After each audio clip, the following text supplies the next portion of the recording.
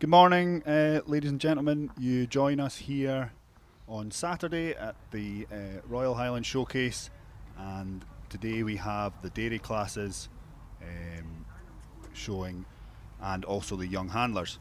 Our judge today is Claire Swale, and Claire is from Lancashire in the UK, and she'll be a familiar face to many. And as we go along, we'll give you a little bit more biography of Claire. Just now on your screen you'll see that the young handlers are in. This class is for juniors aged between 5 and 12 years on the 1st of January, and Johnny here beside me is going to give you a bit of a commentary as to what's going on the screen. Good morning everybody who's watching, and welcome to the Royal Highland Showcase for the dairy calf showmanship and calf classes. We are really indebted to the large turnout today, to all the exhibitors, and hopefully you can all see in the appreciation of the young futures of our dairy breeds in the UK.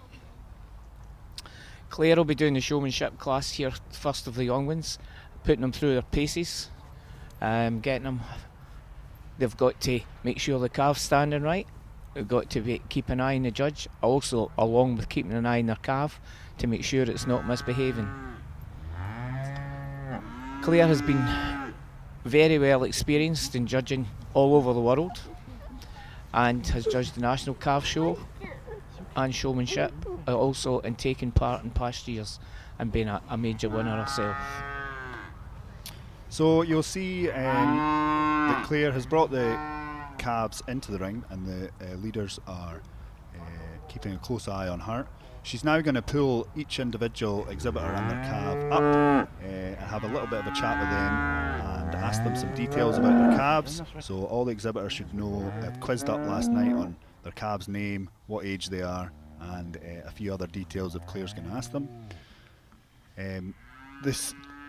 You should say that the showmanship is judging the leaders, not necessarily the calves, but the calves play an important part in this class as well, because if your calf walks well, it makes life a lot easier for you as a exhibitor. So the young team here should have been out training their calves for a couple of weeks at least, and they have got them, as you can see, walking really nice around the ring. Yes, David, you were saying a couple of weeks. Some of them have been at them for a couple of months.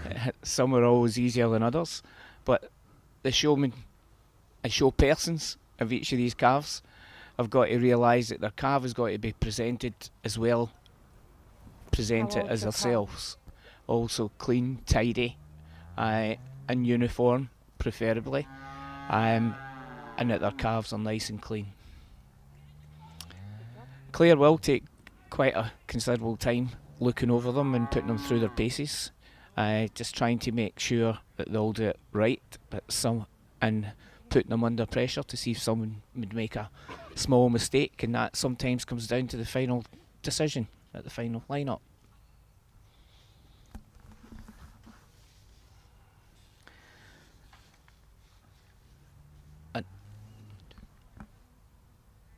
So the Royal Highland Showcase is brought to you in partnership with the Scottish Government and the Royal Bank of Scotland. The Royal Bank of Scotland have been the main title sponsor for the Royal Highland Show since 1981. One of our sponsors today is Norbrook Laboratories. They were established in 1969 in Northern Ireland, and it's a leading global veterinary pharmaceutical manufacturer with a long-held reputation for delivering top-quality established products such as Closmectin, Espizero, Spotinor, Solanatel, Turador and Prioflam. They are also excited to launch the new Managing Milk Fever Bolus and Liquid range, and you can find out more details at norbrook.com. Norbrook will also be providing the prizes for the handlers. For the first placed ones, we'll get some goodies from Norbrook as well. Also, a great part of the Royal Highland Showcase and Royal Highland Society is RET. This is a fantastic to have so many people watching from home, and can't wait to have everyone back here together next year. With that in mind, why not purchase your ticket for 2022 Royal Highland Show today? Simply visit royalhighlandshow.org and grab yourself a bargain, as they're currently on sale at 2020 prices. But hurry, these discounted tickets are strictly limited and are selling fast. And it'd just be When's your grateful class to get born? everything back to normal, to have a real showcase and a real What's show she next called? year. Lambda Misty, the dad's Lambda, Very good. and the grandmother's Miss and the Missy family. Very good. If you just walk on for me. So we can see Claire here having just had a little bit of chat with this exhibitor and asked him to walk his cab on. You'll see some slight subtle changes that go on when Claire's leading the cabs, or should go on anyway. When she's on whatever side the judge is on, the cab wants to be with its leg, outside leg on the most open, and you'll see the kids just to give the cab a wee tweak forward and switch that leg so that How it are you opens this up when morning? Claire Okay. moves round to the other side of them. Hey, sweetheart, So good once girl. Claire has had her individual Well done. look at each cab, she'll do an initial lineup where she might ask the kids to maybe swap in between different places, and then she will call them out in her final lineup, and If you we'll walk then on. find out who the winner is. There's 4 classes in the showmanship section here in different age groups, Okay. and once we get a line up in each class, there'll be an overall championship where Claire will bring out a champion, a reserve and an honourable mention, where she'll have 8 animals or 8 short people in the middle of the ring at the finish up. So the majority of these cabs you'll see out later on in the afternoon or later on this morning in the cab classes. They tend to be used for both. They're all a fantastic show that we've got here just now, and they all seem to be behaving themselves, which is always good to see. It's in a normal year, most of these young people will have been able to get their cabs out to the local shows before the Highland Show or local cab shows, but unfortunately, obviously, due to the times, we haven't been able to do that this year. So for many of them, this will be the first time they've got their cab out this year. So it's a great experience, man.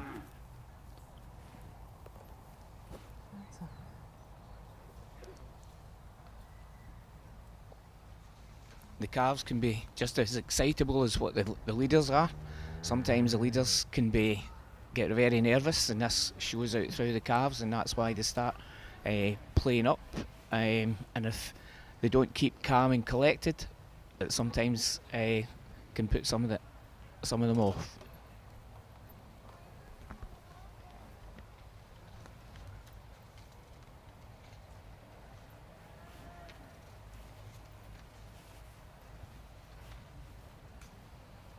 Just walk towards me.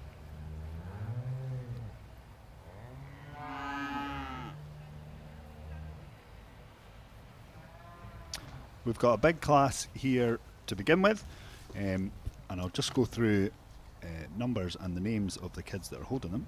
So you should see the numbers on the backs of the exhibitors. Just now on the screen there we have 1507, and that's Andrew Watson. 1506 is Kyle Scott. 1505's Orla Lawson. 1504's Rurid Lawson. 1503 is John Caldwell. 1502 is Erica Gray. 1501 is Fraser Sloan, and 1500 is John Redpath. So I think once Claire has had her chat with Andrew there, that'll be the last one. So she's now, you see her hand signals there, she's signalled the class to all walk round in the circle. She'll get another look at them, and then she'll line them up for her initial lineup. Okay, if I do a provisional lineup, Yep. and what we're going to do is we'll line them up sort of first and go down that way, Yep. but try to keep them sort of in this sort of region here not going any in further than that, yeah, of within the course. Royal Bank of Scotland sort of sign, Yeah. if that's okay. Perfect. Yeah, that's fine. Just here's fine because it's not a big class. It'll work just well.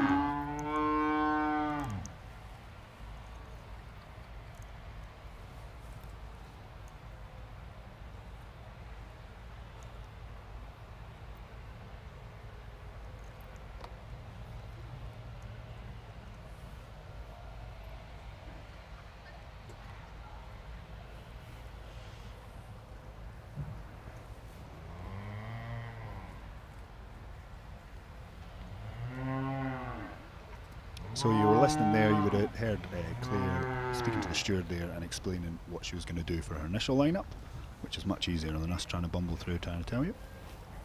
You'll see that Claire, a couple of times she's held her hands up in the air, and that's been up a bit for you, to stop okay? them. She's tired.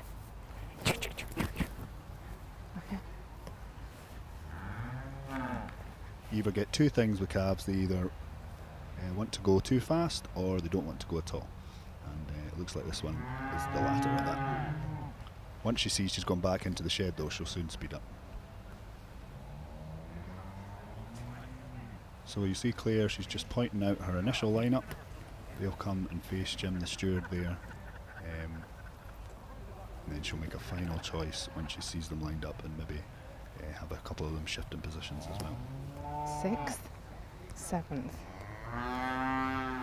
And this class is the youngest class of the day and maybe the least experienced. As we move on through the day, you'll notice when we get into the older that sometimes the young ones can pull it off better as what the most senior Yes, you handlers are. can. You're 4th, 3rd, 4th, 5th, 6th, 7th. Claire will also give a crit at the finish of each class to each of the leaders, and also it's encouragement for the future, and also giving them advice and how to be doing things right.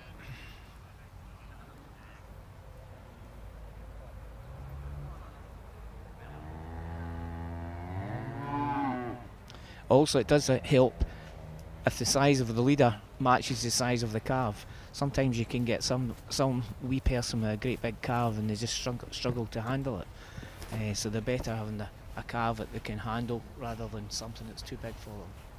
As you'll see, it's the age of the showman in the classes here, whereas later on when it comes to the calf classes, the calves will be more of a level size, when it's the calf ages rather than the leader ages.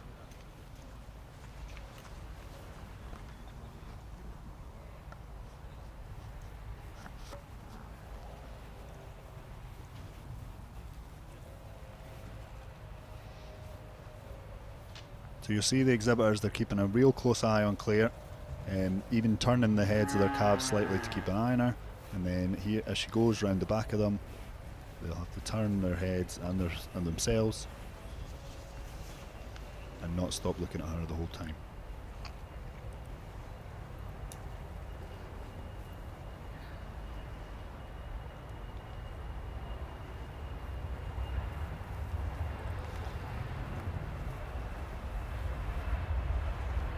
Some of the times the mums and dads at the side of the ring get more anxious as the handlers in the ring.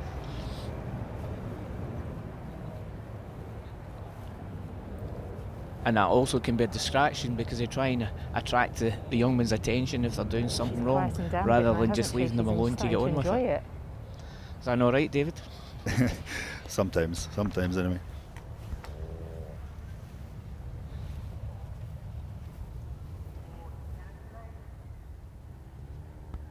So for these young leaders, there's great opportunities in showmanship.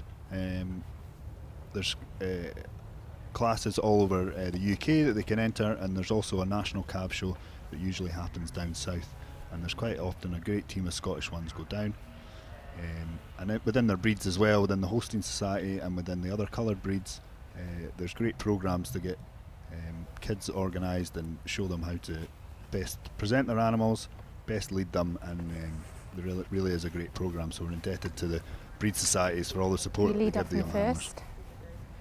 Yeah, you lead off in so all the breed second. societies and all AI companies and other sponsors, which the sponsors are the most Fourth. important thing to any show, any organisation throughout the country. Even when some of these young people go down south, they've got to qualify from their own district or their own country to get there to the national finals. And sometimes the leaders and the winners at the national final can go and compete for the UK across the rest of the world, like in Canada, America, Cremona in Italy, and various other European countries, which UK standard is very high, and over the last 4 or 5 years the UK showmanship handlers and presentations come to the top. So Claire's done her final line That's out. it. And if you follow this black She's heifer, just placing and them then out if you there. I follow don't out, think okay? the order has changed a great deal. So she'll now bring them round and they'll face us here in the commentary box, and that'll be, or should be, the final lineup. It's never really set in stone until the judge gives the steward its nod. Things can go wrong right till the end, but Claire seems to be happy with how the calves are going and how the leaders in this order. So once we get them lined up, we'll give you a run through of what the results are.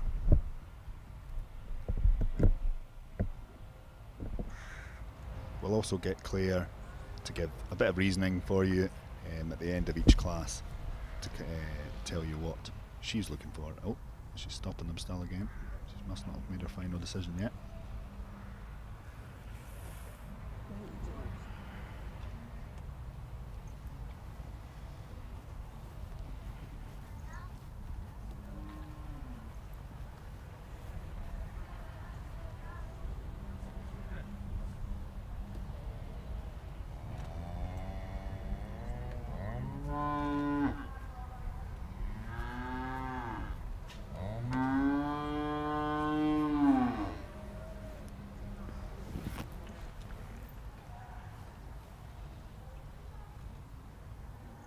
So she's got them moving off again, just to have one final look at them.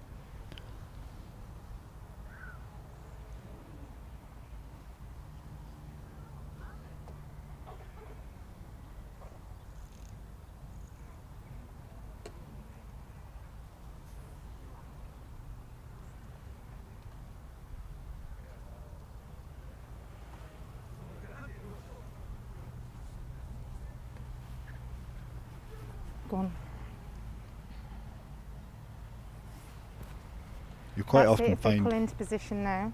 that if a calf's going to misbehave, it'll usually misbehave at the gate where it thinks it's going to get back into the shed and back to its feeding in its bed. So that's Claire making her final line-up and drawing them in. She started drawing them in line. And in first place at the present time, with number 1502, which is Erica Gray.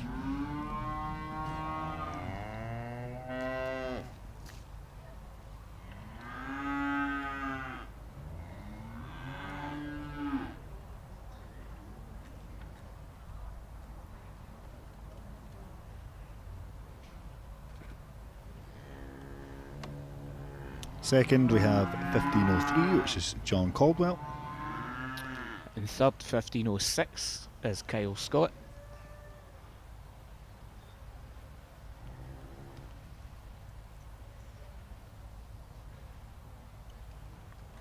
Coming in fourth is 1506. Oh no, sorry, that was third. Sorry, you said that, John.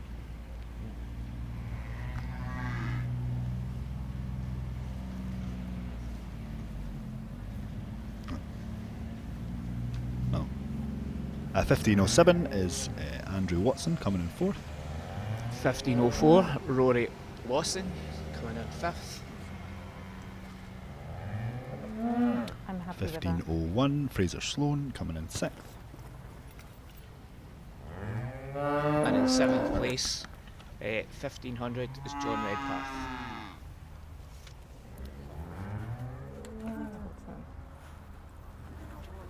Right,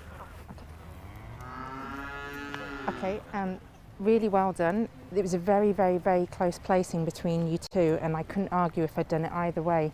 Erica, when you walked into the ring, I love the way you came into the ring. When the last heifer came in the class, you were quick to turn round, so you did really well there. Make sure you give yourself 5 feet away from the edge of the ring, because when you came up there when I was doing the inspection, you were very close to the ring. And when I'm stood in front of you, when I'm doing your inspection, you've got to get out to the side of the calf and give me the front view of it, okay? So for that reason, it was very, very close between you. Your calf was just wanting to play up a little bit for you today. She's tired and didn't want it, but you did a really, really fantastic job. Thank you. Really well done. Like, I love the way that you always tried to get the most out of your calf. You were quick to position your legs. Erica, watch, your calf sometimes wants to stretch its back leg out, so always make sure it keeps it under it, okay?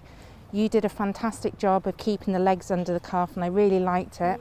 and you were really, really good at giving me the best view of your calf at all times. So when I was out in front, you moved yourself round and I could really see a good view of the calf, so well done, okay? Thank you. Well done. You had a bigger heifer to lead, so kudos for you doing a great job of her. Just because she's a little bit heavy on the head, the halter wanted to ride up the head a little bit. It wants to be a little bit further down, and you just need to relax your wrist a little bit. Because she's fighting you, you're just a little bit tense on the halter, which feeds back onto her, and then she wants to fidget you more. But you did a really good job. You had a harder heifer to show because she was bigger, so well done to you, okay? Really close placing between the two of you. I love the way you're so relaxed with your heifer. You did a really good job of showing it to the best you could. You need to relax on your arm a little bit. You tend to hold your arm out too straight. If you're leading for a long time, you'll get really tired with that, so just relax a little bit. In the end, what it came down to was just the cleanliness of the calf and how clean your calf is. You know, his calf was a lot cleaner around the feet and legs, okay, and it's just little things like that, all right? But well done, you did a really good job. You were very relaxed, you held the throat well, and you stood your calf up really well, okay? Well done to both of you. Your calves were just a little bit more fighting you sort of going around the ring. So one thing that you can both sort of pick up on is when you walk into the ring, you want to be walking by the side, you want to be walking by the side of your calf, and then when the last exhibitor comes into the ring, switch yourself around and start walking backwards. And it's just little things like being quick to set your calf up so as the feet are positioned correctly, and just giving me the best view of the calf at all times, okay? Well done.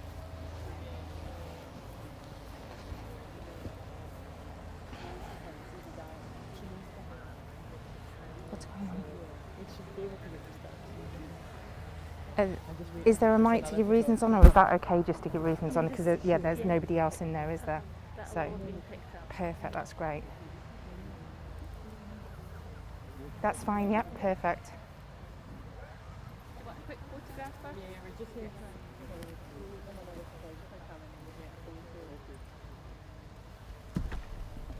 So you'll see Claire gave the exhibitors a real thorough run through of what she was looking for and what placed them above the other ones.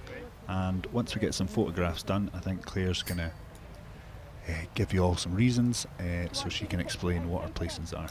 And then they'll be straight out and we'll be into the next class, which is the intermediate handlers between 13 and 15 years of age.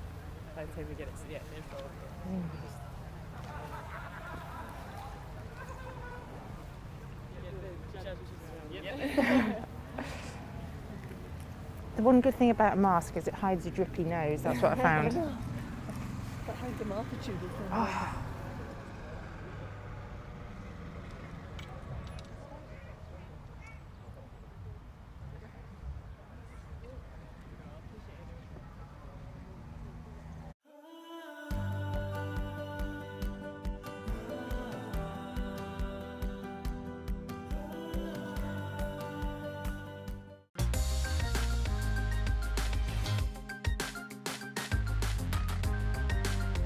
Through the online portal, you will have an access to a library of modules, giving you the practical tools and techniques to upskill, challenge, and apply your new learnings to your business.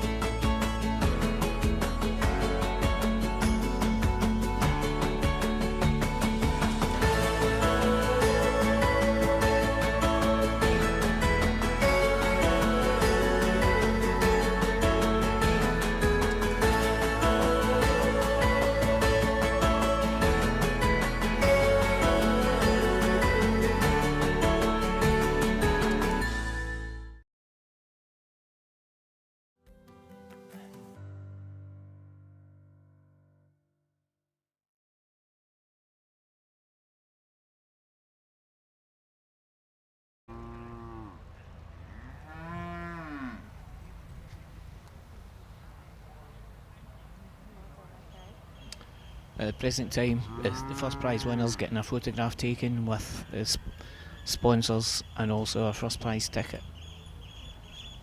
Erica, bring it back in a sec. Sorry, one more.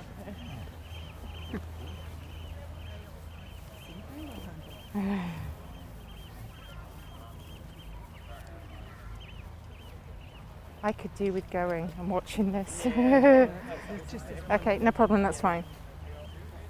In fact, you don't actually have to be Is on that if you don't want okay? to. Yeah, yeah, no, Perfect, thank sorry, you. This is just for our...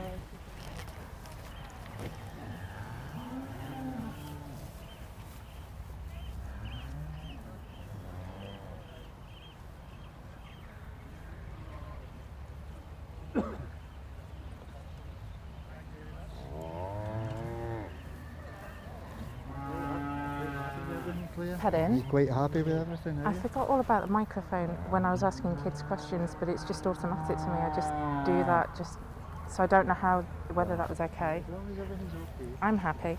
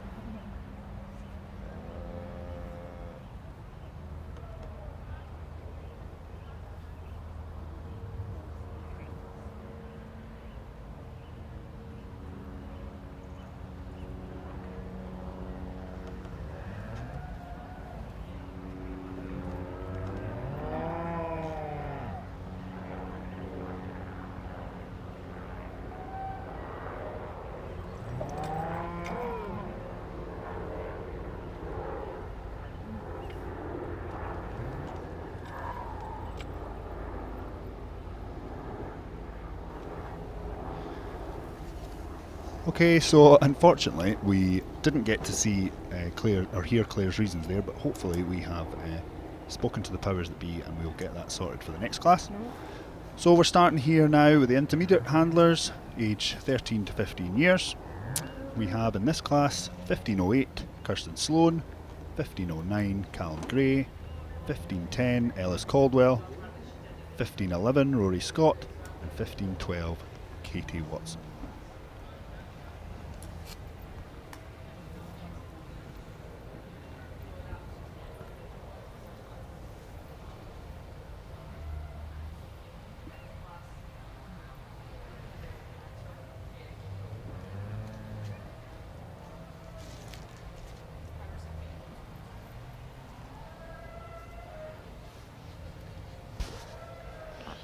So throughout her 25-year judging career, Claire has had the opportunity to judge confirmation and showmanship all over the UK and in multiple foreign countries, including Australia, Belgium, Canada, Ireland, Italy and Luxembourg, New Zealand, Spain and Switzerland. In 2019 she became the first person outside North America to judge the highly acclaimed 4H Classic Showmanship competition at the Royal Winter Fair in Canada. This year, travel permitted, she will judge at the World Dairy Expo in Madison, and she's been asked to judge in the showmanship at the Swiss Expo in 2022.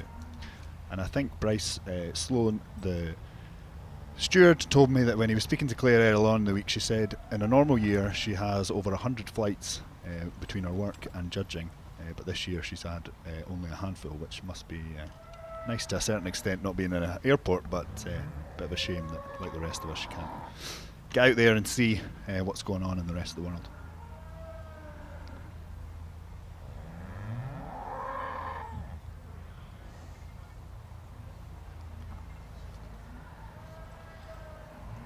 Claire's prefix is Heavenly Genetics, which she runs on her own, which is well renowned throughout the UK and out through Europe.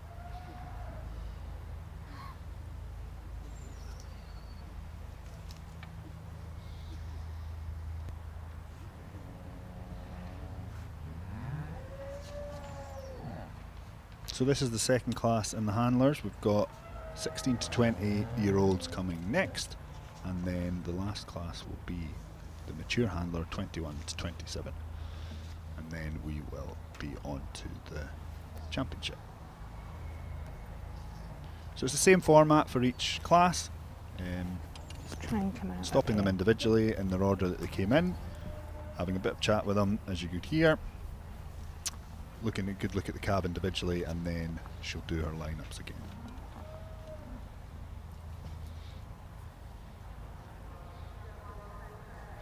At the present time, we've all been black and white calves has been in the ring, but maybe when we move into the older ones, there'll be different colours.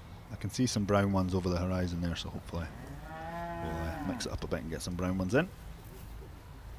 Because later on, when they come to judging the calves and they come to the colour breeds, there's also red and white Holsteins, which some people think should be colour breeds, and other people, which causes a lot of arguments amongst some of the dairy exhibitors in this country at the present time. And also there's a Holstein classes that's all mainly black and white.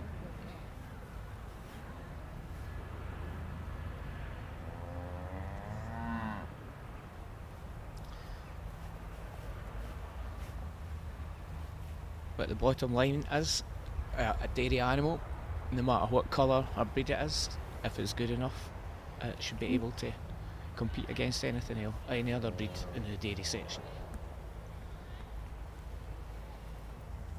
So as we said before, the showmanship classes, Claire is mainly judging the leader, and when we get onto the calf classes, we'll get Johnny to give you a detailed description of what she's be looking for in a calf, in the actual animals. But just now she's focusing on the handlers, and they're doing a fantastic job. Their calves all seem to be playing ball just now in a minute. Hey, settle, sweetheart, settle. When's she born? October the 10th. Just walk on.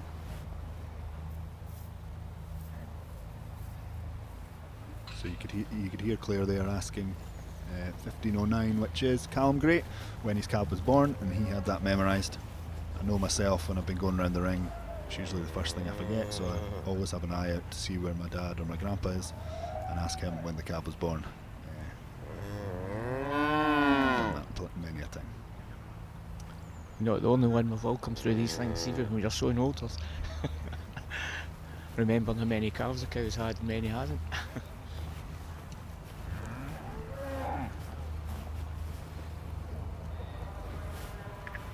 So as with everything this year, the dairy classes are quite different at the Highland Show. We only have calves. On a normal year we would have cows as well, and the judging usually takes place at the Highland Show for the dairy cattle on the Friday. We managed to get all the classes done then. But the cows will come into the show normally on, sometimes on the Monday or the Sunday, and they're there for the whole week through to the Sunday following.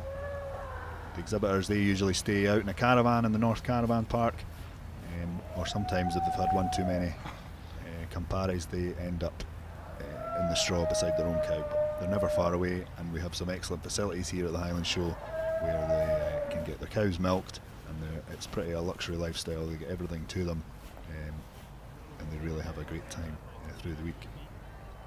One of the biggest things that's getting missed in the dairy show here is the kiss parties. Also on a Friday, especially the champions kiss party from each breed, and each breed society usually with sponsors, and the judge have a cheese and wine or strawberries and cream, but there's always drink involved, which good to have a good chat about everything that's happened throughout the week. And that's one of the biggest things that's been missed when shows happening, is the socialising and talking to each other and seeing what everybody else is doing. Lots of people have had no contact with others, but hopefully this is the start, and it's great at the Royal Highland Showcase is to leap forward and doing this and moving. Hopefully some others will take a leaf out of their book.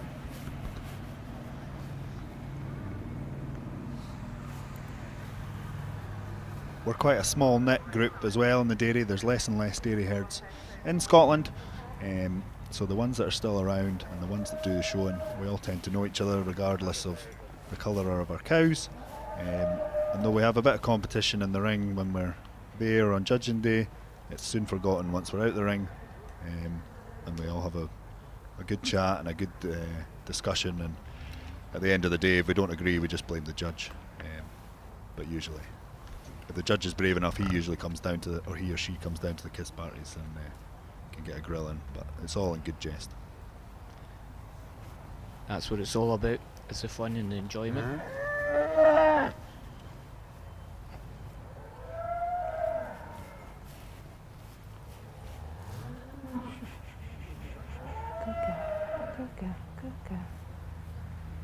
as you'll hear Claire, it's even making sure the calves are at ease when she's talking to them.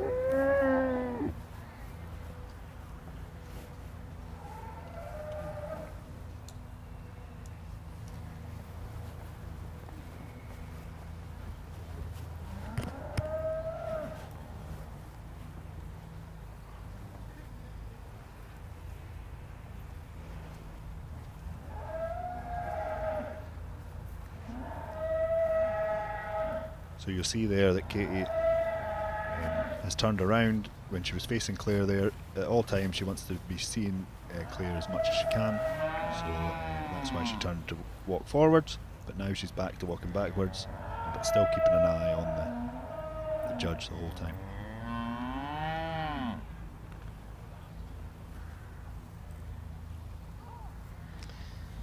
A great thing is having the calf going at the right speed. Sometimes it can be going too fast, and then other times it can be going too slow. And both David and myself have come through this in earlier years, and sometimes when they're going too slow you get a little bit, other handlers can be agitated that you're in the road, or else if you're going too fast that you're shoving them forward.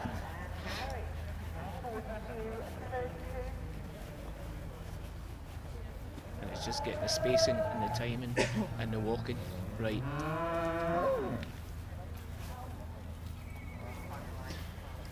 So if you're watching, or you've been watching through the week, and you'll have seen earlier on in the week with the cattle judging were the beef cattle, and you'll notice that they're quite a bit different to the ones that we have here. Beef cattle obviously predominantly grown for meat production, whereas these animals are the youngsters that go on to dairy production. So they put all their energy into making lots and lots of milk, especially the Holstein ones.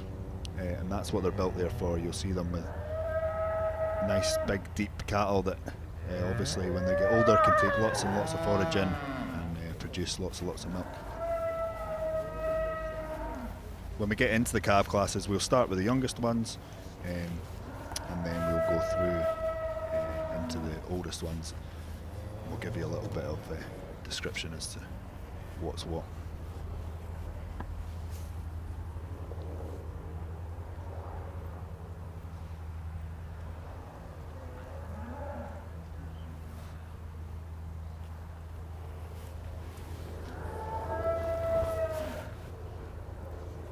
Getting a little bit of sunshine kicking through the skies here at Ingliston. The forecast wasn't great through the week, but it's actually, when I looked at it this morning, hopefully looks a little bit better. Tomorrow especially was going to be a bit of a washout, but that looks like it might not come to fruition. Although when I was walking around the farm at home this week, I think I would be glad of a couple of nights of rain. Things are looking a little bit dry, but that's maybe famous last words when it comes. It probably won't stop. That's usually what happens.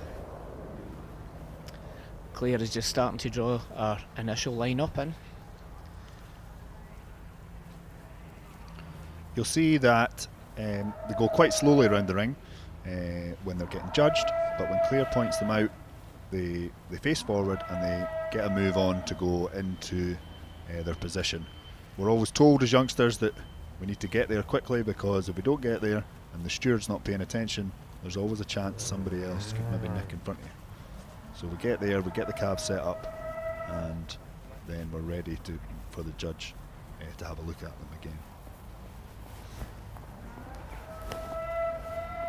So that's why they've got to pay 100% attention to the judge and to the calf, so they don't miss their placing, because sometimes if they miss their placing, the judge will not move them back up into because they haven't been paying attention. As Claire walks round the front of them, you know how they're watching her from behind, but when she walks round the front, they turn so that you can see where she's looking. I don't know where there's obviously a cow missing its friend down at the lines, and we've got a hell of a background noise or something making a lot of roaring.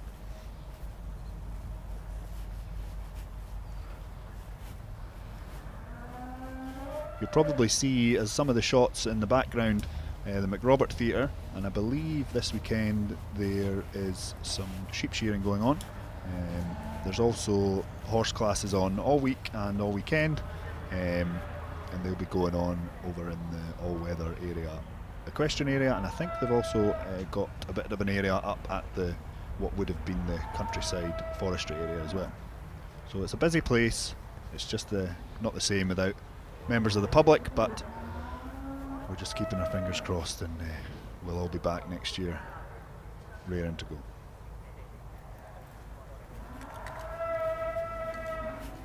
First, second. So that's Claire tapping them out to go round to come into their final lineup.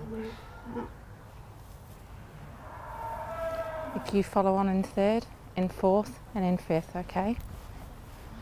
So you see Claire was having a bit of a think there between her third and fourth. This is why she does an initial lineup. She has them in almost the order that she thinks she'll put them finally, but she always gives herself the chance to make a bit of a different decision.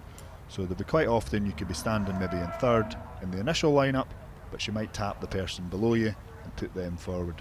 And you'll probably see a bit more of that also in the cab judging later on, because you can quite often get a different view of the animal once they're standing up. And there's maybe a fault that you haven't seen when they were walking, but you can see quite clearly when they're standing still.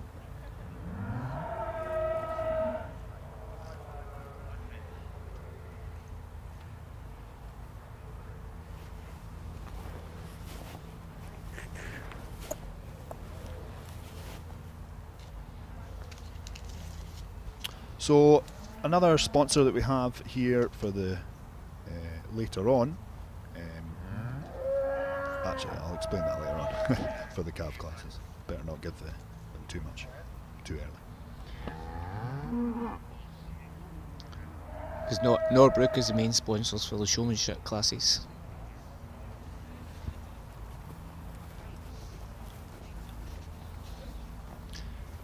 We're really lucky with our sponsors throughout the dairy industry.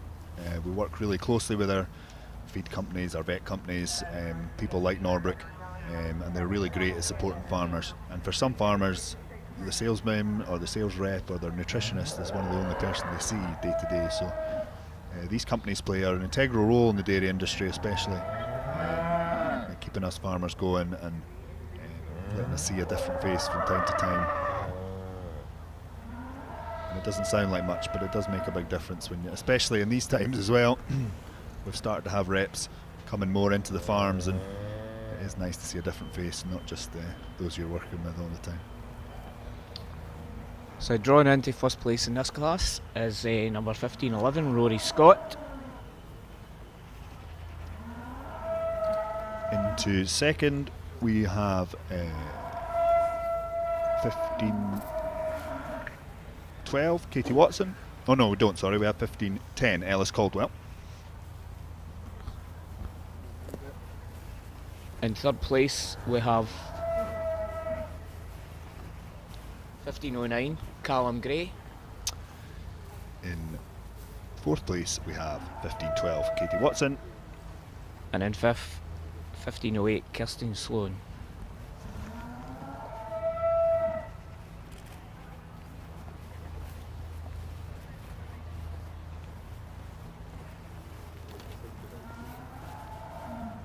Yep, that's it. To give your reasons louder if you want. Yeah, I'd like the parents and everything to sort of hear them if possible, but I was scared if I... No, just shout out. Okay, perfect. Okay, I'm going to go and stand more in the middle of the ring then.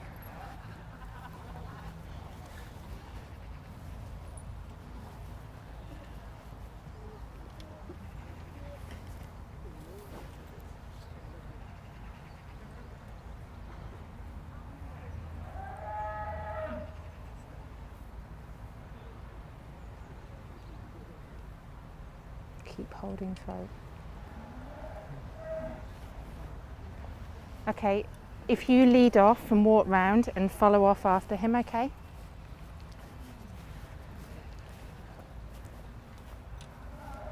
Well, ladies and gentlemen, I hope you can all hear me if I talk loudly like this. We've got a really nice class in front of us today, and there's some handlers at the top, and you're really splitting hairs when you're placing them. But I've gone for a young competitor in first who hasn't got the easiest heifer to show, but he's in complete control of it. He understands his heifer, he understands the faults, and he's constantly trying to fix them whilst trying to keep composure and walk and flow with his calf at all times. And it's just this composure and knowing his heifer and understanding how it's got to be stood that gets him to the top of the line today over this very confident and relaxed young lady we have in second. Young lady in second over the gentleman in third. It's just her ring awareness. It's the way that she always knows where I am in the class.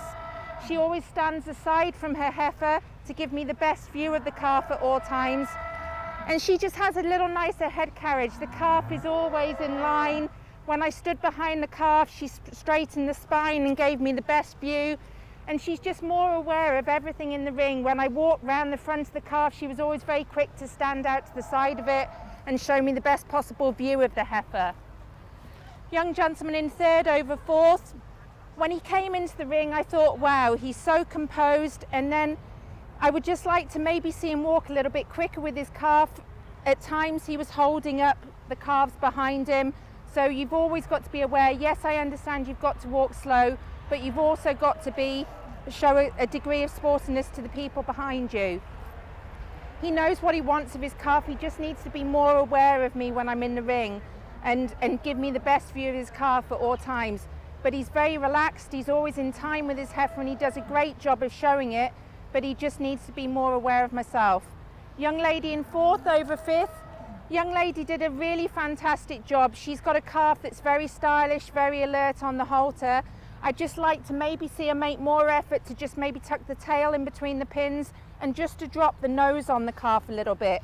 The calf is very alert, and it is difficult to try and keep the head carriage right on them, but I would just like to see the nose down a little bit. But she did a great job, very in time, very relaxed, and she's just got the halter fitting a little bit better on her heifer than the young lady in fifth. But congratulations, a really strong class.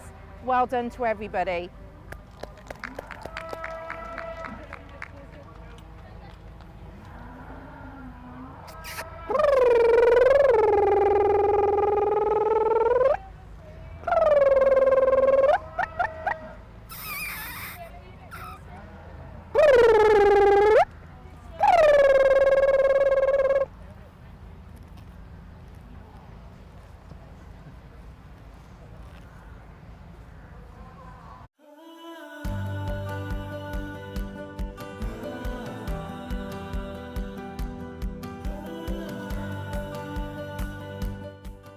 Welcome back from the west coast of Scotland for another M&S Food Fresh Market update. I'm with Sarah, who's been an M&S Select Salmon farmer for 5 years. Are there many female salmon farmers? The industry as a whole, they're really promoting women in aquaculture. I've got such an incredible network of people around me. It's about nurturing people, which eventually unlocks the whole potential of the salmon. They've got so much space. It's jaw-dropping. So there's actually 98% water to 2% salmon, so it's really special. I've heard some of the M&S salmon is smoked locally. It literally is just down the road. They have a really natural method of smoking, which brings out that really great smoky flavour. This has been my passion for such a long time, and to be able to say that you're farming salmon to the highest possible standard that goes to max respect to customers is brilliant. I'll be back with another M&S Food Fresh Market update and some delicious salmon recipes from Chris.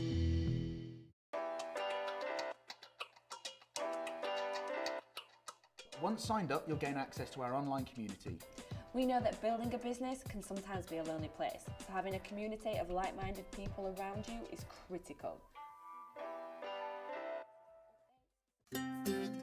Is your farm under pressure to reduce its carbon hoofprint and stay profitable? There's a good reason why. Agriculture is responsible for almost 1/10 of human greenhouse gas emissions, and almost half of that comes from cattle alone. It's a global problem that requires local solutions. Rumitech is a feed additive that is shown to significantly reduce emissions and improve feed efficiency in dairy and beef cattle without affecting productivity.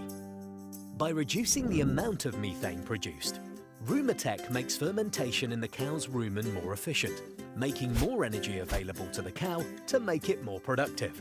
Assured by the Carbon Trust, when fed correctly within a predominantly forage-based diet, Rumitech has been shown to reduce dairy and beef enteric methane emissions by around 6% per animal per day, and dairy enteric methane emissions by around 18% per litre of milk.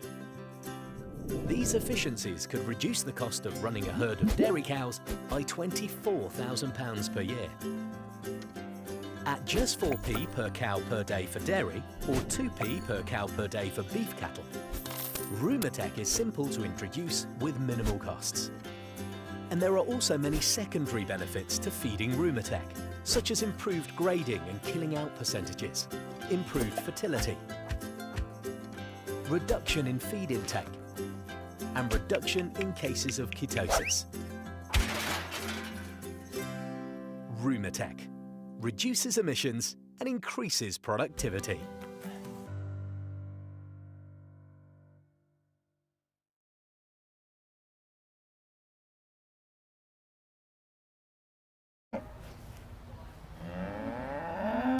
So that's us back into our third classes at the Young Handlers. These are 16 to 20 years of age. The class has already started and Claire is just about to start to do her individual stops with them and checks over. In this class we have 15-13, which is Fraser Banks, 15-14 is Kerr Sloan, 15-15 is Lindsay Brown, 15-16 is Maisie Adams, 15-17 is Lucy Wilson, 15-18 is Sarah Wood, and 15-19 is Mark Bryson.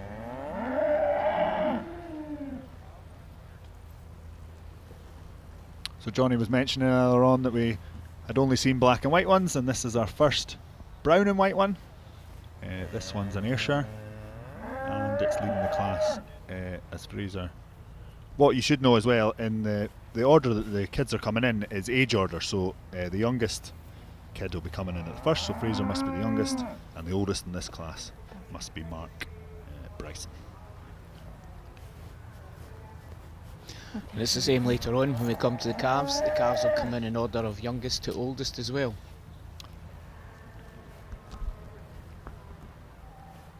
Although they're doing this, the judge will also ask when they were born and just try and catch them out and make sure that they've got the right date of birth. And for all these people out there that's watching who's not farming orientated, every animal has got to have a passport, the same as every human being. And a lot of the general public don't realise how much paperwork and bookwork and but genetic figures and everything that we have nowadays for each individual animal. And you'll have noticed that they've got ear tags in both ears, and they're can be electronically scanned and go to a database and can follow up in the back breeding.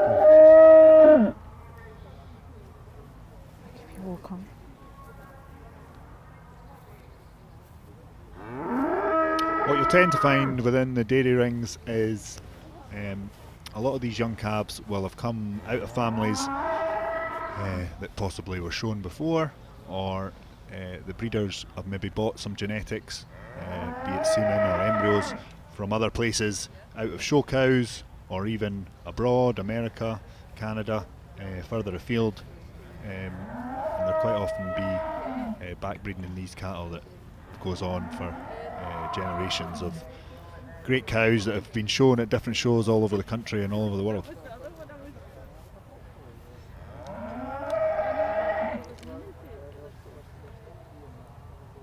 A lot of great families, which most of the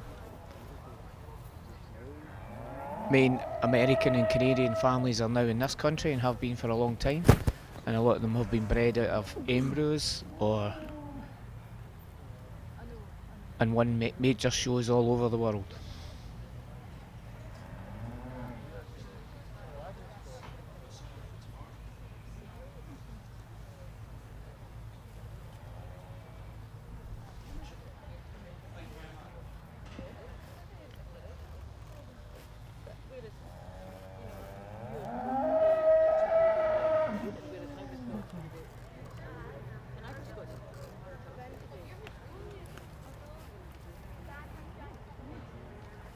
Okay, if you walk on.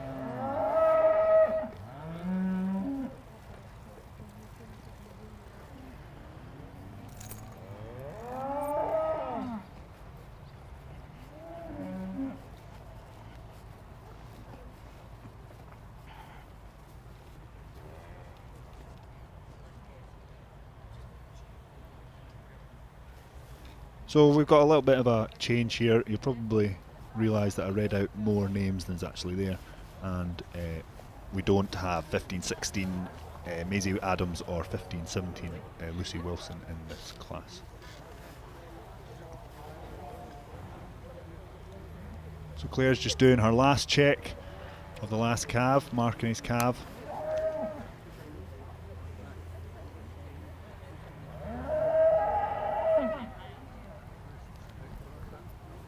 As you'll see in the background are some of the anxious older showmanship people getting their calves ready and patiently waiting to come into the ring whenever this class goes out.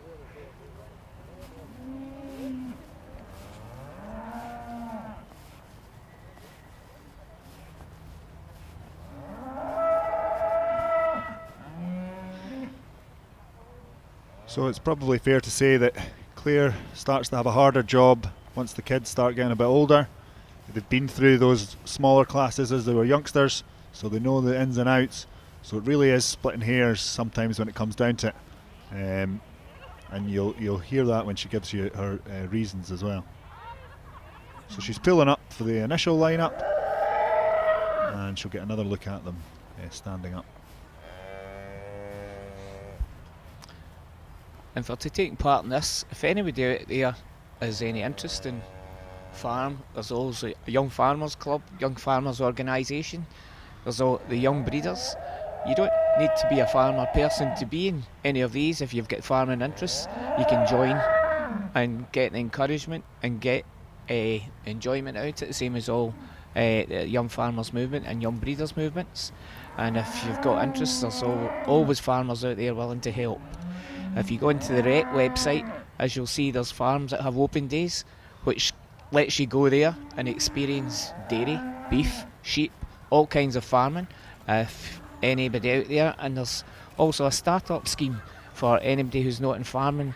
You can apply for grants and get encouragement to get into the farming world if you are interested.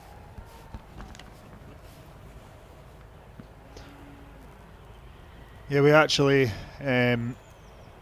have a bit of a Young Farmers Day tomorrow here at the Highland Show, and in these cattle rings there'll be competition for the Young Farmer of the Year, which is a competition we run in line with RBS, and the young guys this year all have to do a business plan for RBS. Okay, when we go into the final lineup, you can just move quite quickly and just do a really small circle, okay? Don't go the entire way around the ring. And we'll also be doing some competitions and activities tomorrow, and I think some of that will be getting filmed as well, so that'll be second, third. Claire's just tapping her calves out in her final lineup. Fifth. Just keep a really small circle.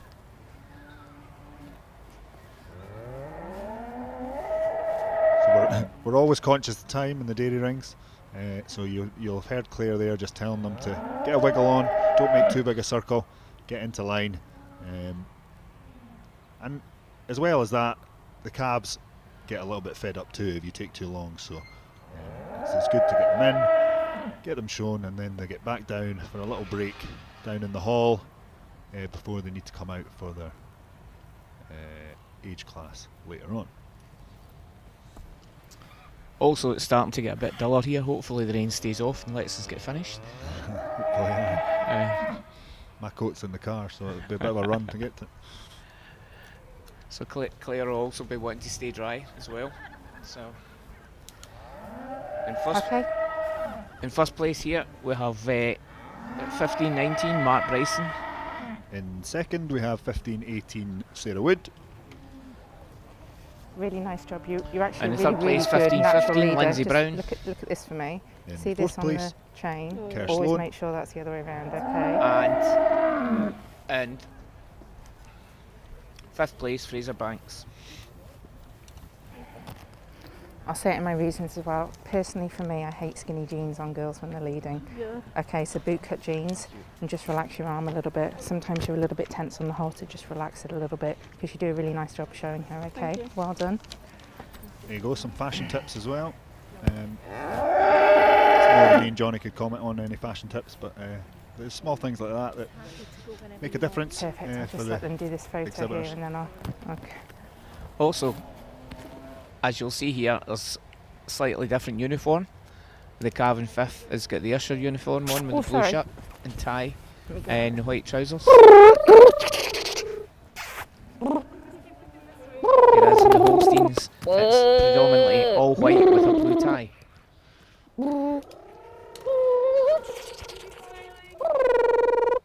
So our production team were wondering what on earth the judge was doing earlier on when she was making these noises. One of them thought she was maybe calling the cows into the ring, but no, she's just making those noises to try and get the calf to get his ears forward so that the photographer can get a good photo of the calf. Okay, ladies and gentlemen, another really nice class of showmen, and it's great to see them back in the ring after so long.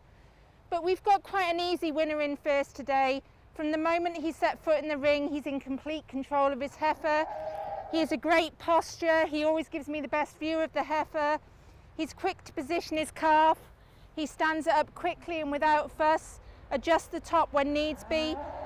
And he really did a faultless display of showman. When his heifer plays up, he gets it under control quickly and remains calm at all times. And I really like that in a showman.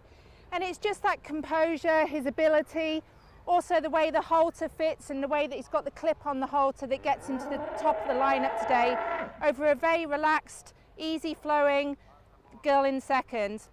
Young lady in second over third. It's just the head carriage. She had a difficult heifer when she first came into the ring. It tried to go down on her. She remained calm. She got it back under control and she didn't lose a beat. She kept flowing with the heifer, always trying to keep its head up. Stood it up quickly, and it's just the way that she flows in time with her calf.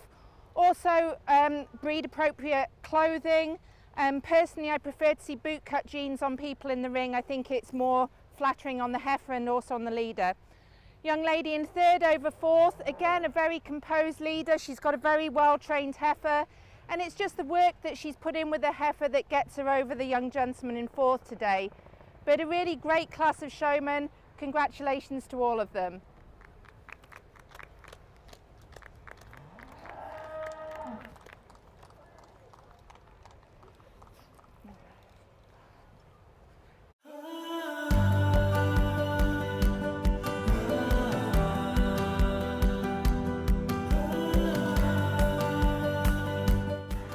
Hello, I'm Johnny Watson of Watson Seeds. Good luck to everyone taking part in the Royal Highland Showcase, especially our many grass seed customers from all across the country.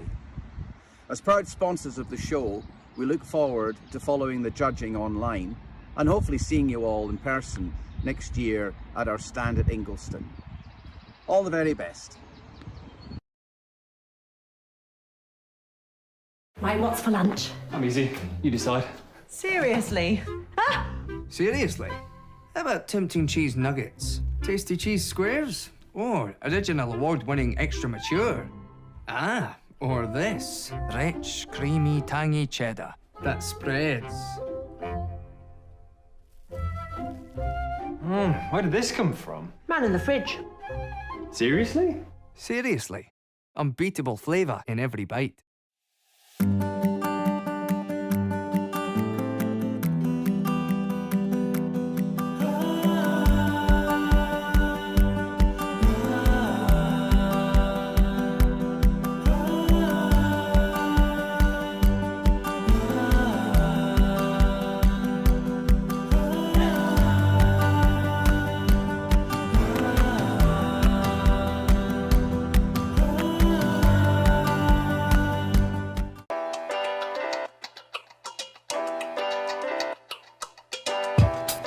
The entrepreneurial mindset is what you need to propel yourself forward. But by making an effort to embody this mindset, you position yourself to meet everyday challenges and experience growth. Scotland's Royal College. For the next generation. For the future of our food. For the future of our environment. For the natural economy. Take it to the next level.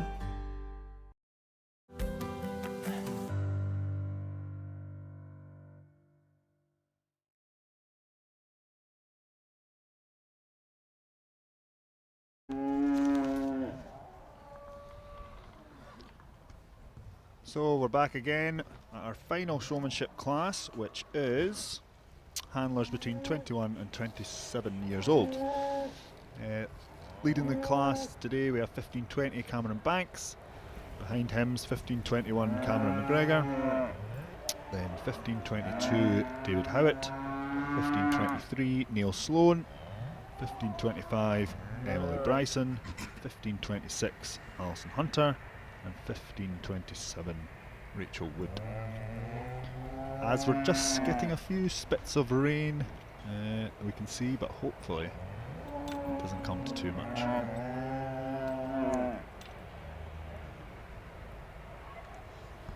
People are starting to zip up their jackets.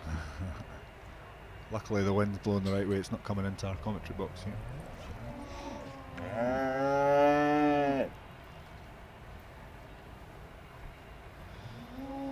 So we mentioned it earlier, you can see as the handlers get taller, the calves get taller. A bigger calf doesn't necessarily mean a easier walker, or then it can work the other way. Sometimes a wee calves can be a bit of a pain as well, so it's horses for courses.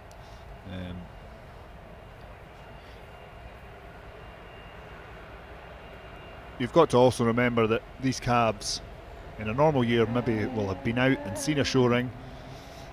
At a local show it's usually a wee bit more casual, so the calves can get a bit of a warm up before coming to the big scary Highland show, and everything's new to them, the signs, the fences, the people in masks even. So a calf might be going fantastic down at the farm last night, but just takes something to give it a wee bit of a spook for it to misbehave. But that's all part of the challenge for the handlers, and I'm sure you can see that these guys are pretty expert in it.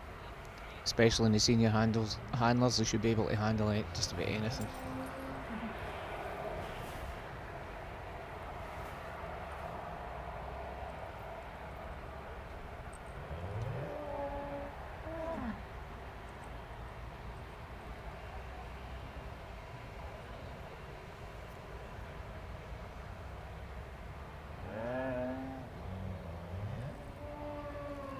Also, when the calves are showing themselves, it's quite a big ring out there, and the ring is not just 100% level. And this will be another thing the judges taking into consideration as well, as they've got to show the calf off to its best of its ability by picking the best place in the ring to walk, rather than walking down into a hollow in the corner. They should try and keep up in the highest bit when they're going round the ring, rather than going down into a bit that's shallow or a dip, because it's very hard to get a calf to stand right. And it's always the same as judging any other competition. A little bit. You get something that catches your eye in the presentation and everything.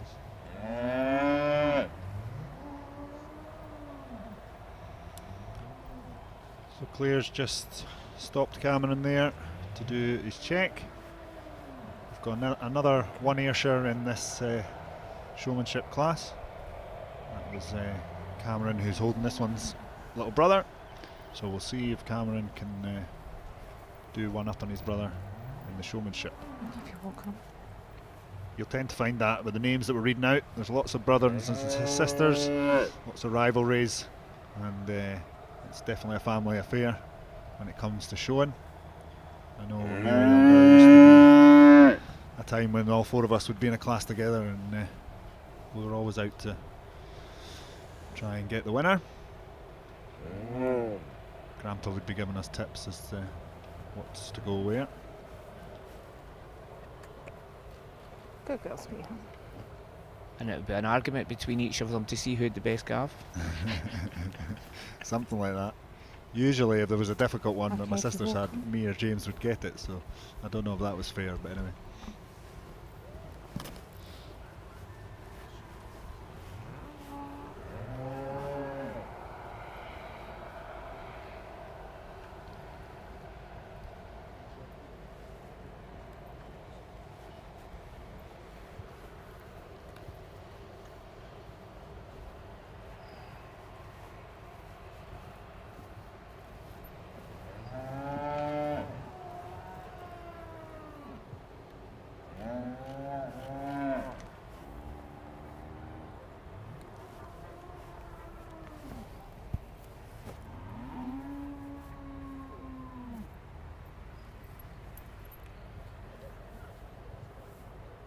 Okay, if you walk on.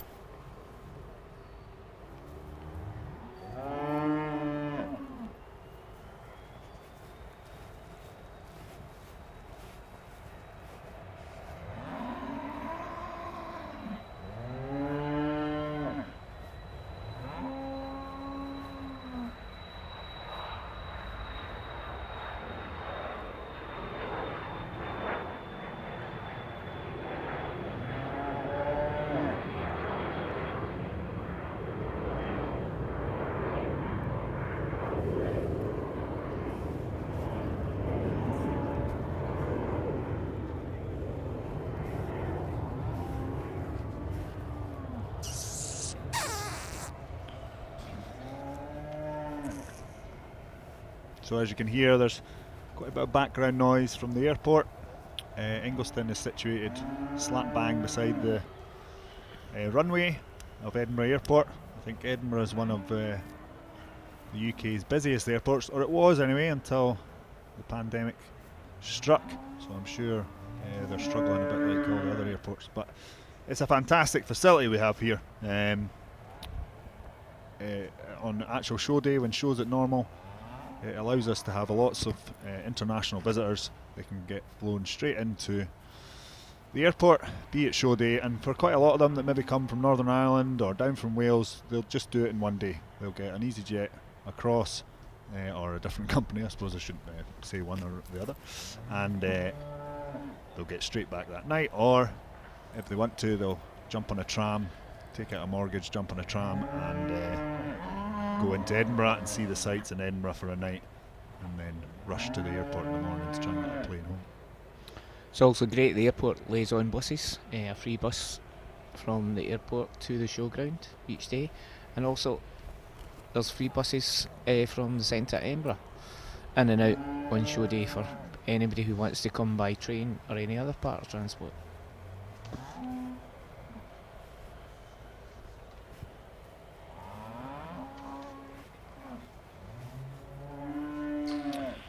So as Johnny mentioned earlier, their tickets are available for next year's show, and we're determined that it will go ahead and it will be back to as much normal as we can try. So if you want to buy your tickets, just simply go to theroyalhighlandshow.org and grab yourself a bargain, as they're currently on sale at the 2020 prices. It's a limited time, so you better get there quick. Spots of rain are just starting to get a bit more consistent here, but it doesn't look too grey on the horizon, so hopefully it's just a passing skiff.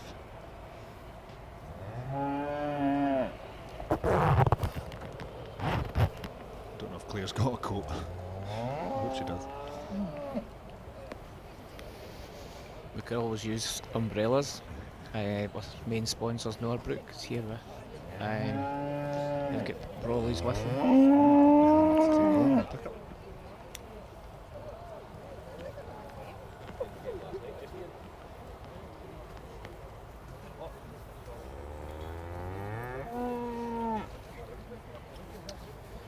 It's also a great opportunity. It's given the chief executive of the show. He's out and about today, talking to the young ones, seeing what all these. Sometimes he doesn't get a chance to get round about, but because things are a bit more spread out over this week, he's been able to attend and show face at most cattle classes, sheep classes, and he's also here today in the support of the young ones of the future.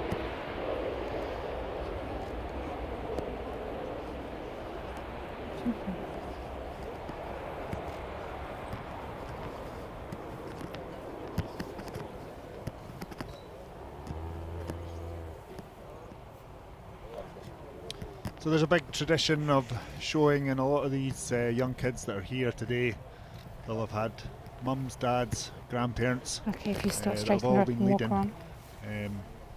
in the past, but there was also No, I'm fine. Yeah, fantastic honestly, array of new I'm okay at guys the that are moment, coming thanks. If into it the, starts trickling that down. like to show calves, that maybe don't even show or have cattle themselves. I know Cameron there in the blue, he's showing one of our calves, and he is training to be a vet, but he comes down at the weekends, and Fraser, his little brother's the same, and they help us do the milking, and they're real keen on getting to see what's going on. Fraser's still at school, so he comes down at the weekends, and sometimes he's down there before me in the mornings to wake me up and get going with the milking, so that's fantastic. And it's good for everybody out there about Mount. Also, Rachel Wood is another one. Yeah, that's right. Out there, she helps her family and gets calves to show for the weather ups.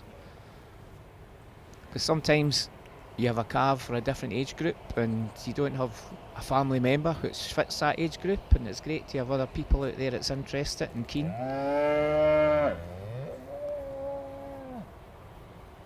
Also, the person that's getting pulled in at the present time, Neil Sloan,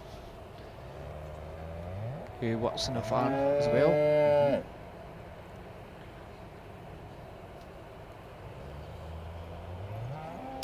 So Claire started her initial lineup. She's must be having a hard time. She's having to really think about what she's going from fourth onwards. Oh, sorry, third onwards. She's pulled. Rachel was just there, so she's pulled her into third. We'll see if that changes.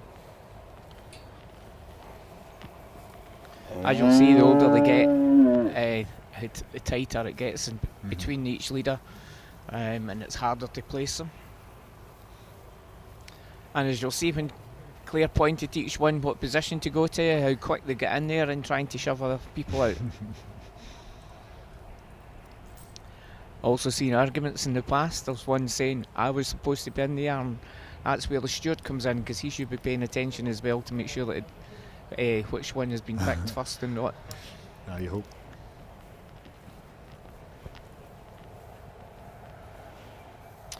I think it's also great to say that we've got a fantastic mixture of boys and girls, which I hope you've seen today. Maybe farming gets a bit of a reputation as just being a boys' club, but I think especially in the dairy industry, where it's not all just driving tractors, it's... Can you take your calf up and move her into third place, please? Girls have a great role to play, and females have a great role to play in our industry, and quite often if you speak to people, they'll say the girls have a bit better attention to detail, especially when it comes to calves and cow management. They don't lose their rag just as quick. It used to be it was a man's world in the farming industry, but nowadays in every line of agriculture there's more and more females taking ahead, as you'll see in some of the farming newspapers, how about women in agriculture and how they have come into the agricultural industry. Can you take your calf out and no move matter it up into what first it is, place, beef, please? sheep, dairy, arable, any of them, and they're just as capable as any man.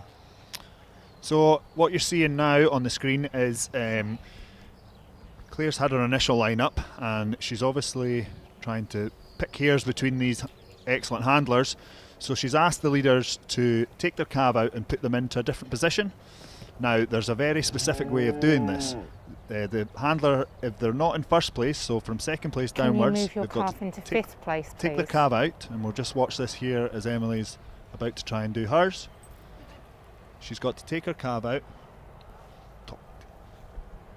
and she's going to have to push it away from her as she goes round. She then has to go back into the hole that she came out of.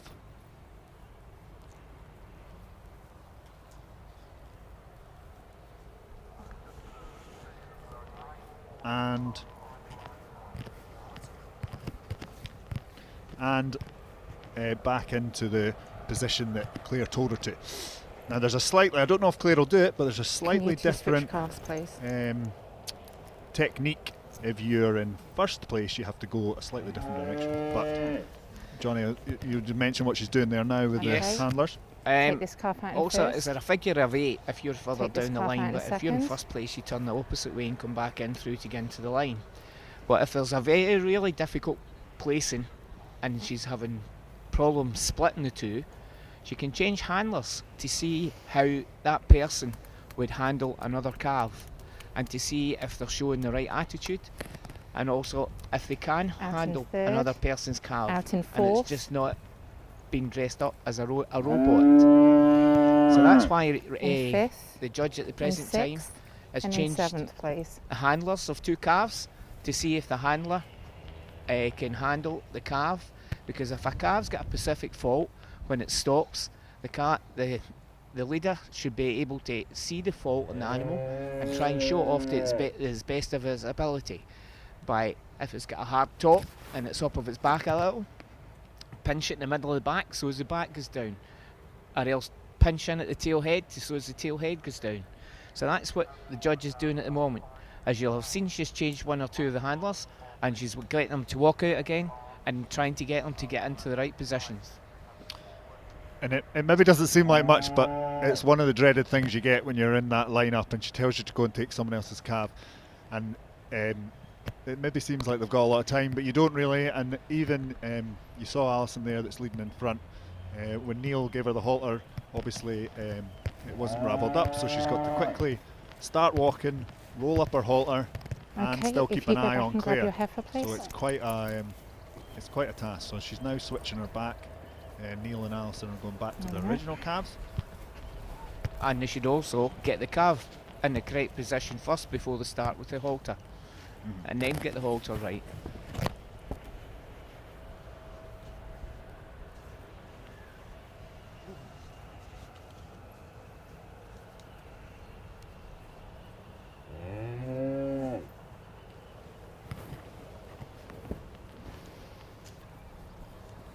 So Claire's just having her one final look before she pulls in this final class of showmanship today. And she's went with her initial line-up in first place. She's pulled in 15:23, Neil Sloan.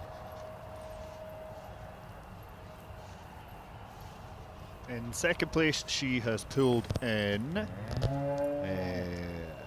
15:26, Alison Hunter. In third place, 15:22, David Howett. In fourth place, 15:20, Cameron Banks. Fifth place, 15:27, Rachel Wood.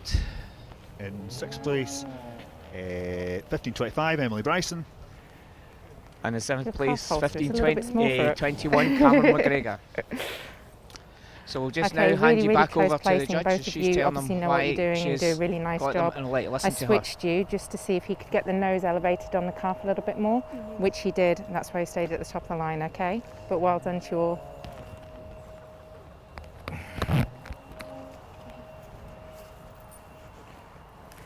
Yep.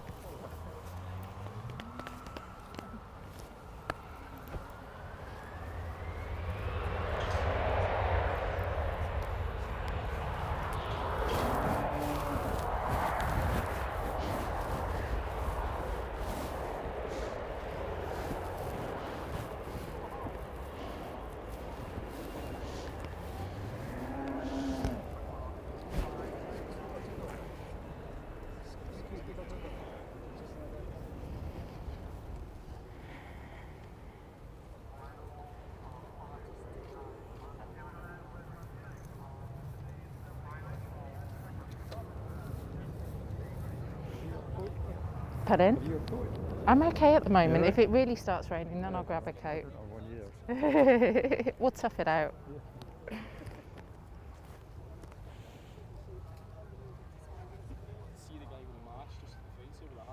Smile for the camera, come on.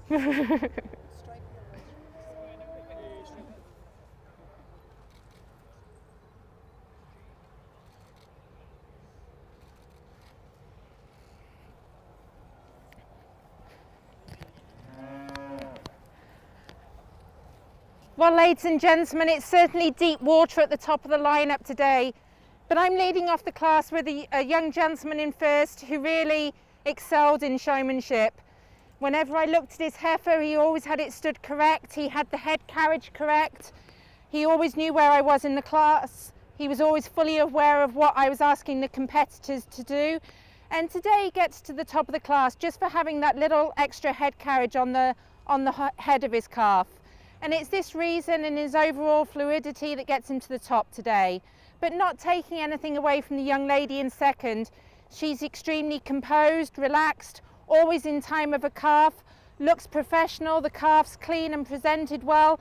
And today she gets to second. Not only is she extremely confident on the halter and knows what she's doing, but her halter fits the heifer a little bit better than the heifer in third. Third over fourth, it's just the speed at which he set his calf up, the way he tried to show his calf off, giving me the spine straight when I was behind it, stepping out from the front of the calf when I was in front of it. And it's this overall relaxed nature and just the way that he was a little bit more composed and knew where I was in the class that gets him over the red and white heifer and handler below him today, who crept up a place at the end of the lineup just because he was in more control of his heifer. But the young lady below did a really fantastic job, very calm, relaxed. Heifer wasn't the easiest to work with, but she got the most out of it. So well done to everybody involved.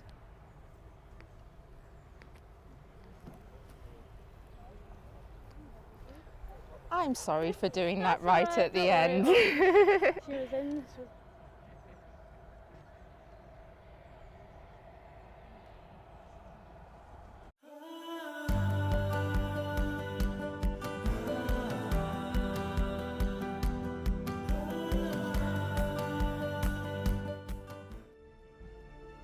When it's early, when it's cold outside, when you're out on the hills and the world is at your feet.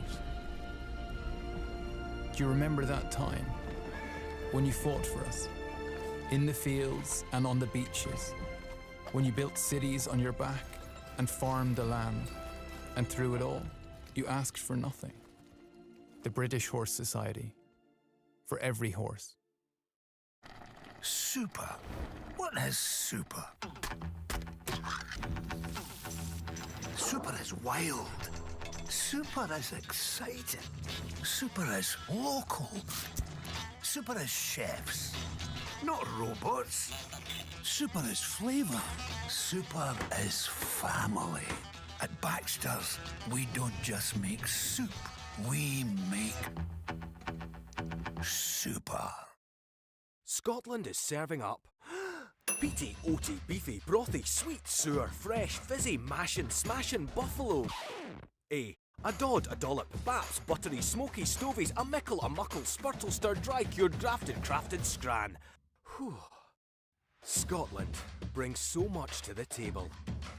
To help support the local producers we're so proud to have, tuck in to onthetable.scot.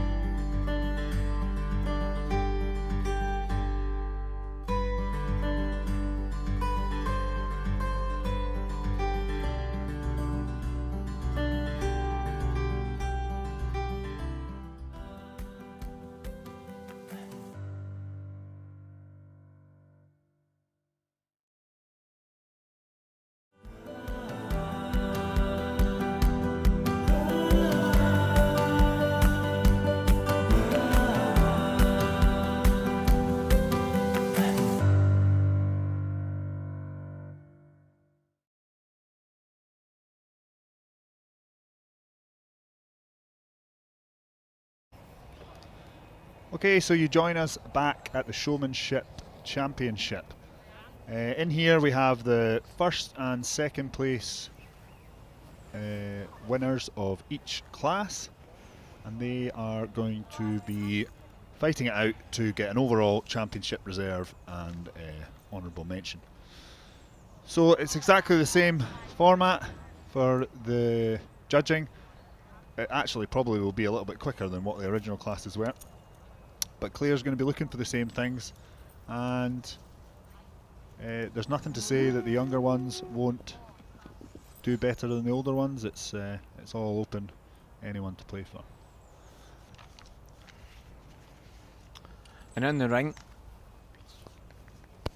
in the first class from the juniors, it was Erica Gray, which was number 1502, and in second place in the juniors was John Cobble in 1503. The intermediates, in first was Rory Scott at 1511, and second 1510 Ellis Cobble. And in the senior handlers, first was Mark Bryson, which was 1519, and in second 1518 Sarah Wood. And then in the mature handler, in first place we have 1523 Neil Sloan, and in second place 1526 Alison Hunter. Come on, sweetheart. The judge will just maybe not do as much of an individual of each one this Erica, time, if you pull your calf but she'll into carve this pull to the every steward. calf up in, and then she'll tap out her champion, her reserve, and then her honourable mention. She'll line them up in 4 pairs, with the first in the front and the second in that class standing behind it. Just come over a little bit, if possible. Good job. That was my fault, sorry, I wasn't sure. Some of these little calves don't look like they're enjoying the cold and the spit of rain, but they're both the young classes. The calves are being fantastic. So you'll notice a few things when the kids are pulling up their calves. They do one or two things. So one of the first things they do is they sort out the calves' feet. You want the calves' feet to be in the best possible position to show off that calf to the best way. So that usually means that their front feet are standing side by side, not too close together, not too far apart. So you might just see a handler just give them a wee nudge with their toes, just to get them to go into place. And then you want their back legs, one of them being on the open side and one of them being more on the closed side. And you'll also just see, usually we can tweak them by just giving them a little nudge forward or a little nudge back. And that's really where the training and the halter training back at the farm makes all the difference. If you have control of that calf and you can just do slight adjustments, you can get them going. And the last thing they'll probably do is just give their back a little bit of a tweak so they're nice and level, get their head up, try and get their ears up, and really show them off to stability. But they've got to do this without really taking their eye off Claire as well. So it's quite an art to get all that done within a couple of seconds and then get your eye back on the judge to make sure that you've not missed her. Because if she walks around there and you've got your head down, that can be the difference between a first place and a last place. It can be really as tight as Okay, that. I want you to keep your heifer in the championship, okay? So what we're going to do in the championship is I'm going to select 5 of you. You'll work round and then you'll come up in a diagonal up here, okay? So you head over and round into the steward, okay? Can you follow on as well?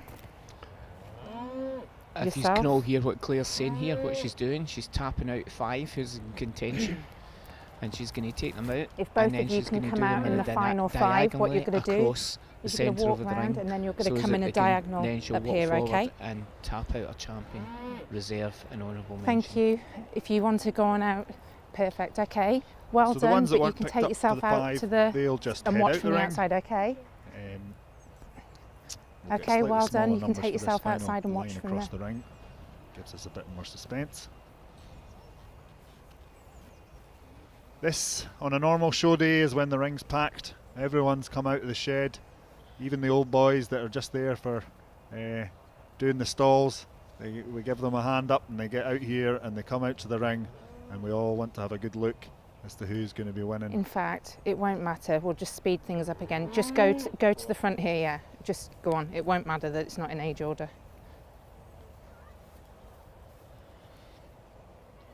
We're a wee bit more reserved in Scotland and in Britain as what they are in some countries. if you go to places like America or Canada, or even in parts of Europe, they make a real pizzazz about the championship. There's music playing, there's clapping, there's cheering. No, that's we're a right. wee bit more British about our celebrations when it comes to championships, but it's still quite a big thing, and you'll see people get quite emotional on Highland Show normally days. When they win that championship, it means a big thing. It's a lot of work, and it'll mean a lot to these kids as well. I don't think they'll quite get emotional, but they'll be chuffed. Yeah.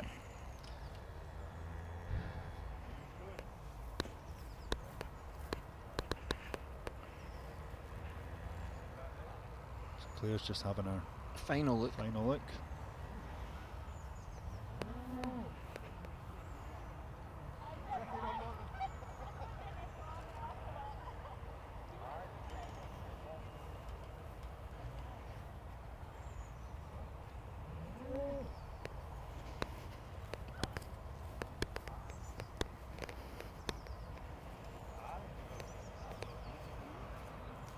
Claire's got a mic, so maybe she'll start and just give the commentary herself just before long when she's wanting to make her final decision.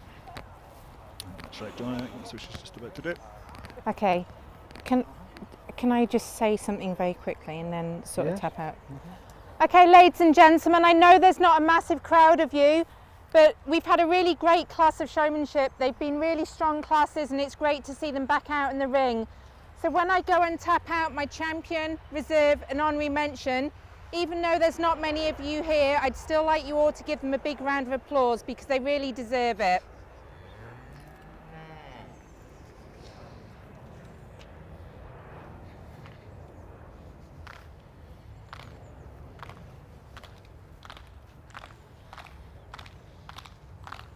Oh, we're getting a bit of a clap on, that's great.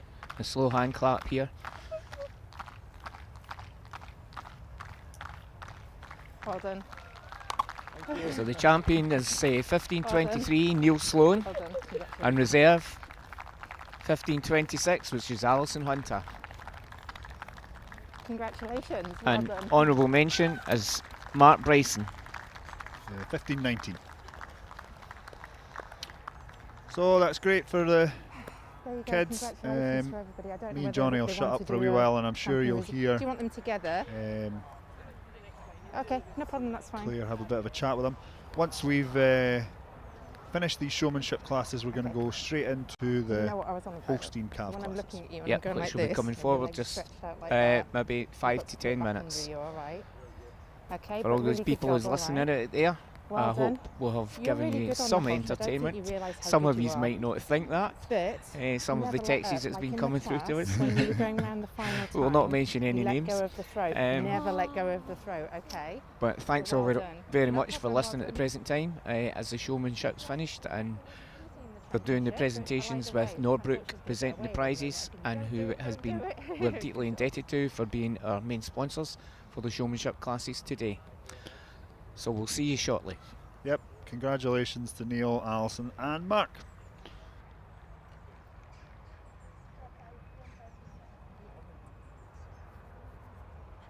Congratulations. It's nice to be back out in the ring, isn't it?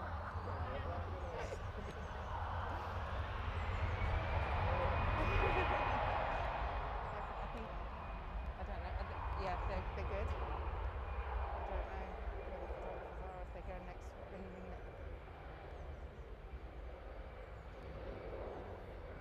If it's going to start raining a little bit more, I may take you up on that. Actually, I probably may do, actually. Fantastic. Thank you very much.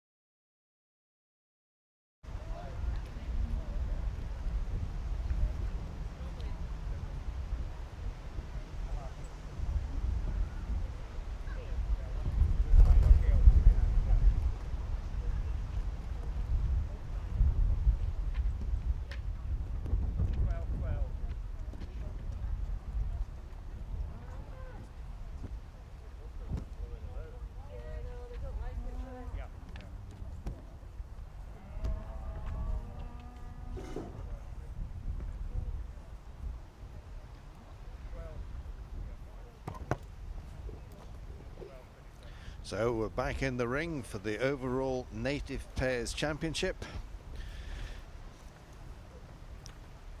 All section judges will judge using a point system.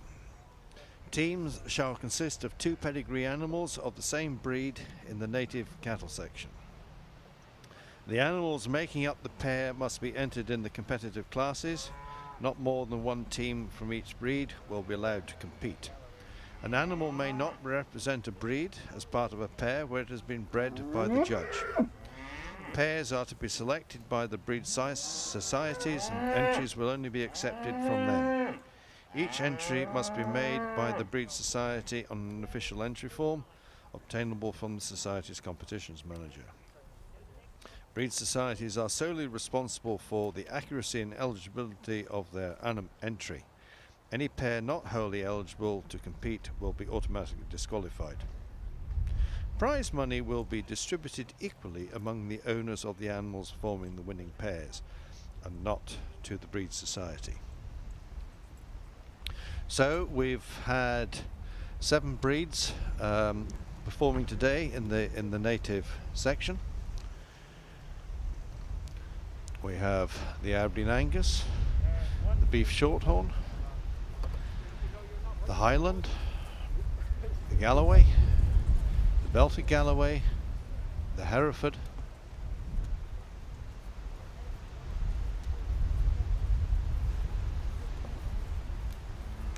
and the Lincoln Red.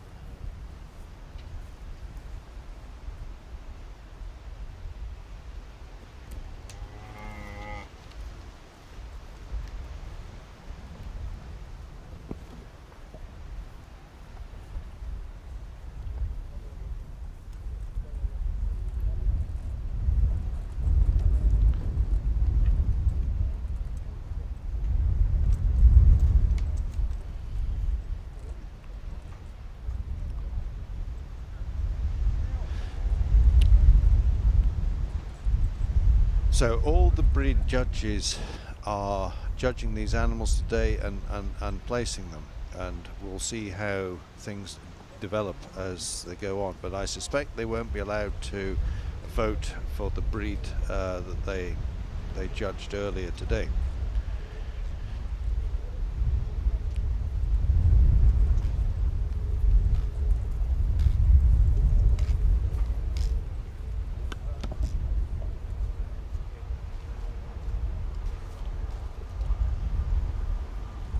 Just to confuse things, we get some animals forward that are not either the champion or the reserve champion.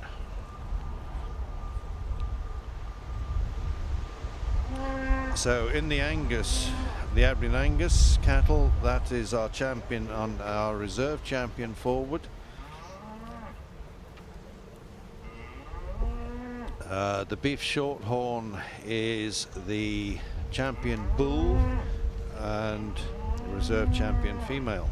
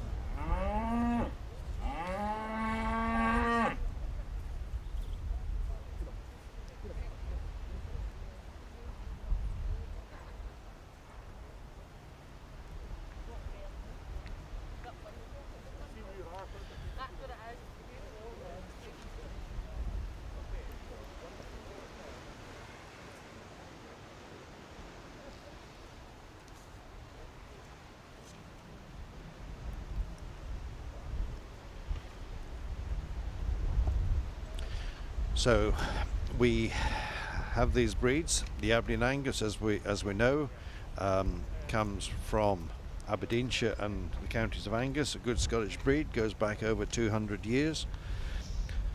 The Hereford comes from, as the name suggests, Hereford, down in the southwest of England on the Welsh border.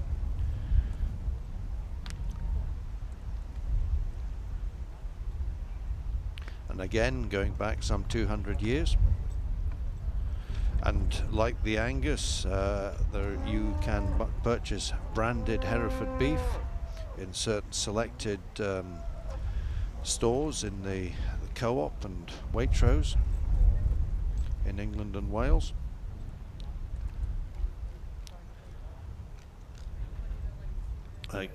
Again, the Herefords, along with the Anguses, are global breed and can be found in the likes of Australia in big numbers, Argentina, Uruguay,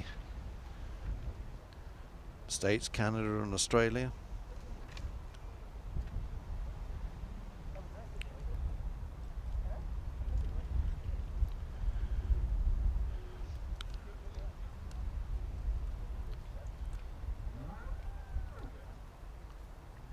Beef Shorthorn coming up is one of the oldest breeds in the world, with records going back 200 years.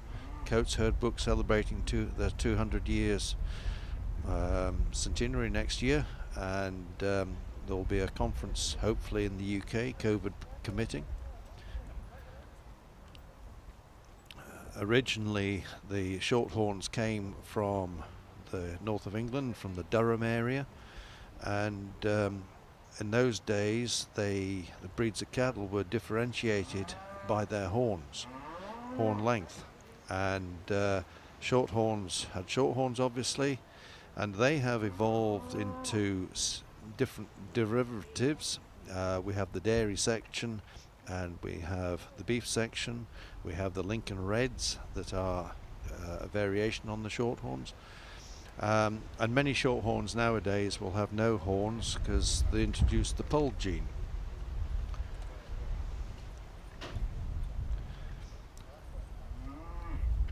And again, known as the Great Improver, the Shorthorn has been used all over the world to great effect, and has been, I think, is involved in the makeup of 57 of the major beef breeds throughout the world. The Highlanders, again another old breed, but a longhorn breed this time. An old breed from the west coast of Scotland and the Highlands, lived on fresh air and seaweed and poor quality grass. Have evolved into an iconic breed that are very famous throughout the world. And again, you will find Highland cattle in extreme places in the world, in parts of Russia, in parts of Canada, the States. You find them in Australia and New Zealand too. Again, all these British breeds have made an influence, a major contribution to the beef industry around the world, particularly throughout the British Commonwealth, and I guess what one day was an empire. The Galloway we've talked about. We've got a pair of Galloways here in front, two black Galloways. Again, as the name suggests, they come from the Galloway region in the southwest of Scotland. They and the Aberdeen Anguses started in the same herd book. That was the PULD herd book, some almost 200 years ago. And then after 3 volumes, they went their separate ways, forming the Aberdeen Angus Cattle Society and the Galloway Society. And again, the belted Galloways, a derivative of the Galloway, with that white stripe around their tummy, very distinctive. Again, an iconic breed that can be found all over the world.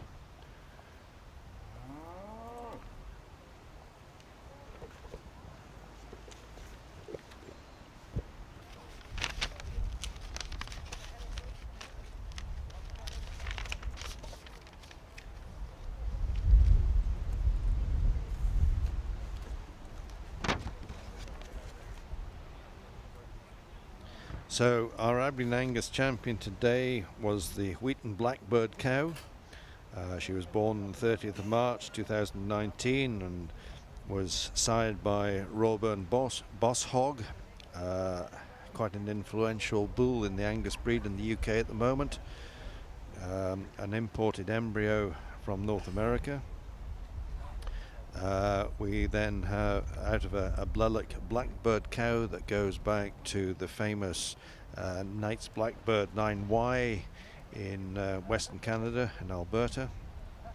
So this cow was was championed. She's unshown. This is her first time shown. She was bought at the Wheaton Dispersal in October 2020 for 3,800 guineas. And she's in calf to Braille's Fabulous, the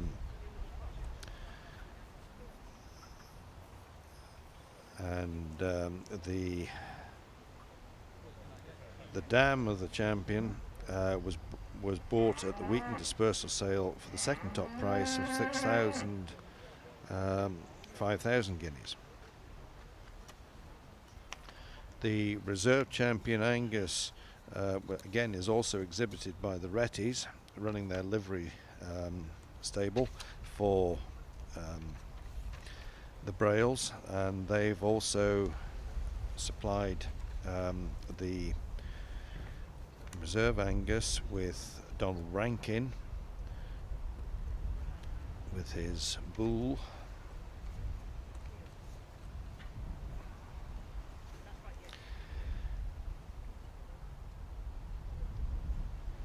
Kilmalloog Lord Black Beauty, born on the 6th of January 2020 by Waterend Peyton and Blelick Lady Blackcap.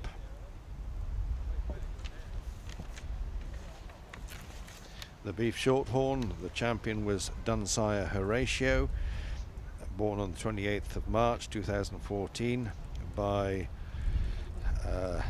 Loggerburg Barney out of Dunsire Lily, bred by Kerry Coombs. He was first prize at the Highland Show in 2019 and champion at Moffat Show in 2019. He will be for sale after the Great Yorkshire Show. The reserve champion beef shorthorn was exhibited by Headland Partners, was Headland Holly Nutmeg, a heifer born on the 11th of March 2019 by Tofts Atlas out of Roadway Holly, and she was first prize at the Stars of the Future in 2019, first prize at the Beef Expo in 2019, and first prize at Thirst Calf Show in 2019.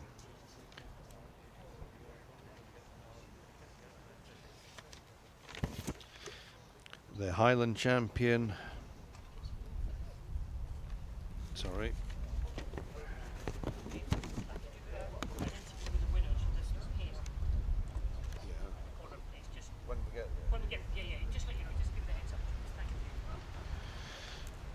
the Highland champion was the bull Guska Galach of Balmoral, born on the 2nd of February 2019, exhibited by Her Majesty the Queen, by Tom Toole of Glamis Castle, out of Badir Ruch, the 44th of Balmoral.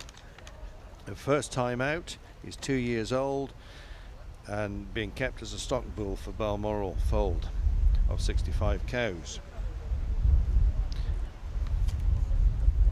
The reserve champion Highland from Carnegie Fuels was Lynn the 12th of Mottiston, born on the 12th of February 2020 by Ian Moore the 17th of Mottisham, out of Lynn the 6th of Mottiston. The Galloway champion was Black Craig Dora May for Jane A. Finlay. She was born on the 18th of the 9th 2012 by Black Craig Rasputin, out of Dora May the 8th of Canary. Second time exhibited at the Highland, won the cow class in 2017 and shown with a heifer calf at foot.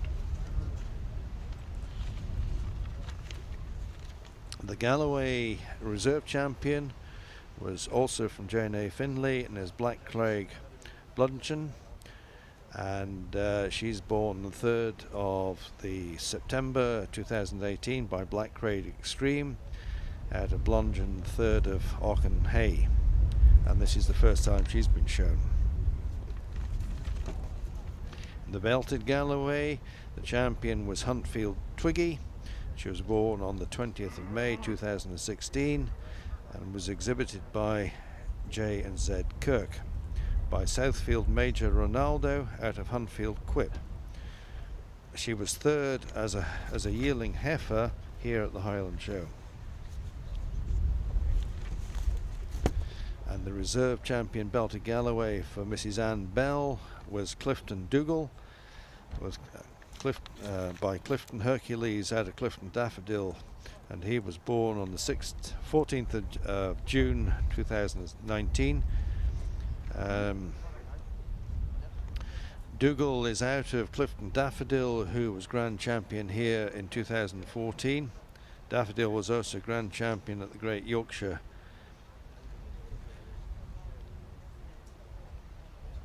and Cow of the Year in 2012. Dougal is side by the renowned Clifton Hercules, whose progeny have won grand championships here on 2 occasions. In 2016 with Broadmeadows May, and in 2018 with Clifton Absolutely Fabulous. Dougal is currently running with cows at home, with his first progeny hitting the ground later in the year.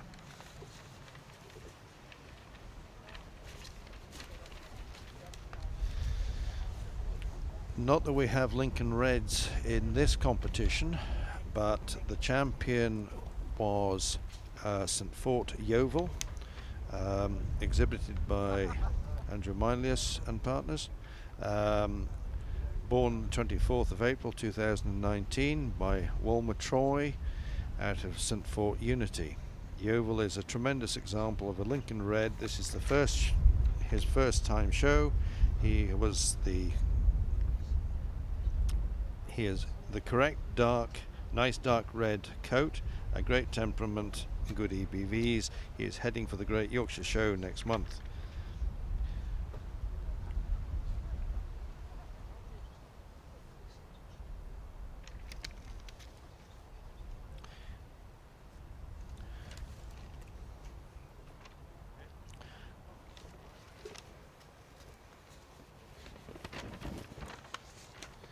The reserve champion Lincoln Red was also from Andrew Mylius and partners, St Fort Zulu.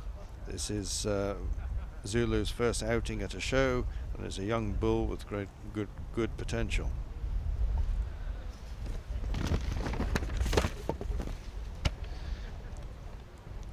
The Hereford champion was Morally One Rebel Kicks from T&D Harrison, by SMH King Size out of Romany 1 Dawn. Running with cows, got lucky Thursday. Homebred, semen sold to Denmark, first progeny on the ground. Great potential. And the reserve champion Hereford was Morally One Pipper, also from T&D Harrison, by the King Size Bull out of Coley One Pipper. Mother was the female champion in overall 2017. She's homebred in calf to the junior stock bull Oakvale Standout. And the mother has been flushed extensively and calves on the ground by Rebel, looking good. Now, when we get to the time and decisions are made, the prizes are going to be presented by Fiona Armstrong, President of the Royal Highland Agricultural Society and Highland Show this year. So we welcome Fiona Armstrong to the ring. Fiona Armstrong comes from Dumfries and Galloway, and they are the region that is hosting the Royal Highland Show this year, and the flavour is Dumfries and Galloway, promoting the fluffy Galloways.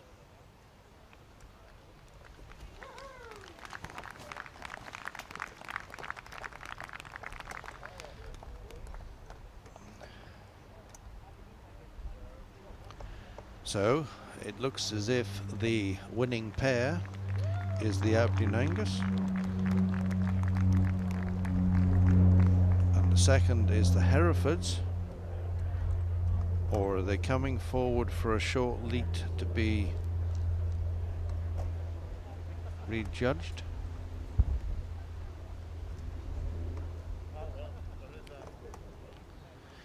It's challenging to know what's going on because there's no communication here, and everyone does things differently, and this is all a first time experiment, so it's interesting.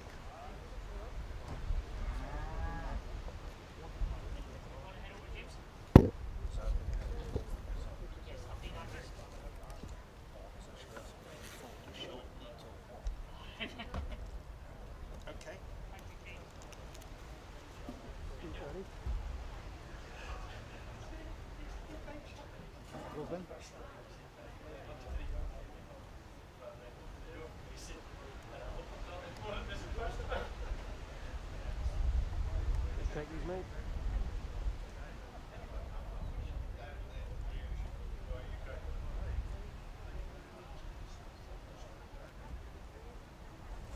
Is Phantom on?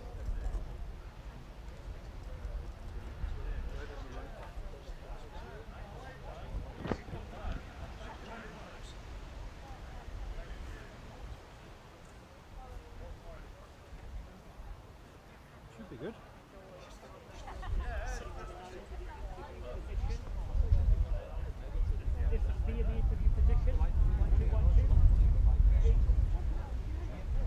Okay, I'm here. No? Yeah, so that's James talking. Tell us what you had for your lunch, James. My lunch, I had a beef roll. Very tasty, with onions. Yeah. Still waiting for some coffee. Never mind. We'll get a dram after this. We'll warm us up. It'll be fine. Well deserved. James, are you with us tomorrow? Yes. Oh, fantastic. Oh, brilliant. Hopefully we might have a little bit. Problem is, I don't know.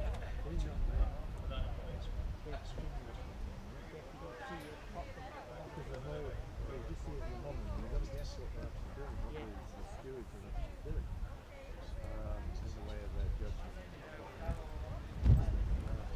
But anyway, it seems to work. There's a bit of guesswork going on.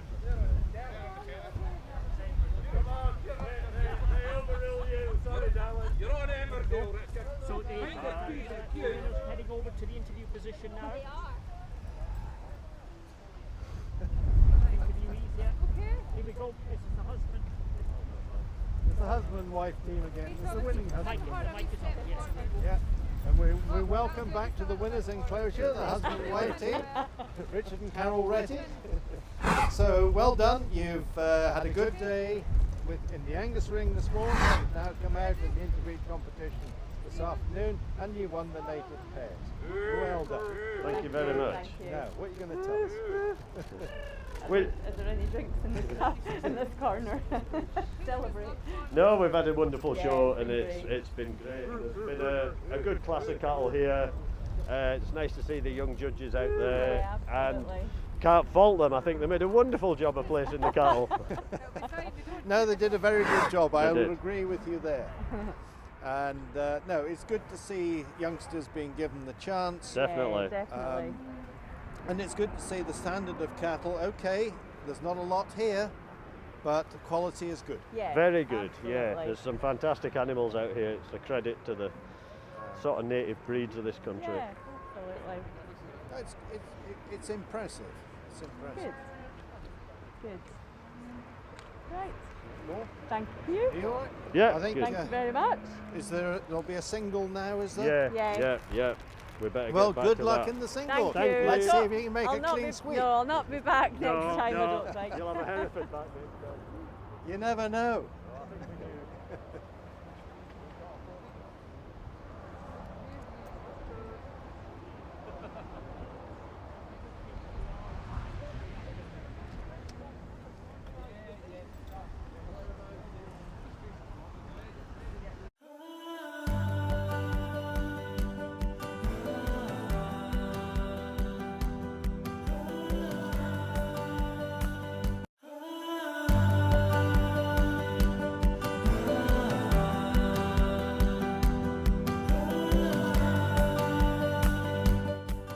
Welcome back from the west coast of Scotland for another M&S Food Fresh Market update. I'm with Sarah, who's been an M&S Select Salmon farmer for 5 years.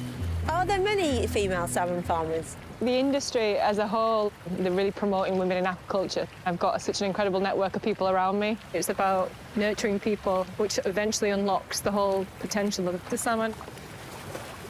They've got so much space. It's jaw-dropping. So there's actually 98% water to 2% salmon, so it's really special.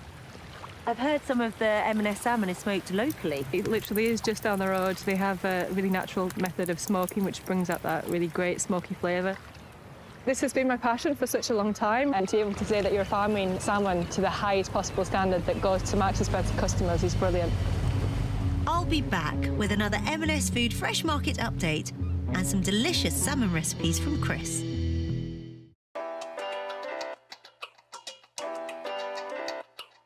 Once signed up, you'll gain access to our online community. We know that building a business can sometimes be a lonely place, so having a community of like-minded people around you is critical. Is your farm under pressure to reduce its carbon hoofprint and stay profitable? There's a good reason why. Agriculture is responsible for almost 1/10 of human greenhouse gas emissions, and almost half of that comes from cattle alone. It's a global problem that requires local solutions. Rumitech is a feed additive that is shown to significantly reduce emissions and improve feed efficiency in dairy and beef cattle without affecting productivity. By reducing the amount of methane produced, Rumitech makes fermentation in the cow's rumen more efficient, making more energy available to the cow to make it more productive. Assured by the Carbon Trust, when fed correctly within a predominantly forage-based diet, Rumitech has been shown to reduce dairy and beef enteric methane emissions by around 6% per animal per day, and dairy enteric methane emissions by around 18% per litre of milk. These efficiencies could reduce the cost of running a herd of dairy cows by £24,000 per year. At just 4p per cow per day for dairy, or 2p per cow per day for beef cattle, Rumitech is simple to introduce with minimal costs. And there are also many secondary benefits to feeding Rumitech, such as improved grading and killing out percentages, improved fertility, reduction in feed intake, and reduction in cases of ketosis. Rumitech reduces emissions and increases productivity.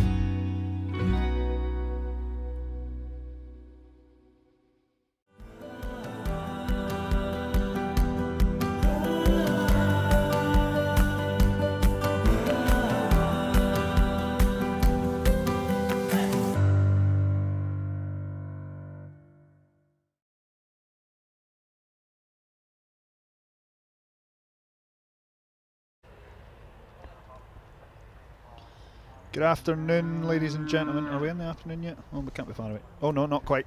Due to a bit of a technical issue and a bit of a changeover with some filming crew, we have unfortunately missed the first 2 classes of the Holstein Cav classes. We're sorry about that. There's not much we could do about it, unfortunately. Johnny does have the results jotted down though, and he's going to give you a quick summary of them. Thanks, David. Holstein Cav class born between the 1st of December 2020 and 31st of January 2021. In first place we had A. Struthers with Glenmuir Denver Elizabeth, bred by the A. Struthers. Second place we had W&A Watsons with Muir Sidekick Arrow, breeder Willie Watson. In third place we had Park End Farms with Lesmate Undenied Patience, a breeder Weather Ups.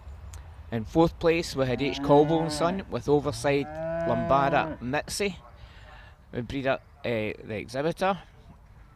And fifth place we had Dormison Farms with Stairway Thunderstorm Foggy, James Sloan.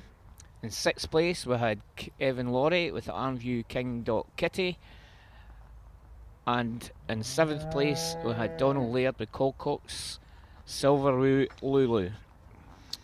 And then in the following class, Holstein Cav born between the 1st of October and the 30th of November. In first place we had Kevin Laurie with Aaron View Unix Marie. In second place we had Park End Farms with Park End Fontaine Maud from the Weather Ups. And in third place we had John Bryson and Sons with Carnduff Raffaello Unwin by John Bryson and Son. And in fourth place we had Dormison Farms with Stairway Spokane, the breeder James Sloan. We're now moved into the third class, which is on screen now, is the Holstein Cav born between the 1st of August and 30th of September 2020.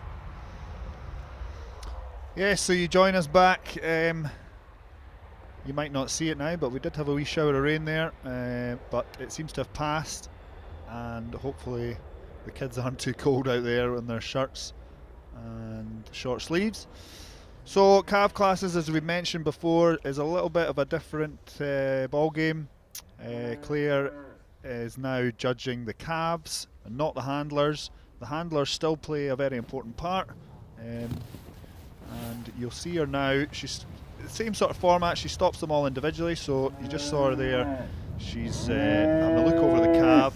She'll probably ask the same questions of its age and maybe a little bit more about it, and she'll have a quick tug of its tummy there and see if it's got a nice fleshy skin, and get a real good look over the whole animal.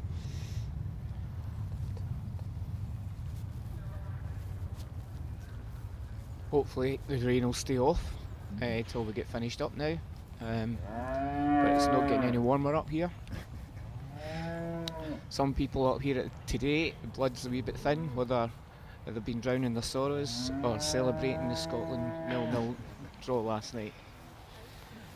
Whether that appeals to the production crew or not, I'm not so sure. It felt like a victory, to be honest, but whether it is or not in the long run, we'll soon see.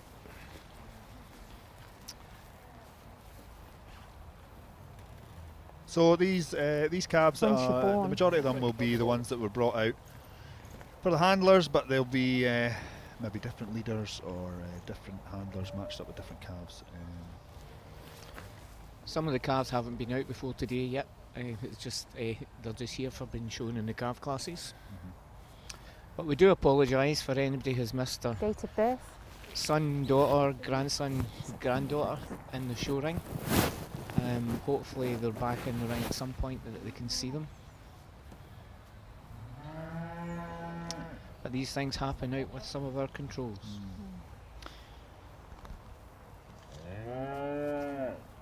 So you'll see the dairy calves, as I mentioned before,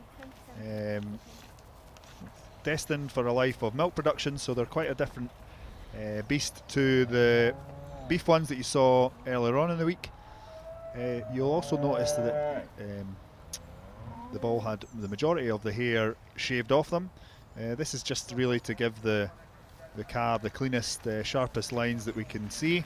And End of what you will September. see is the majority of When them will she have a born? little bit of hair on the Perfect, belly, thank and they Mhm. will have hair on their top line. There's a bit of a mohawk over the tail head as well.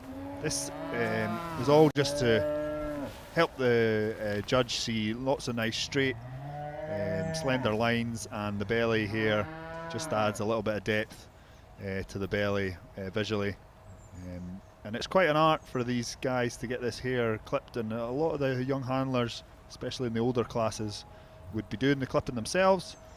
There's competitions that run through young farmers and Holstein breeding and Ayrshire breeding societies for competitions to get your cattle clipping done, and it's against the clock. It's quite a challenge. So yeah, that's why the calves are all looking so smart, and it's great to see. It maybe doesn't look like much of an art, but I tell you, it's a very, very specialist talent to have. It's like hairdressers in the cow industry. Yeah. Some make good jobs, some make bad jobs. And there's also different opinions whether hair should be left on in the body underneath and whether it should be taken off. Some people leave hair on no matter how deep the body of the calf is, which sometimes makes the calf look shorter if they have too much body. We're going to do a provisional But you lineup need to this have a time, calf okay? that's So if you got take out in balance, first, second, being able to walk, third, and a good pair of fine bone hind fourth. legs and all its legs. But Claire is now pulling this class into a provisional lineup. It's also quite interesting with the. It's a bit like anything with the. In terms of clipping or ways of showing and things, it's all fashions that come in and out. The way that we show the cows today maybe would be different to what they did 20, 30 years ago, or even further back. But the fundamentals are the same. We're turning out our cattle to really try and show them off to their best ability and hopefully go away with a prize. And the prizes can be really beneficial to breeders. Maybe not so much as what they were a long time ago, but if you've got a calf that's won well at this show, then that puts an extra value on her price tag if you want to go and sell her further down the line. And it's exactly the same all the way through the ages. If a cow's done well and you've got some genetics to sell off of her, then you can always say that she was champion at the Highland Show in 2021. It all pays in your favour. And for the calf classes today, our sponsorship is Alflex. Alflex Livestock Intelligence is a world leader in design and development, manufacturing and delivery of solutions of animal identification, monitoring and traceability. Our data-driven systems are used by farmers, Put the brakes companies on. and countries to manage millions of animals worldwide. Alflex Livestock Intelligence is a livestock portfolio of digital products You just take within her in. MSD If you just- Animal Health. The Sense Hub puts you in control of your herd by enabling you to take better decisions which will increase your herd's fertility, performance and maximise productivity and avoid independent health problems. So this is Claire going on with our initial lineup. You'll see along the screen there that there is a brown and white one. I don't know if we want to go into the complications of what's a coloured breed and what's a brown and white Holstein and things, but put it this way, that brown and white one is officially a Holstein. She has Holstein bloods, and sometimes you do get Holsteins that are not black and white but brown and white. The ones you see later on in the coloured classes will be from the other breed societies, so I think we've got Ayrshire's jerseys and maybe some Friesians here today. And there's sometimes Shorthorns as well. I don't know what's down in the shed. I'll need to study that when they come in. So yeah, predominantly here we have the Holsteins, or only Holsteins, and then the coloured breeds that in come a bad next. place here, are a aren't bit you? more Falling down, it's horrendous.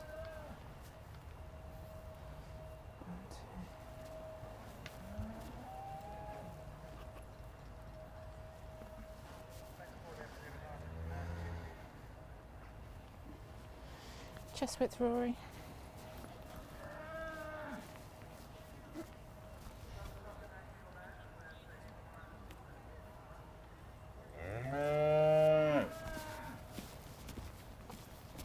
this morning, if you've just joined us in the showmanship. Okay, I've decided you're all stood in a really bad place here, so let's just reserve just was walk Alison out, but I want to Hunter, see you over that side and again. So walk honourable out in mention first, walk out in was Mark second, Bryson. third.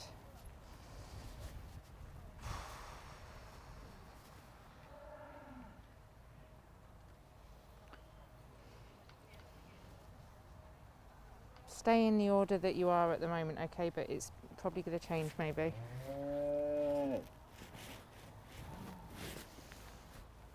Claire's just tapping her line out and having a really close look at the calves, seeing how they manoeuvre and how they walk when they move back out to track round the class. You can hear she said that they're to go out in this order, but they might not stay that way, so she's obviously having a bit of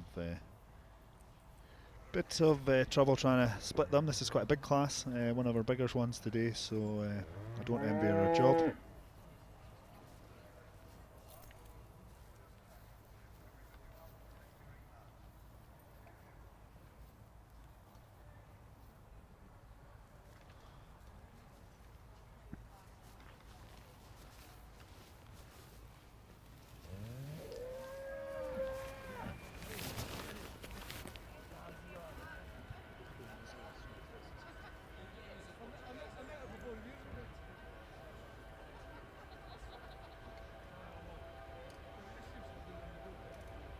That's a fantastic shot there. That's what we want to see, with the calf with her ears forward, really showing herself off.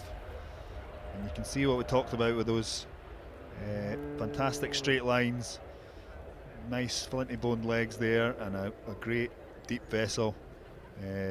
Really showing herself off fantastically, that calf. It's all about showmanship as well, and showing the calf and getting the calf out there to show it in its best possible way.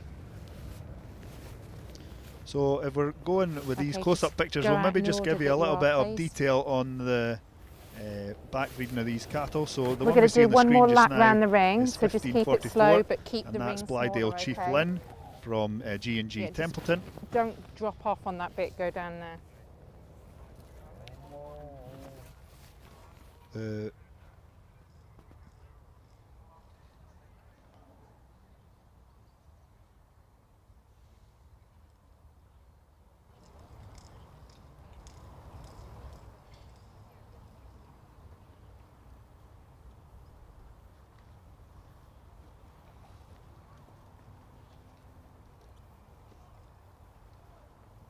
Next, coming up in second is 1546, and that's from John Bryson's son, Adventure Unstoppable Sarah. And in third, the black calf is 15. Just, you stay there, but just She's got the wrong number on. Okay. Go on. Just Come let them back get to that. round. The other ones we have in this class, 1547 is from Kevin Laurie, that's Arranview Doc Laurie Chic. 1548 from R&M Scott is Nether Valley King Doc Blackbird.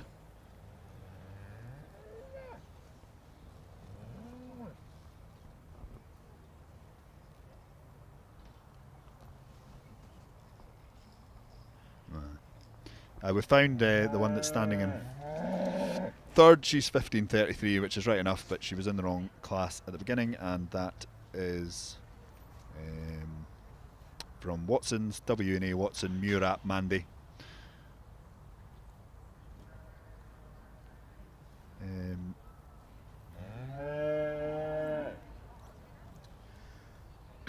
Claire's really taking her time over this class, so she must be really deep thinking. And 1540 from A. Struthers is Glen Muir Attico Striptease. 1545 from Giant Eye Wilson, North Shields Petty Janice.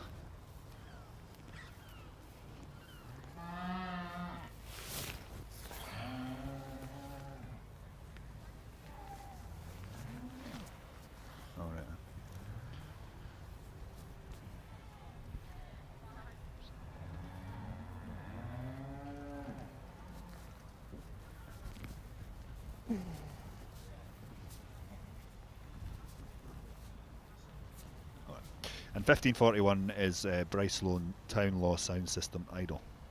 I think I've covered most of them there, but I've maybe just confused everybody with the numbers and the breeds. I think I've slightly confused myself.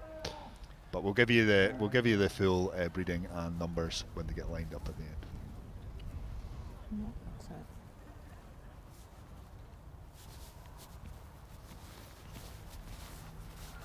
So you will see something that you might see or notice when the exhibitors is, not all of them do it, but they'll have one hand on the halter and they'll have the other hand just holding up a bit of skin. You see Cameron there is just holding up a bit of skin at his chin. Again, that's just to take away that extra bit of skin and give the outlook of a nice, long, slender neck. Some of us would probably be good if we could have somebody walking around with us the whole time, keeping our double chins up, but that's the idea with that. And you'll see a lot of the breeders going round holding up that little bit. So that's Claire finally pulling them into line. She's went with first with G&G Templeton, Blydial Chief Lynn, bred by Samuel Wake. In second place, John Bryson's Sons with Adventure Upston Bull Sarah, with Mark Bryson leading it.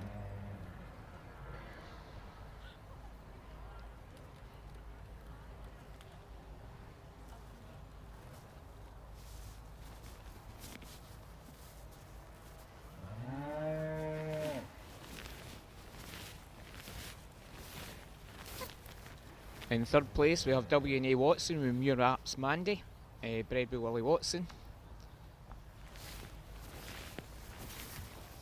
Fourth place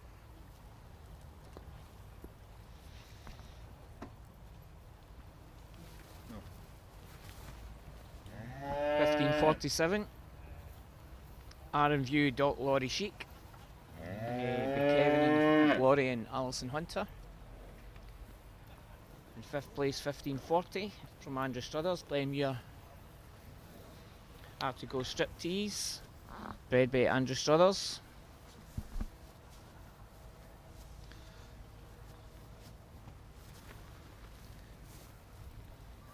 Sixth place Giant Eye Wilson, North Shields Petty Janice, bred by Andrew Wilson.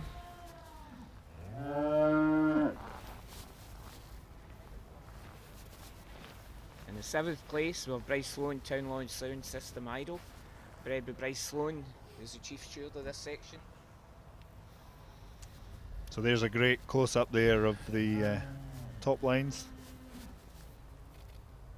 And the exhibitors all looking very fashionable in their masks. And as you can see, although they're not getting judged as the handlers, they're all keeping an eye on Claire and spinning around when she's moving. So they really do have perfect. their full attention on it. So we'll leave you with Claire now to have a bit of a chat with them, and we'll get some reasons at the end as well. Congratulations, really close placing. Okay, so I'll say it in my reasons as well. She's just cleaner through the throat, and she's also, when she stood, she's also wider through the chest width. Your heifer wants to stand a little bit narrower in the front, so always make sure, as a showman, always make sure that you're keeping your front legs apart. Okay, but I really like your heifer. She's just a little bit cleaner through the bone of her rear leg as well. Okay, but I love the size, the scope of this heifer, the hardness of top and everything, and it's that power through the crops and everything that gets this heifer above you today. Your heifer's super stylish, really well balanced. She's so stylish through the ring. She just holds herself together a little bit better than this heifer, okay, today. Your heifer's got more dairy character, more style in the ring. I love this heifer, and this is the hardest heifer in the class to judge because I like everything about her. She's just not in the right show condition today to show. And she's a little bit short in the neck, and she's just carrying a little bit of weight on the neck, and she needs to extend it and just strip off a little bit, okay? Really good heifers before in front of you. I love the balance of this heifer, and she's just cleaner over the shoulder and everything that gets her above you. Your heifer, I'd like to pull her down, and the pins are both very similar types of heifers. I'd like to drop her in the rear rib a little bit as well, okay? Your heifer's carrying too much condition today. She wants to raise her tail up in her head a little bit, but I prefer the way that she tracks. I was trying to get a straight view of your heifer and I couldn't see a track straight at all.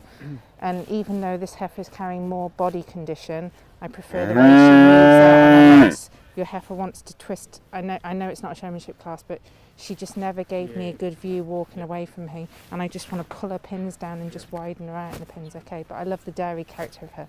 Okay.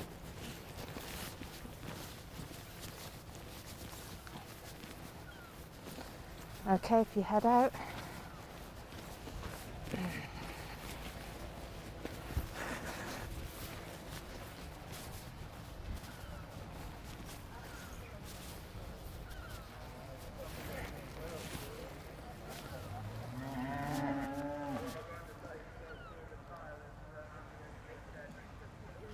Slow down. Well, ladies and gentlemen, we really have an exceptional class of heifers in front of us today. And the two heifers at the top of the lineup, I admire so much about each of them. But I'm going with the heifer today who just exhibits more style, more balance, more chest width through the front end, and who's cleaner through the legs than this exceptionally well-grown heifer, but also the oldest heifer in the class today in second.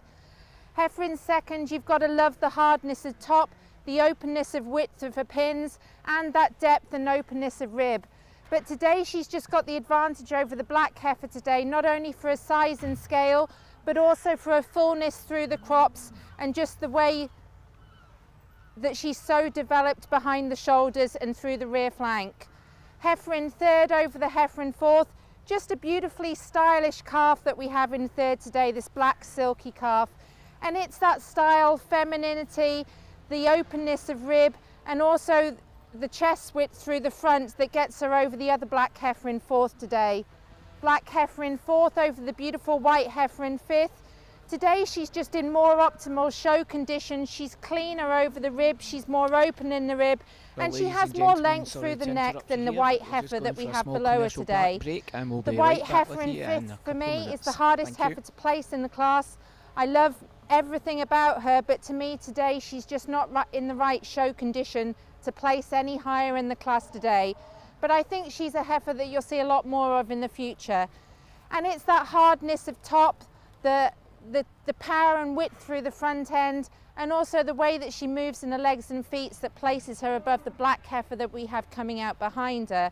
But a really exceptional class. Congratulations to all the exhibitors for bringing them out.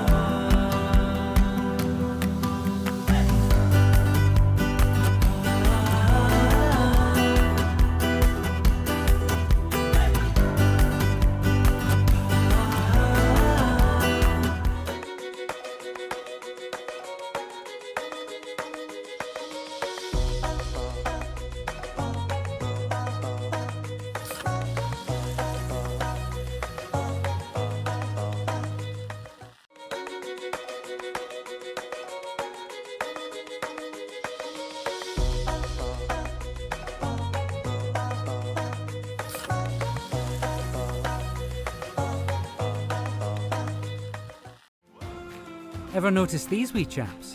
Those little logos mean an awful lot. They mean the beef and lamb you buy has field cred. What is field cred? Field cred means local, properly local, born and reared here in Scotland, for cheekier chops all round. Field cred means respectfully reared, better for the livestock for better peace of mind.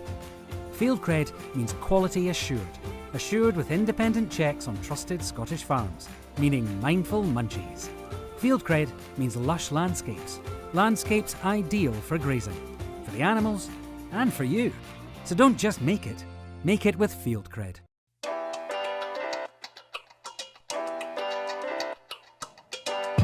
This is, in essence, the startup phase, searching for a repeatable, scalable business model, using customer discovery to identify and understand your customers' needs and motivations.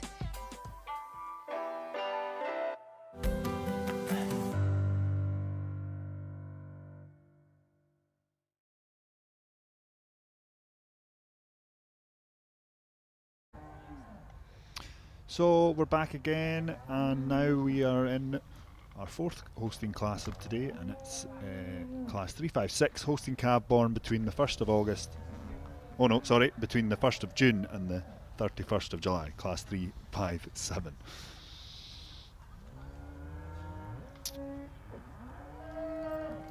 Exhibiting today we have 1552, Giant Wilson, North Shield Secretariat Bang, 155, R&M Scott, Jones PC CM Crisp Lockdown,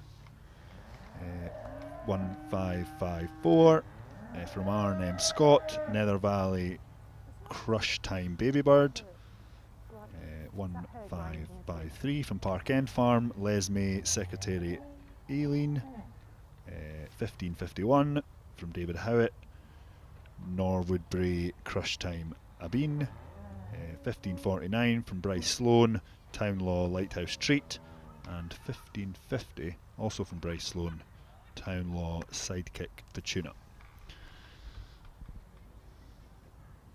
When's she born? So you'll see, unsurprisingly, as the classes progress, the cabs are getting bigger. And Claire will start to look for slightly different traits in the bigger cabs. When they're smaller, she maybe isn't just thinking as much of an eye to when they're going to be getting bred, but as they start to get bigger, she will be thinking about what size they're going to be when they're bred, and then ultimately what size they might be as cows, or not just size but whole conformation. And calves are all at different stages as well. Sometimes they're growing on a lot in a certain age group, and sometimes they're not. So she'll have different things, but fundamentally she'll be looking for the same type of animal as she has been this morning. With a good dairy calf which can walk and 4 good feet and legs.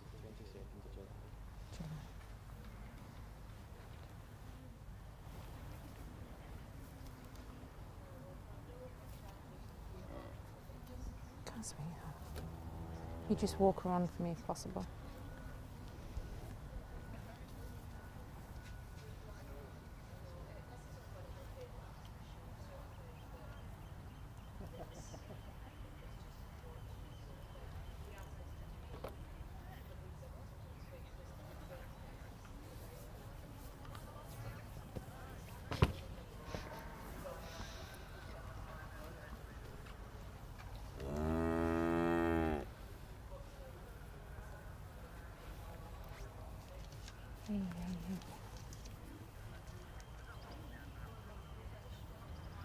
So Claire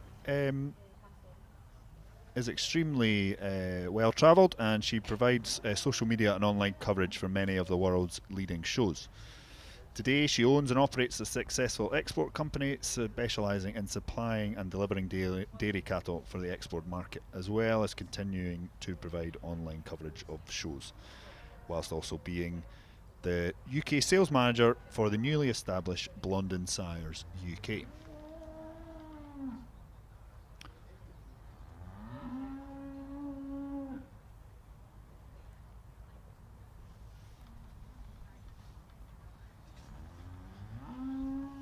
So we've got a bit of a fairer afternoon looking ahead of us, hopefully.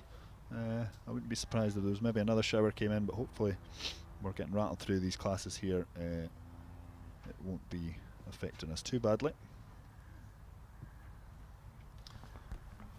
Just another one class after this class and the Holsteins left, and then we'll have a Holstein Championship, and then we'll move on to the colour breeds.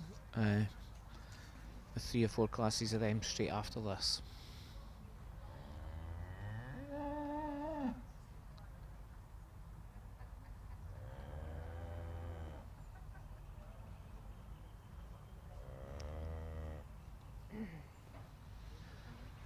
When did you say she was So I've mentioned before that the Royal Highland Showcase works in partnership with the Royal Bank of Scotland, who have been helping with the agricultural sector thrive for almost 300 years and have been supporting the Royal Highland Show since 1981. So a massive thank you to them for the continued support.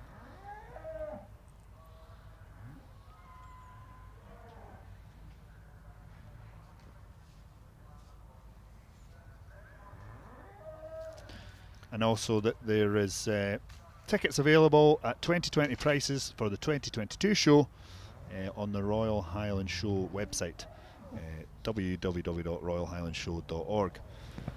They won't last forever though, so you'll have to be quick. There is other things going on at the show here today. The sheep shearing's going on at the present time. Also there's lots of different horse classes, from small ponies to large riding horses and show jumping. And also there's some stuff over in the forestry. Good. That's Claire starting to bring in a professional lineup in this class.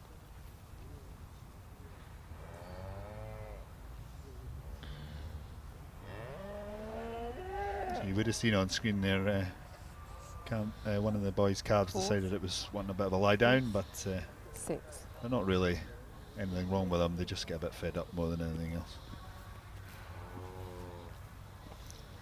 A gentle persuasion and it was back on its feet.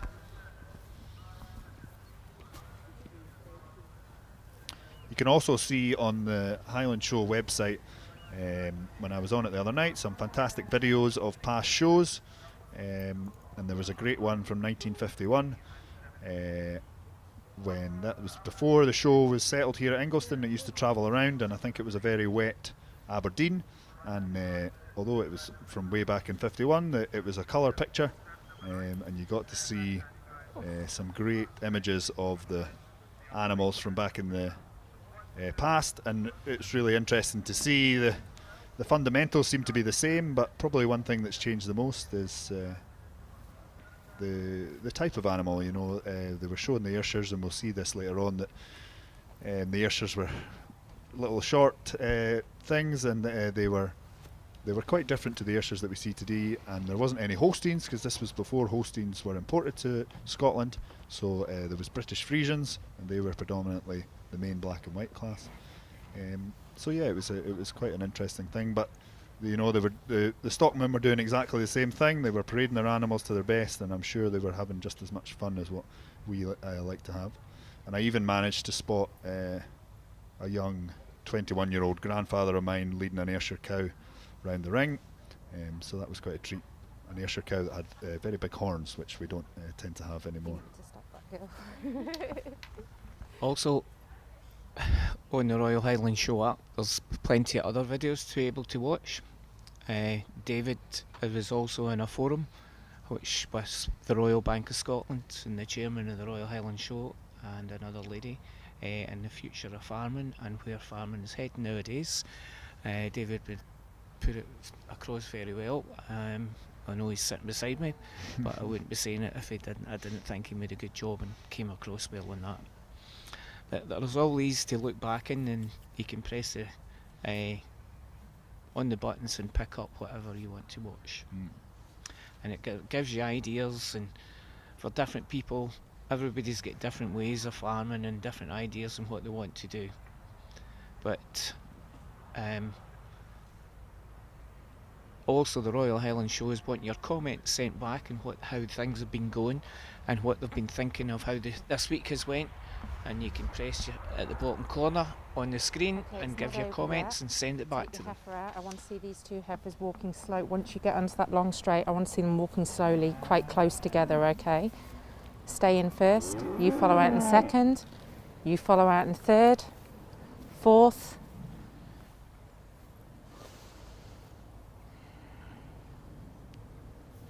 fifth, sixth, okay?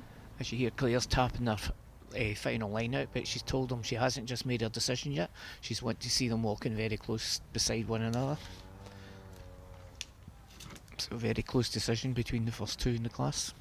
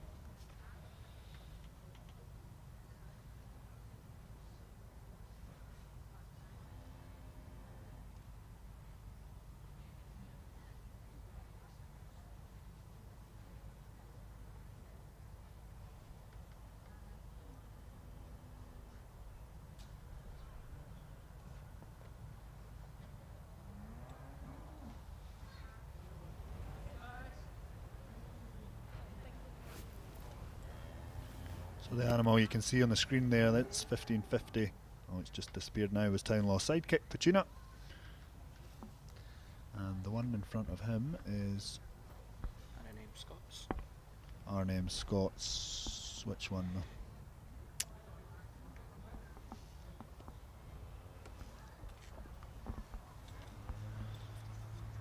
Once I can see his number again.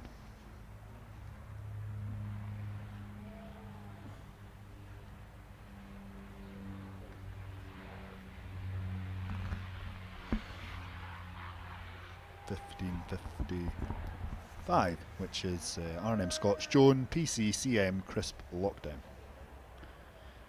So Claire hasn't changed her mind yet, but that could still come. It's not over till she gives the steward the nod. Really close placing between you, and I wouldn't argue with anybody if this. I love the dairy character of this heifer. She's far better on the shoulder. Well, that's Claire made her but decision. when she walks out, when she puts her back feet down, she wants to go like that. I'd also like to open her out in the pins a little bit. I love the size and scope of this heifer. I like the width of pins. I like the way that the length from hook to pins as well. I'd love to clean her up through the shoulder today. For me, she's carrying too much weight, but it's just her So in overall first place balance we and have uniformity Arnhem and Scott, correctness with that Jones gets to the PCC top of the Crisp lineup today, Lockdown, okay? Really breeder close placing. bred If by Gary anybody was to Jones. switch them round, you And can second make place we reasons have for Bryce having them Sloan either with way, Townlaw but for me Sidekick today, I'm going Petunia. for the heifer, which I think will make the best Bred by cow, Bryce okay? Sloan. In third place we have Bryce Sloan with Townlaw Lighthouse Treat. Okay, really close placing. In I fourth felt that place your we have heifer Park follows in End, nicely behind Leslie these top two. She's very balanced, Secretary she's long, Eileen, she's by the deep-ribbed, Weather and Up I like the way Partnership. that she Fifth place we balances have David behind Hewitt these two, with okay? Norwood Your Bray, heifer, I'd just like Crush to drop Time her in the Adine, rear rib. I'd like to just bred hold us by together a David little bit Hewitt. better. And in But for me, sixth she place we walks have better on Giant her Eye legs and Wilson feet than your with North heifer, okay? Shields. Your heifer, I Secretary prefer the dairy Bang, character, bred by but I'd Andrew like to Wilson change the legs on Cascado. her a little bit. Your heifer, I'd just like to drop the ribs. I think she's just been on TMR or something. She needs to just drop the rib and just open up So a once little bit Claire to be gives her competitive reasons in to the each class of them today, okay? individually, she'll give them over the mic to everybody in the ringside. And then after that we'll go for a short break before the next class starts.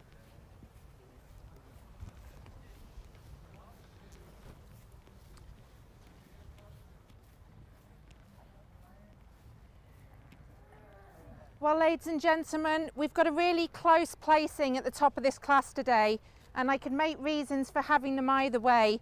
But today I'm placing the heifer on top that I think's got the biggest future in front of her and the one that will make the best cow. To me, she just holds herself together better throughout. She's got more width and openness to her pins. She tracks better on her legs and feet, especially if you watch the first heifer when she walks. She places those back legs a lot better than the heifer in second. Not taking anything away from the heifer in second. I love the size and scope and scale of her. I love her femininity. I love her length of neck. And I particularly prefer her through the angularity through the shoulder. But for me, I just would prefer to change the way that she walks on her legs and feet, and that's what drops her down into second place today. Second heifer over the third, it's that extra advantage in size, capacity, overall femininity, cleanliness through the head and neck that gets her over this very well balanced heifer in third today. Heifer in third over fourth, she just shows me a little bit more development through the rib structure, particularly through the rear rib. She's also got more openness to the rib. The heifer in fourth over a heifer in fifth has an obvious advantage in the way she parades out on her legs and feet, particularly through the rear legs. She also shows me more strength through the front end and more openness through the pins. But a really nice class of heifers and a very, very close placing between first and second.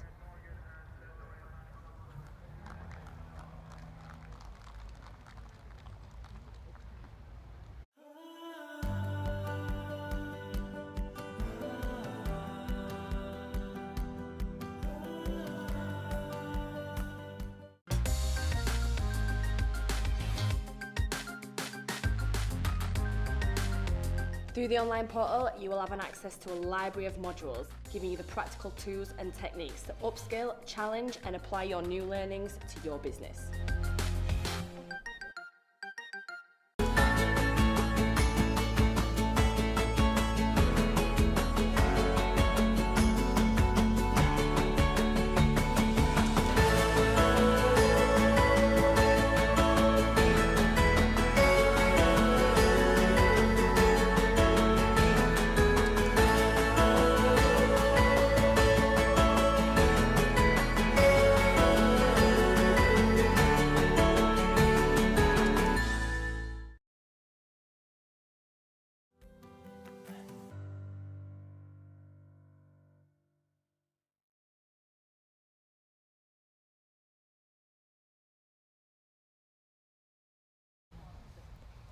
So we're back here now with the last class in the Holstein section, and this is Holstein Calf born between the 1st of April and the 31st of May 2020. So leading the class coming out is 1558 from Kevin Laurie, Aaron View, Doorman Molly. Behind her is 1557 from Jai Wilson, North Shield Sidekick Carol. And then 1559, oh no, sorry, 1557 isn't there. We have 1559 from R&M Scott, VTech Pepper Kim, and we have 1556 from G&G Templeton, Nowside Unstoppable Petrelli. So a bit of a smaller class. We also don't have one exhibitor come out, but that's fine. So we have just the three. So I don't know if that'll make Claire's job any easier or not. And once this class is by, we'll move into the Holstein Championship, where she'll tap out a champion, reserve and honourable mention from the foregoing classes in the Holstein Calf classes. So these calves are well over a year old. As you can see from the size of them, they're big scopy heifers. In the modern dairy industry, we would start to breed these animals not long after the age that they are here, hoping to get them to calve out at 24 months, 2 years old.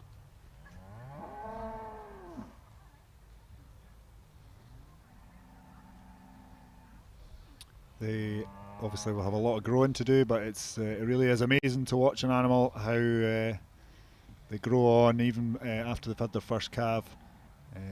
By the time they come in with their second one, they can be a totally different animal. they're quite wondrous animals, really. They were never not in awe of what they can produce, and just how good they are at converting food into lots and lots of milk, especially these Holstein ones that can give astonishing amounts of milk day after day.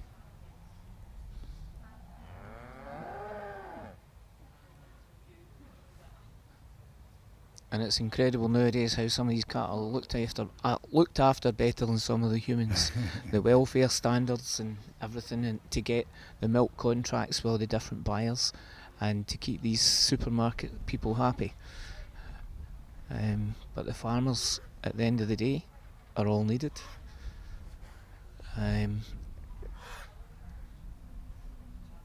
Which sometimes, when you listen to some of the government people, who don't really seem to think so.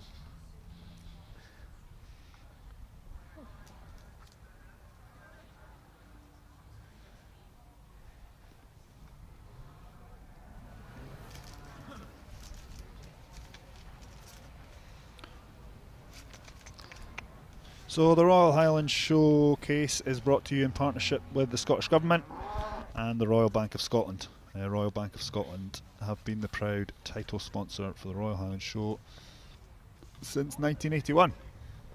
Of course, their world headquarters are just a stone's throw away at Gogar, and it really is an impressive building if you ever get the chance to get inside it. So Claire's firing through this class, much easier when it's a small class. She's lined them up, and Johnny will tell you who's who. I was just taking a last look here. I'm just waiting her to give us the final nod.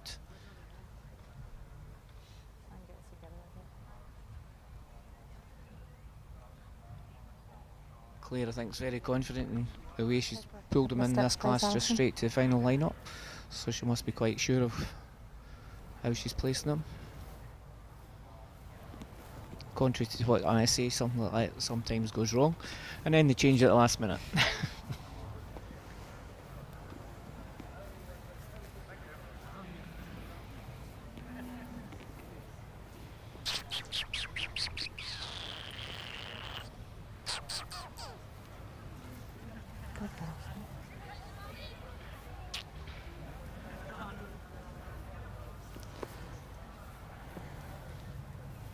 Still having a very close look between the first two. Yep, that's fine. And she's went with her decision. And in first place we have R&M Scott with VTech Pepper Kim, bred by VTech Holsteins. Yep. In second place we have Kevin Laurie with Armview Doberman Molly. And in third place we have G&G Templeton, Now Side Unstoppable Patella, bred by George Templeton at Now. More ribbon capacity, I prefer the balance of this animal, more age, more appropriate. Like I prefer your heifer's quite.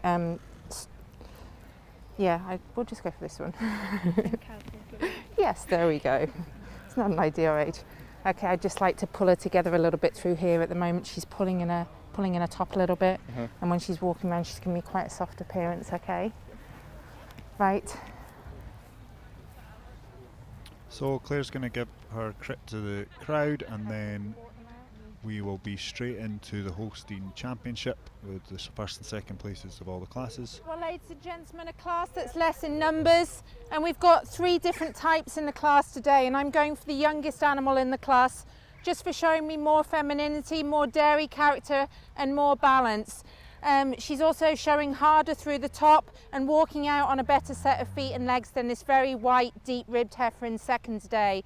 Heifer in second, over in third, she's harder through the top, particularly through the loin. She's also a little bit cleaner through the thigh and more open through the rib.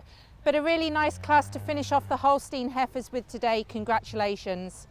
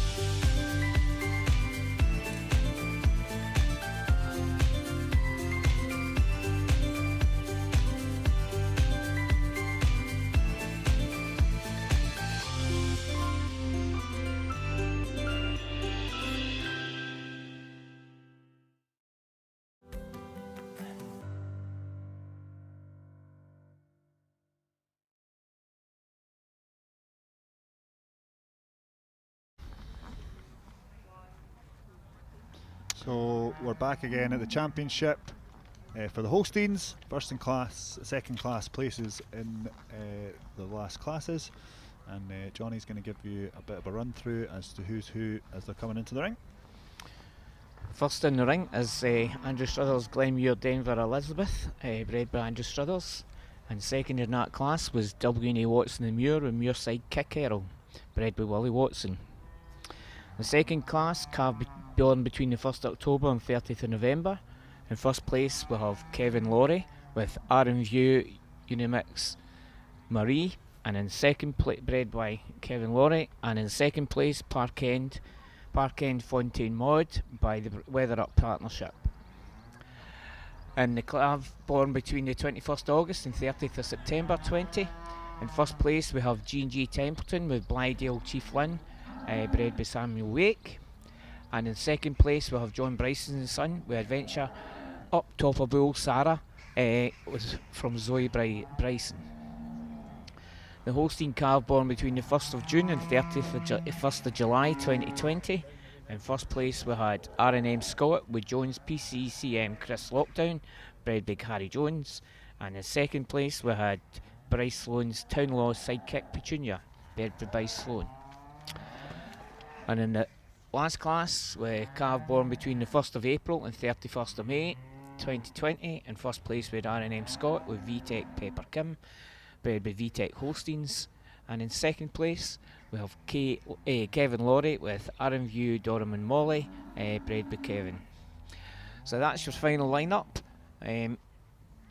Claire will have a quick look round, then she'll select a top 3, 4 or 5 out and line them up diagonally across the ring before she taps out her champion, her reserve and her honourable mention.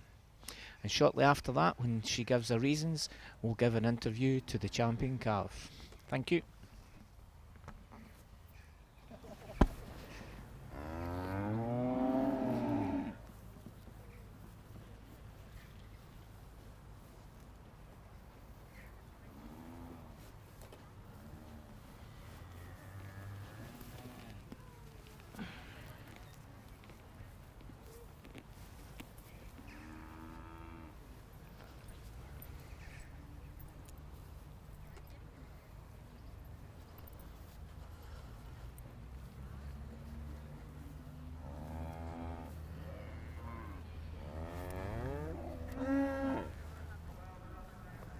So we'll just do a quick mention of our sponsor for the calf classes today, and that's Allflex Livestock Intelligence.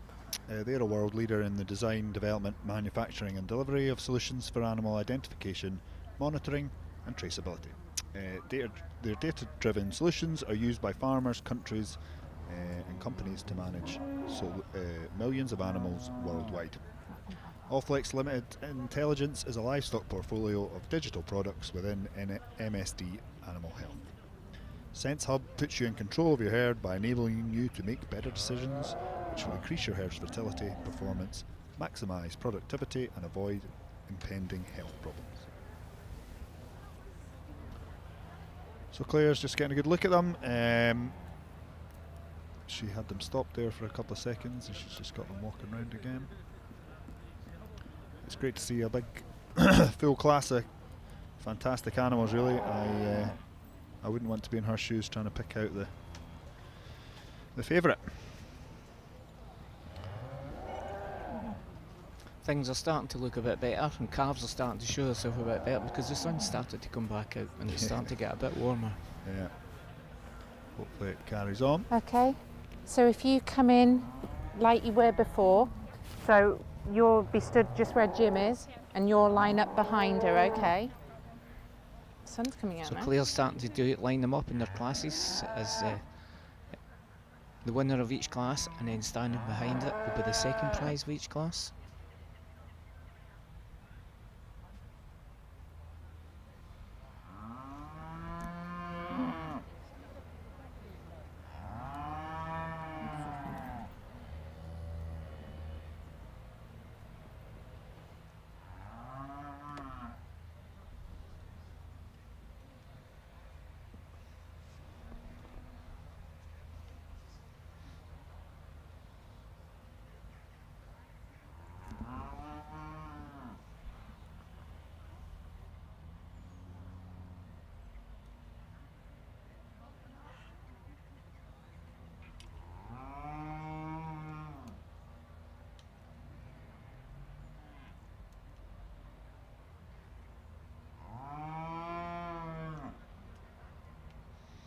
So this will be your chance to see the first and second winners of the first two classes that we were unfortunately able to show you.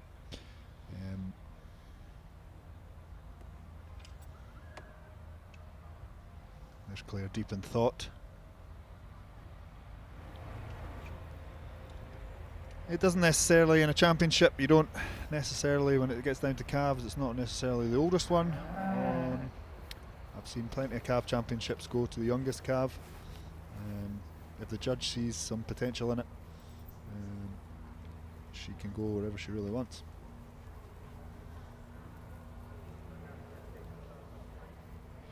As you'll see, some of the calves are starting to get tired with the length of time they've been out here and been back out in the ring.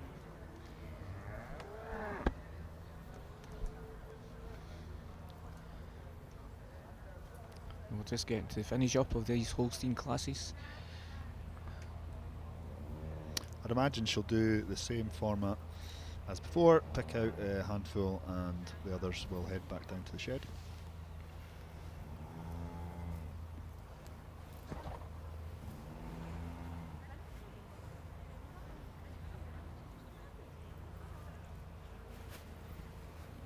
It's always quite amazing the variation in markings. You think a black and white cow is a black and white cow, but there's quite a mixture of different colours. Colours, yeah, really.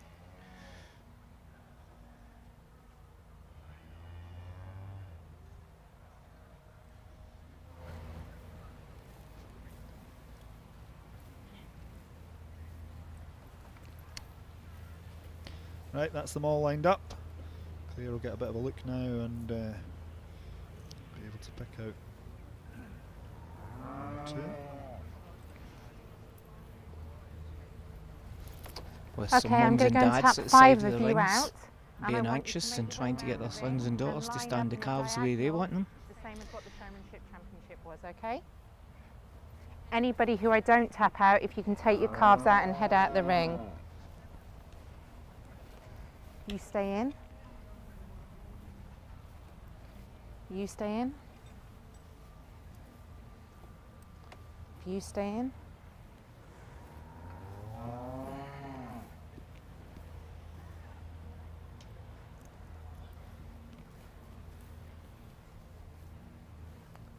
If you stay in.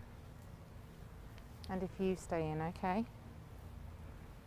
So she's gone with the first placed ones of the first 4 classes and the second Okay, the rest of you, if you make your way out to the sidelines, you can watch from 4th class. So we'll find out what their numbers are now, and the rest will head back down into the shed.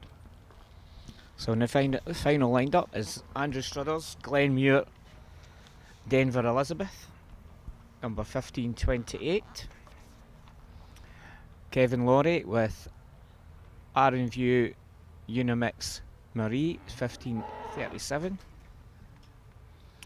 G&G Templeton, Blydale Chief Lynn, 1544.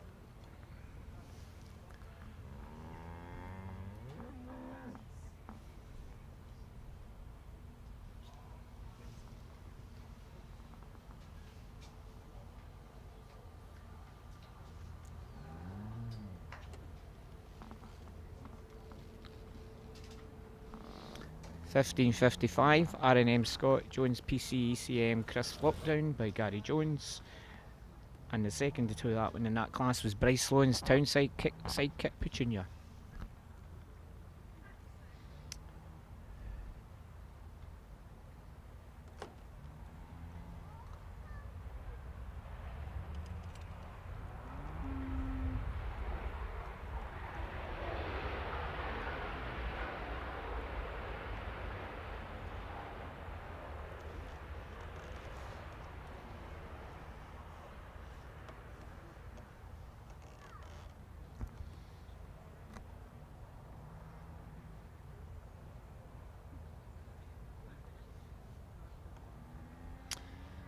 Nice, so we're getting the exhibitors up to the side of the ring to have a good look. Hopefully cheer on their winner.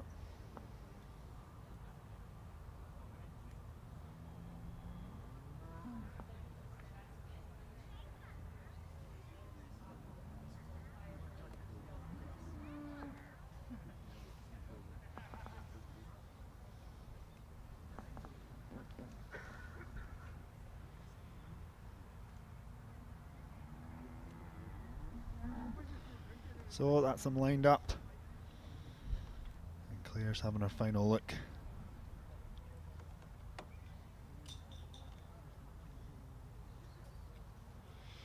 And as you'll see in this final lineup, how there's a 2-month difference, some 3-month difference in age groups as they move up, and you can see the difference in the sizes and how quick a calf can grow throughout the year.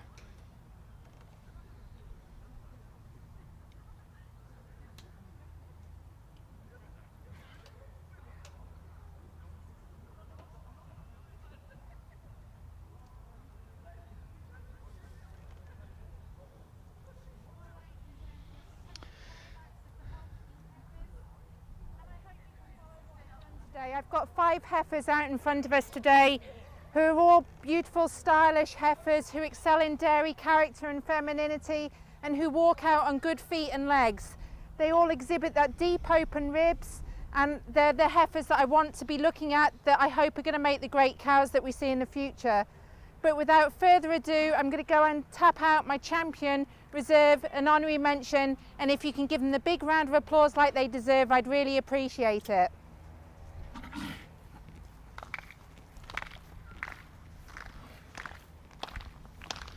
Got the slow clap again going. Yep. As, Claire goes to declare out our winner. Well done. Well done. Thank you. And here we go, Neil Sloan takes the double. Congratulations, Champion. well done. Well done. Good job. So that's the champion showmanship person Okay, has got the these champion three, calf when they today. came out in the championship, they all Blydale really Chief matched Lynn, together. bred by Sam Lake, which is number 1544. And reserve champion is Andrew Struthers, Glenmuir Denver Elizabeth, bred by Andrew Struthers and led by his sister, who's number 1528. And in third and honourable mention is Kevin Laurie with Armview Unimix Marie, Okay, ladies and led gentlemen, by just a Alison few Hunter. reasons on how I've placed it the way I have. That's All day I've been looking for legs and feet, and this heifer that I've placed champion walks out on a truly impeccable set of feet and legs. She tracks so straight, she's so clean through the thigh and through the bone, and she's just got so much style throughout the day. She's always looked on form. She's hard topped, she's well filled, she's got that deep open rib, and she's just got style to burn. Following out with the heifer from the youngest class today, another very similar type of heifer. Although just a baby, she exhibits so much rib and openness of rib and dairy character. She's so long from the tip of the nose to the tip of her tail. And it's those dairy characteristics which get her so high up in the classes and championship today. Following on with my honorary mention, again, a very similar type of heifer, hard top, deep and open ribbed, and walks out on good feet and legs. But I think when you see them all stood together, hopefully you can see what I've been looking for, and just a tremendous show. It's so good to see all the showmen and all the calves out again after such a long, difficult time away. But congratulations to the Royal Highland. I think they've done a tremendous job of putting an exhibit on like this, and the following that it's had online and with social media and on the website has been absolutely terrific. So congratulations to everybody involved today.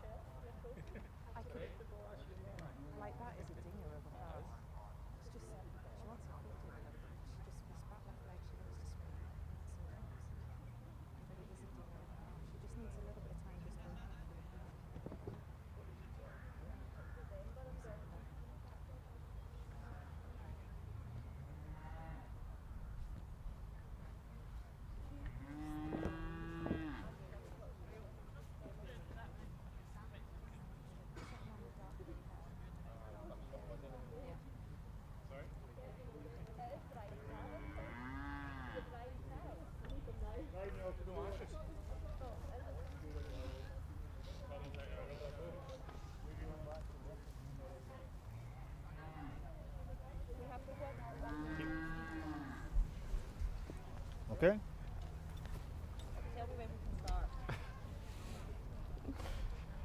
Oh dear. Neil, congratulations for... Oh. Are we on now? Are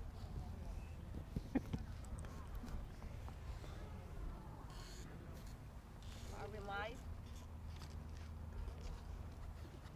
The judge is going to stand beside you. The judge is standing. No swearing. I know. I'm normally quite bad for it. We're live, go. Hey, Neil, congratulations on winning the Holstein Calf class and also doing the double with the young handlers earlier on in the day. How are you feeling about that? Oh, over the moon, overwhelmed. I haven't been at a show since March 2020, so it's been great to get back out again, so it has. Good. And you obviously said you're not been to shows for a wee while. What does it mean to you normally at the Highland? It's what you look forward to. It's the pinnacle of the summer, getting to the Highland show, the week at the Highland. It's a way you get a break for the farm, you get to see everybody. It's brilliant normally, so it is. It's good. And what do you think of the other competitors that were here today? It was quite a close one. It was hard competition, the girls yeah. were chasing you up. It was nerve-wracking, so it was. Good. And Claire, fantastic turnout of calves and handlers today, and we're now moving on to the colour bleed. I'm sure it'll be just the same. Are you enjoying your day so far? You got a wee bit wet there for a while. Absolutely loving it. It's great to be back out in the ring, and these shows are so important. Like, this is the future of our industry, and it's so important to get them involved and give them the opportunity to get out and meet people and get the enthusiasm going that will hopefully spur them to remain in the industry for many years to come. Excellent. Well, we'll get another catch up with you later on, Claire, before the interbreed, but congratulations again, Neil, on the double. That's a fantastic effort, and we're now going to move on to the coloured breeds, and I'm sure we'll have the same quality again. Thanks again. Thank you.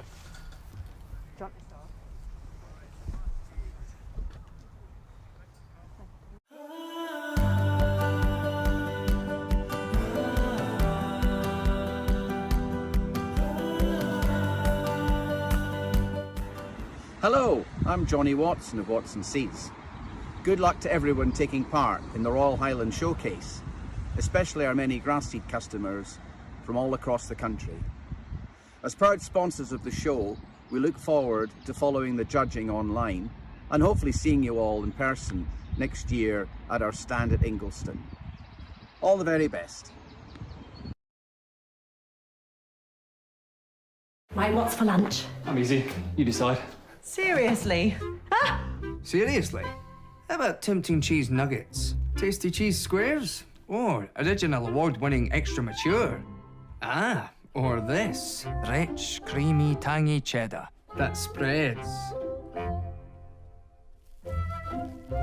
Where did this come from? Man in the fridge. Seriously? Seriously. Unbeatable flavour in every bite.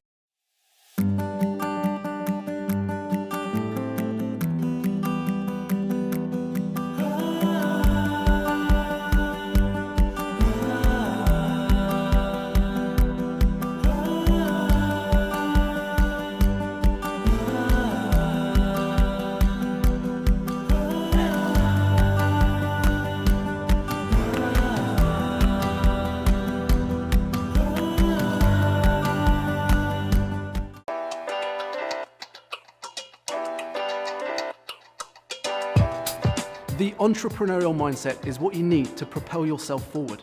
But by making an effort to embody this mindset, you position yourself to meet everyday challenges and experience growth. Scotland's Royal College. For the next generation. For the future of our food. For the future of our environment. For the natural economy. Take it to the next level.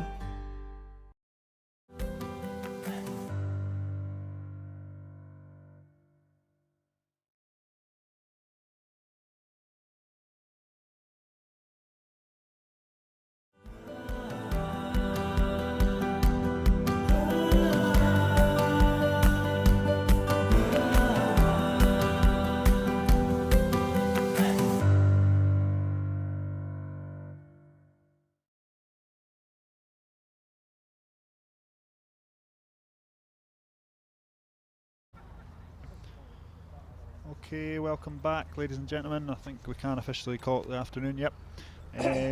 We are into the second part of the calf classes, which is the coloured breed dairy calves. Class 359, coloured dairy calf born between the 1st of December 2020 and the 31st of January 2021.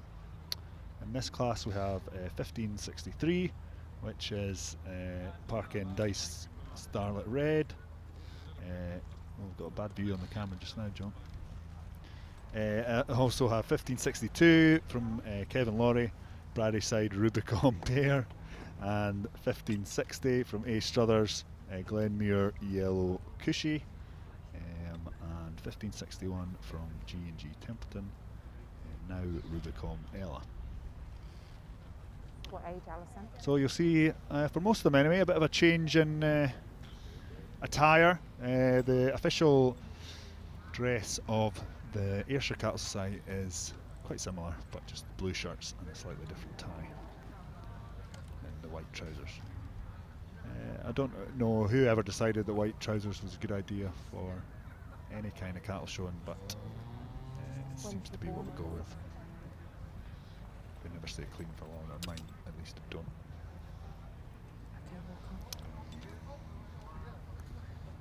As you'll see, even though we're into the colour breeds, calves are much the same shape, same style. Majority of people nowadays have all breeds, and the majority of the show people have all breeds.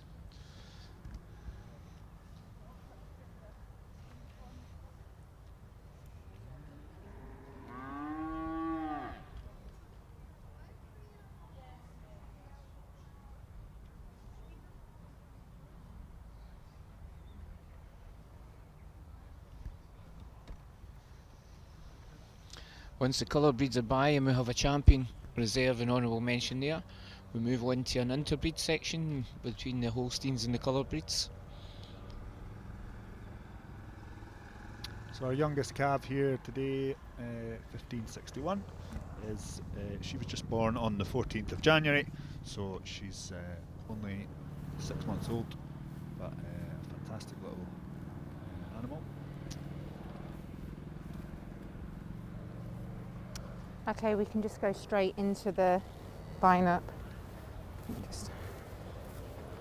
Quite often when breeders are deciding to put their animals into entries, they look quite closely at the dates. Different shows have different dates of how they split up their classes, and it can make quite a difference if you don't necessarily want to go for the youngest one in the class, but sometimes it happens. But as long as they aren't miles away from the other one, it makes it all fairly equal.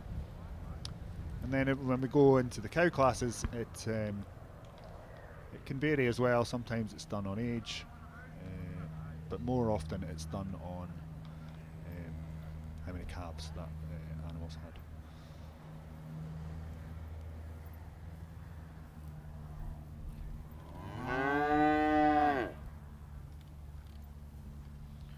So Claire's taking on her initial lineup here.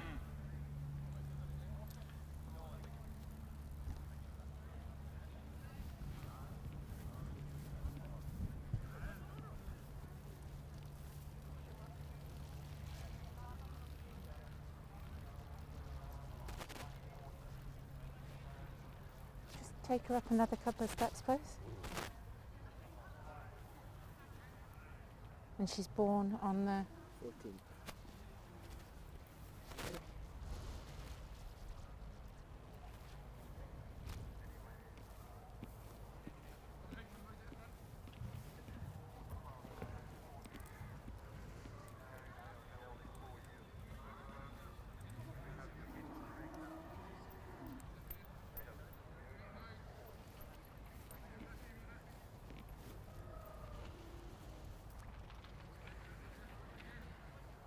Okay.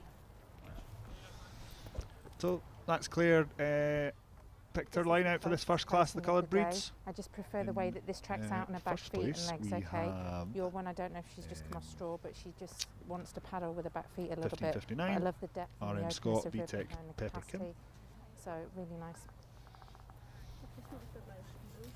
Pardon? That's all, I was reading the wrong bit. I'll wait till Claire's had a chat with the exhibitors first.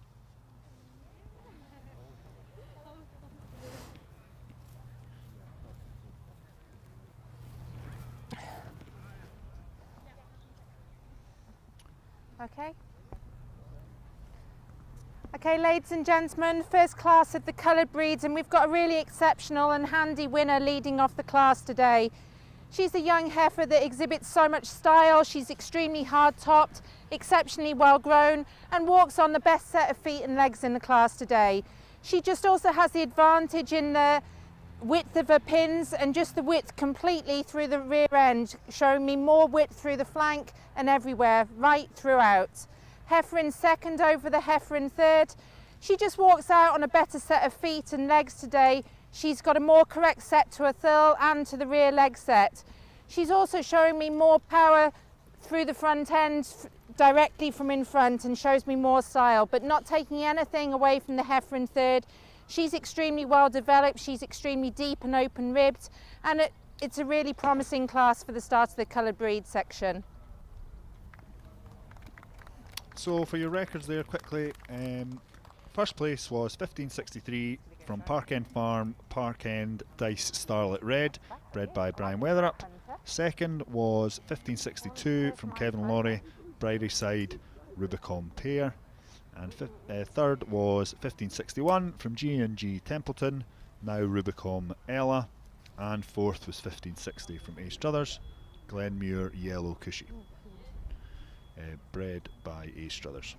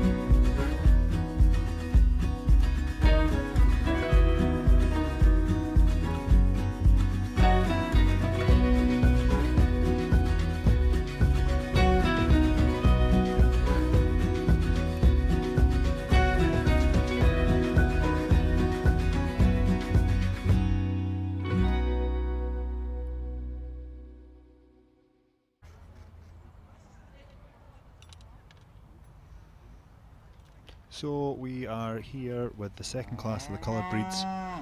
Just one in this class from North Castlereagh, Liz Mulligan, Aster 6, bred by Adam Lawson. Adam's young daughter Orla is leading this calf, doing a great job. The reason this, you might be thinking this is a black and white one, should be in the Holsteins, but it's not actually, it's a British Friesian. This way a little bit so that's why it's in the coloured breed. Well done.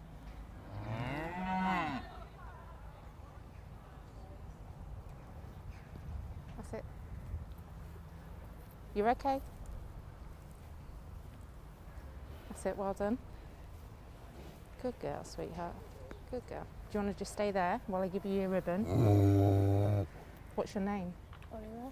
Euler. Euler? Orla. Well done, you've done well. Is this your first time at a show, obviously? Here you go, do you want me to give you this? Congratulations. I'm going to put this on your pocket so it doesn't spook her, okay? But well done. Hey, sweetheart. Oh, there's no pocket. No. There isn't a pocket. What am I going to do now? I'm going to have to put it on there. Okay. Are you all right, or do you want me to walk with you? I'm fine. Are you sure? I think Jim's going to come with you now, all right?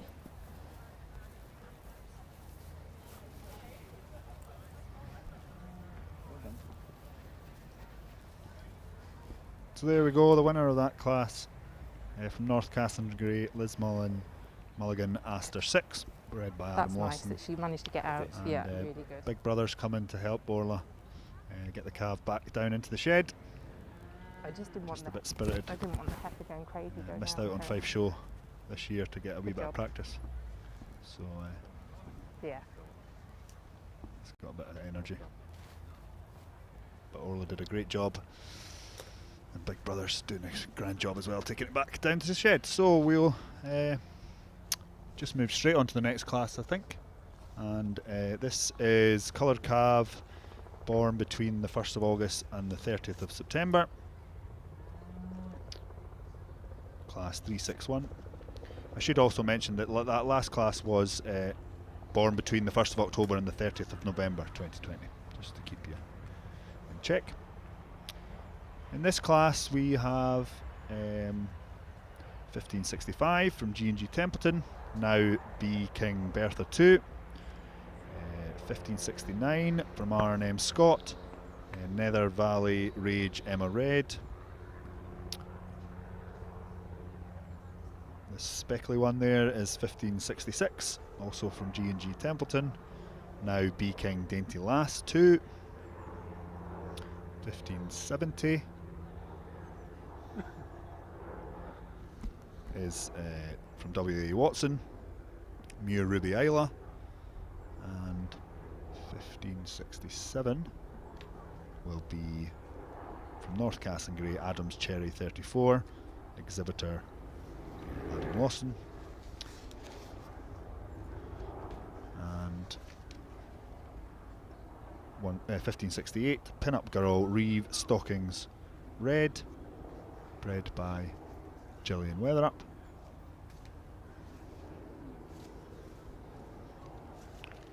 And that is that class.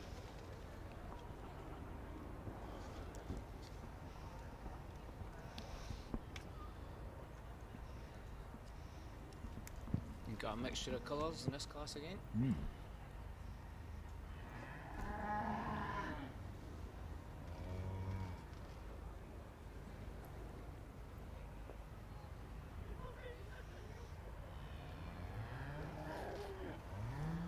Max Bryson leading the first calf in the ring. Belongs to his Uncle George at Now, which are having a reduction sale in the first week in July. Some of the top genetics and top bred Ayrshires in the country, which George is selling, and they're showing some great calves here today. Also the third calf in the ring is also bred by Now.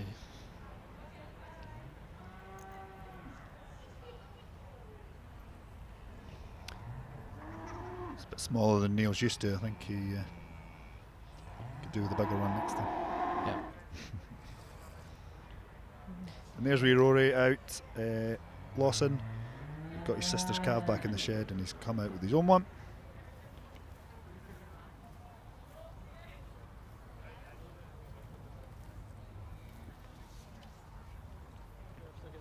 Rory, actually, you might have noticed he was stockman of our time in the Scottish Farmer a couple of weekends ago. He's been following Adam around for years at the shows, and he knows exactly what the crack is, and I think he's maybe 10. What age is she, please? Keen showman If you walk for the on. rest of his days, I'd say.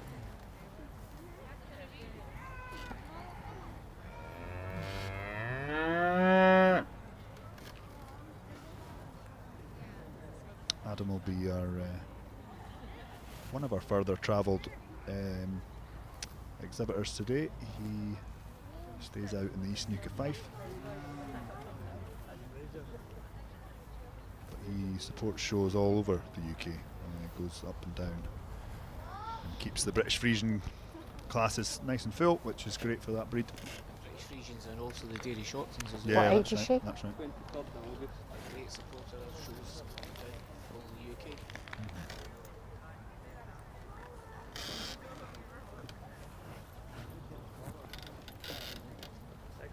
As of most of the breeds are sitting exhibitors here. It's just keeping the enthusiasm going to get them all back out and getting them back out. So note that When she born, please. that last cab in the class there, 1568, is from Park End Farm, but it's owned by Brian's wife Gillian, and Pin-Up Girl is her prefix. I'll come back to you. Some really nice red and white cattle kicking about. When she born, please. The end of September. Well done.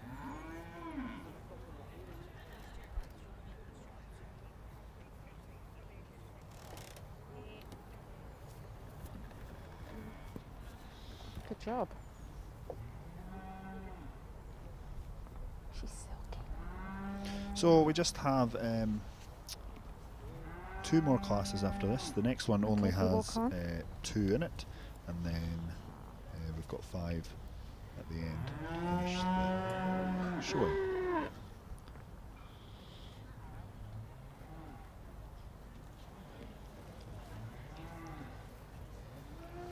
You finished dressing yourself now.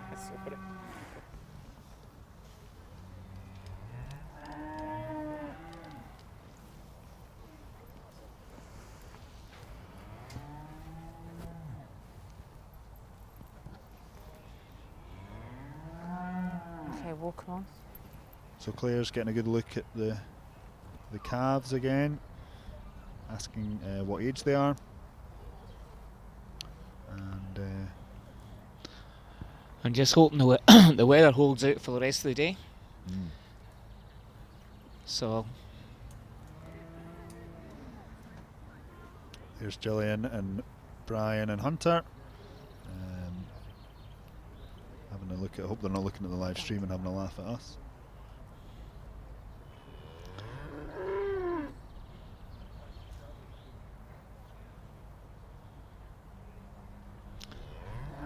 the camera should be on us, David.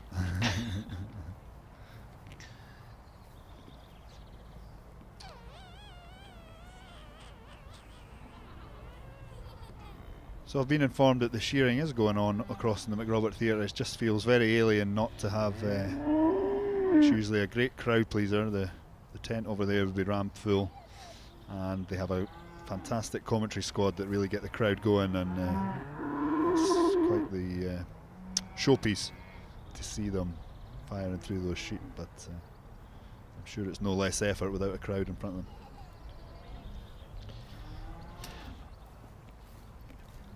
When you come into the colour breeds, it makes things a little bit more difficult for the judge, because they've got to look at the perfect module of each breed and what each breed's perfect module is. When you've got the red and white Holsteins, you've got Ayrshires, you've got Friesians. We haven't had any jerseys out today as yet, but sometimes we get them, and sometimes we have Shorterns amongst them. Also Brown Swiss.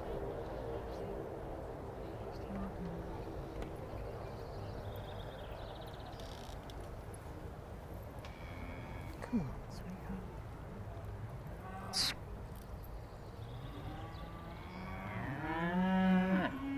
These coloured breeds are maybe not just as popular as they once were in Scotland and the UK, but they continue to have a purpose in Scottish agriculture, and especially in milk contracts where they're looking for high solids, proteins and fats in the milks for making cheese or other milk products. And they're also well suited to different terrains as well. They're a wee bit hardier, they can last maybe more on the extreme ends of dairy farms, so they do still serve a purpose. What's quite popular in dairying just now is crossbreeding, so these traditional, the Friesian especially, is getting a great revival with getting crossed and used as fantastic grazing cows, a bit like how they have in New Zealand. It's becoming quite popular in western parts of Scotland.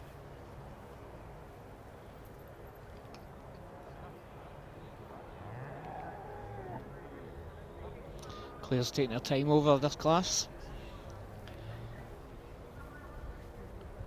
Taking a long We're going to hard do look. 2 lineups. If you go in first, you go in second, third, fourth, fifth. No, just go here to start with. Don't go too She's made far a over provisional though. lineup. So just stay there. I just want to see them all together. So you'll hear what she's saying. She just wants That's to fine. Don't go too far this way. see them lined up to get a better comparison.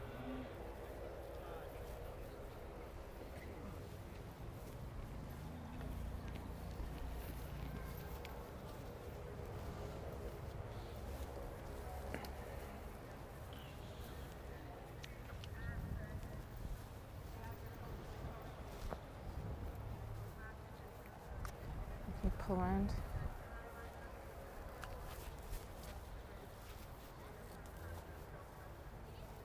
Not too close.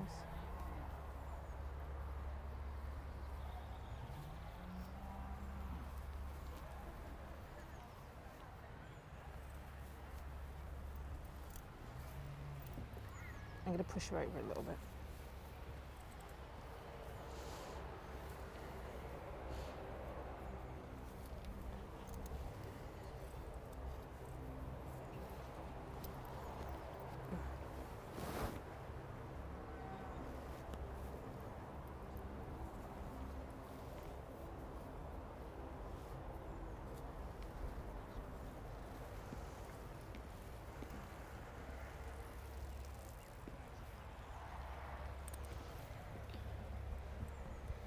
So Claire's getting a good look over these animals. Sometimes a little bit easier when they're standing side by side. And she'll just be going through it bit by bit, from the top to the bottom. And if she finds something that she thinks on one's a little bit better You than the lead other, off in first, in second, in third, in fourth, and if you are in fifth, okay. Your heifer is so silky, but she just lacks the rib development, okay, but she's super silky. I love it. So she's picked her line out there. The fourth place cab was getting pulled out for third, and the nice little black one was just getting slotted in there at the end. Claire said she was a big fan of it, but it's just a bit lacking the rib of the other ones in front of it. It's obviously a fair bit younger than it as well. So.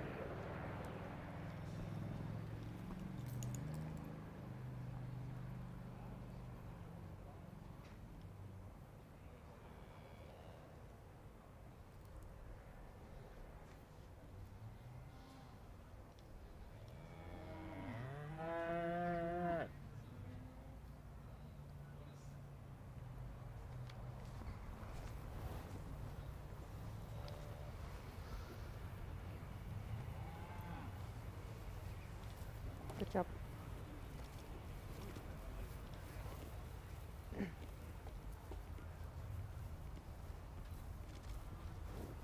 Okay, that's it. Very close placing between the two of you. In the end, I went for this heifer just for she's longer coupled right the way throughout. Okay, she just shows me more extension through the head and neck, and she's just a little bit cleaner today. I also prefer the way that she holds herself together through here, okay? And she's just a little bit cleaner through the hock. Your heifer over the third heifer, she's cleaner today. She's sharper over the shoulder, and she just walks out better on the legs and feet. Your heifer's just carrying a bit too much condition for me today, but the reason I switched these at the last minute was just the way that they are from hook to pin. I prefer the way that her tail sits between the pins, whereas I feel this one slopes off a little bit, okay? Just placings, more rib development, more developed for her age, and just a little bit bigger heifer, okay? But like I said to you, I was shocked when I felt how silky your heifer was, really shocked, okay?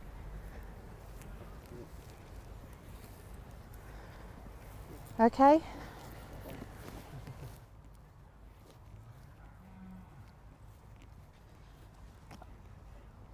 Well, ladies and gentlemen, we've got a class of 5 heifers here that are all very different, but I'm leading out with the heifer that I think shows me the most style. She's a slightly longer heifer from right the way throughout, and she's dairier today for me. I also prefer the way that she's cleaner through the thigh and cleaner through the hock than the heifer that places second today. Heifer in second over a third, she shows me more femininity, more dairy character, more angularity.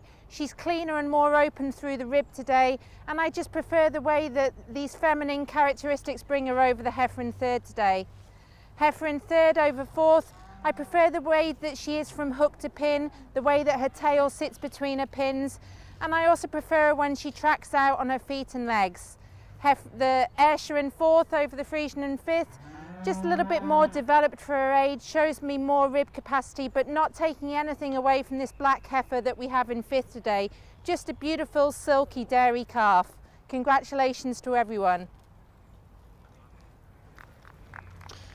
Okay, for your records there, the results for that class were 1566 from G&G Templeton, now B King Dainty Lass 2. Second was from Park End Farm, Pin-Up Girl Reeve Stockings Red, exhibitor Gillian Weatherup. There you go. Third was R&M Scott, from R&M Scott Nether Valley Rage Emma Red. And fourth was 1565, now B King Bertha 2. And in fifth, 1567, Adams Cherry 34, breeder, exhibitor Adam Lawson. And we'll be back after a quick break.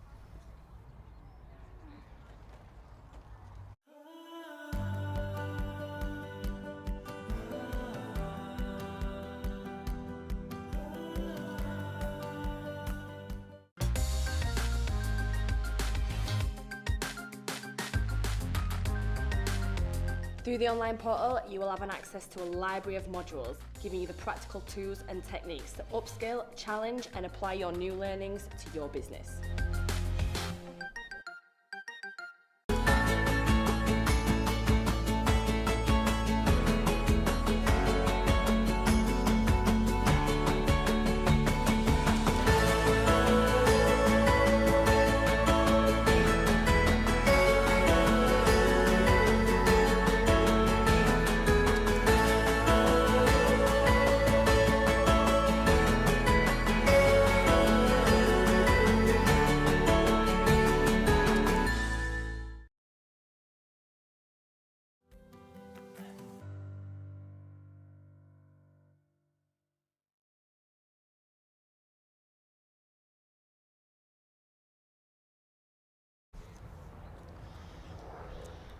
Okay, we are back with the second to last colour breed class, just 2 in this class. 1571 from A&S Laurie, Cuttle Towers Focus Yoga, and 1572 from North Castlereagh, Liz Mulligan, Priscilla 60, exhibitor Adam Lawson. So we have an Ayrshire and a Friesian in the class, so that'll be a bit of a challenge for Claire, but I think she's made her decision already, and she's got them pulled in already. Adam must have a pool of these little black calves. They all look like he's pulling at the same one, but I'm sure they're different.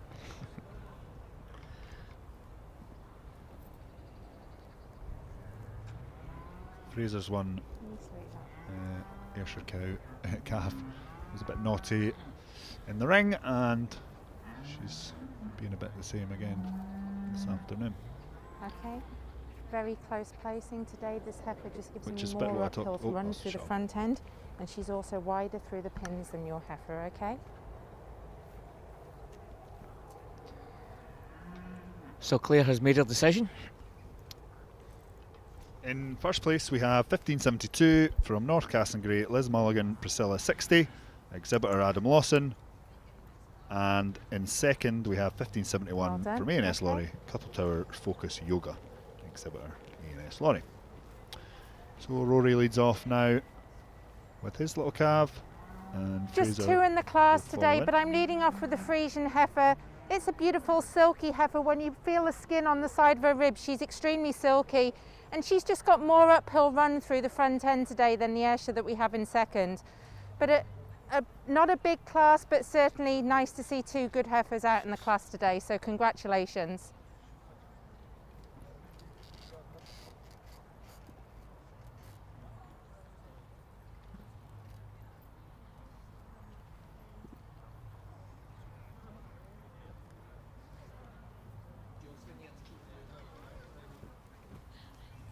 Okay, we are now moving on.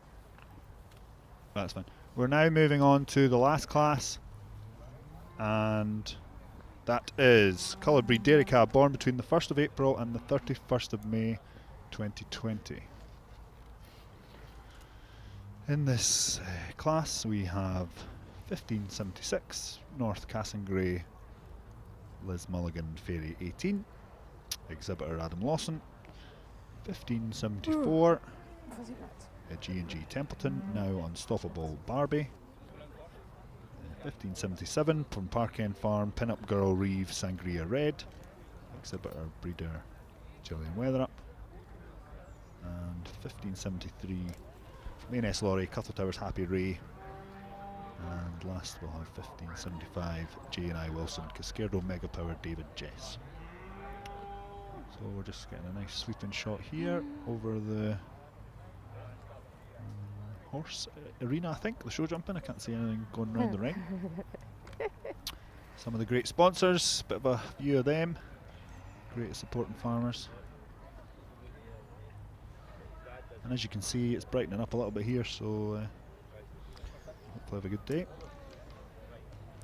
And as you see, you never see the Royal Highland Showground on a Saturday like this. Certainly not.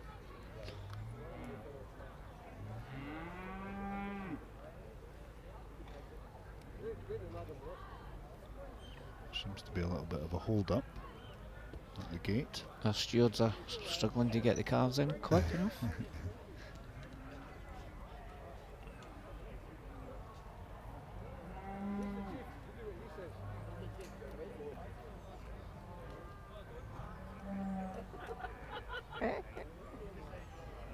There's something funny, they're all laughing, so that's the main thing. So first in, as you can see, should be. There's always a troublemaker on the I can't see that number. First in the ring is 1577.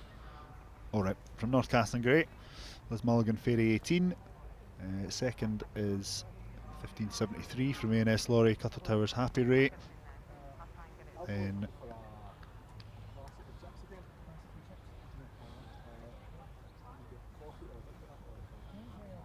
oh, sorry, the first one was 1577 from Park End Farm, Pin-Up Reeve Sangria Red. Third coming in there, the jersey, is 1575 from J&I Wilson, Cascardo Mega Power David Jess. I think that might be all we have in this class, which is fine. First time we're seeing the jersey. So, oh no, I can see the Shorthorn coming through. Rory's had a busy afternoon, so he must have been needing a bit of a break before he came out with another one. So we've got quite a mixture here. We have a red and white, an Ayrshire, a jersey, and a Shorthorn. Or is it a Shorthorn, or would it be a? I'll be a Shorthorn. Ah, yeah, Shorthorn.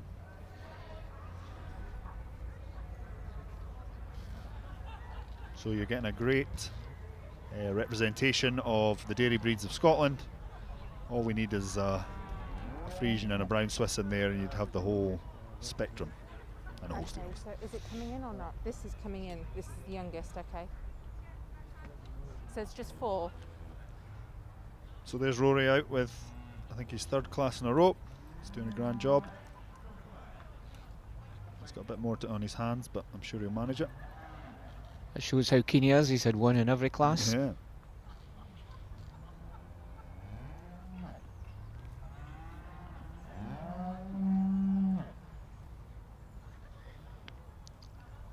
One of the pitfalls you always find when you're leading your calves, walking backwards, you inevitably stand in something that the other one's left the time before.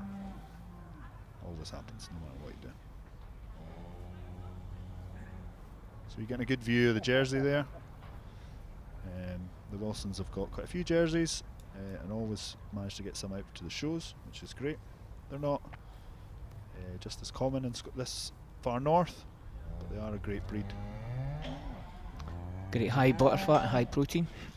And we don't get big classes at the Highland Show, but we get real quality jersey classes at the Highland Show. And I've seen jerseys in here challenging the Holsteins for interbreed champions more than once. So Claire's made her decision almost, I think. She's pulled in 1577 Park End Pin-Up Girl Reeves Sangria Red in first.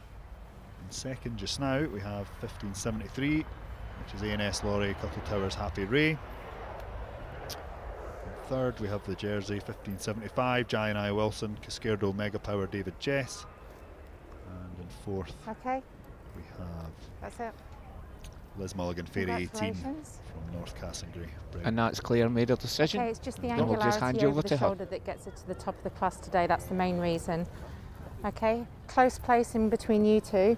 Just your jersey's a little bit open-toed for me, so when she's walking around the ring, I'd like to change her through the thills and through the feet particularly, okay?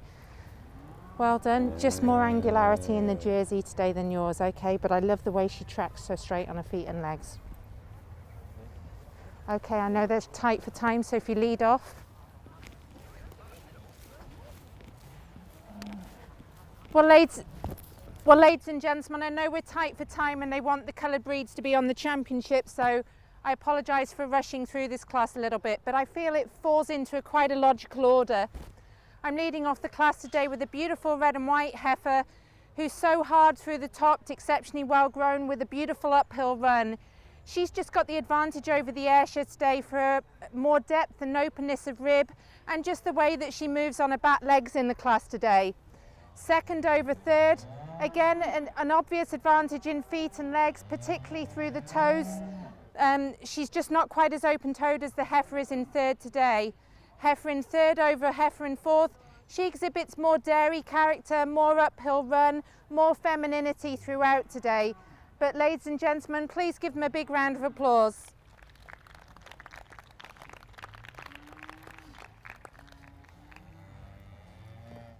Are they still on track for doing it?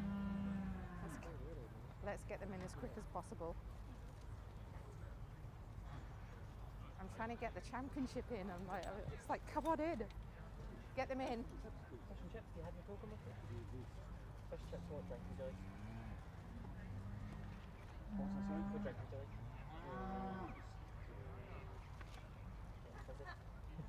No, just I've got water. Got water? Peas?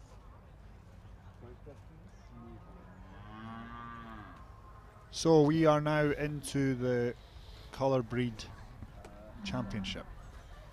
First and second places of all the classes. Well, there'll only be a first place in one of them because there's only one. Do you have a list of the who's in? Yep, Johnny will give you a rundown of who's who. In the first colour breed class, first place we had Park End with Park End Dice Starlet Red, Brian Weatherup. In second place we have Kevin Laurie with Priory Side Rubicon Pair.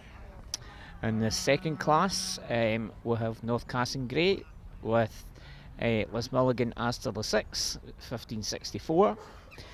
In the next class we have G&G Templeton now with now Big King Dainty Lass the 2nd.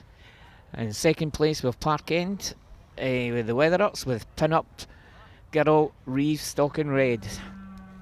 And then in the last class, the second last class, in first place we have North Castlereagh with Liz Mulligan Priscilla the 60th. In second place we have ANS Laurie with 1571 Cuttle Towers Focus Yoga for ANS Laurie Cuttle Towers. And then in the last class, first place we had Park End Farm with the Weatherups with Pin Up Girl Reeves Singara Red from Gillian Weatherup. And in second place, ANS Laurie Cuttle Towers Happy Ray. So Claire is just getting them in and she'll let them go through the same process as she did in the Holsteins and in the showmanship in each class. What time is running on, and hopefully we manage to cover this and the interbreed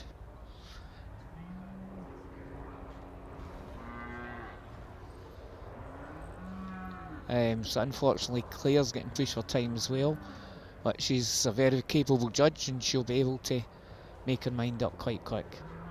Everyone round the side of the ring is starting to get their coats back on as spits of rain and the darkness comes over again. No, we've done well today, Johnny, getting inside. Yep. Is that your helicopter coming to take you away, David? That'd be nice. That would be nice. I don't think somehow the sun will be shining in Kinrossher. If there's a spit of rain here, it's usually raining at home. But I'm not begrudge it too much. Way up into that place again. So Claire's getting a good look here, quite a variation of colours and sizes, but like you say, Johnny, she's more than capable of tackling that.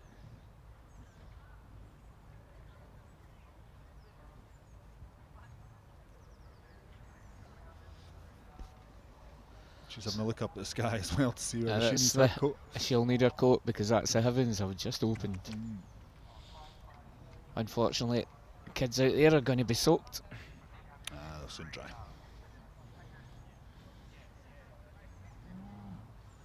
We keep saying that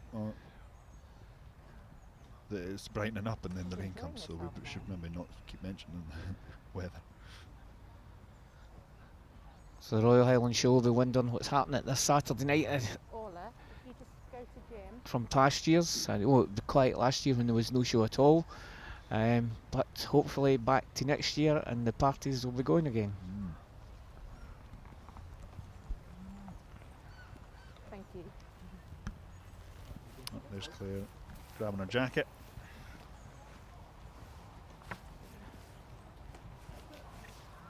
So they're lining them up. Same format as we've seen, the first with the second behind them.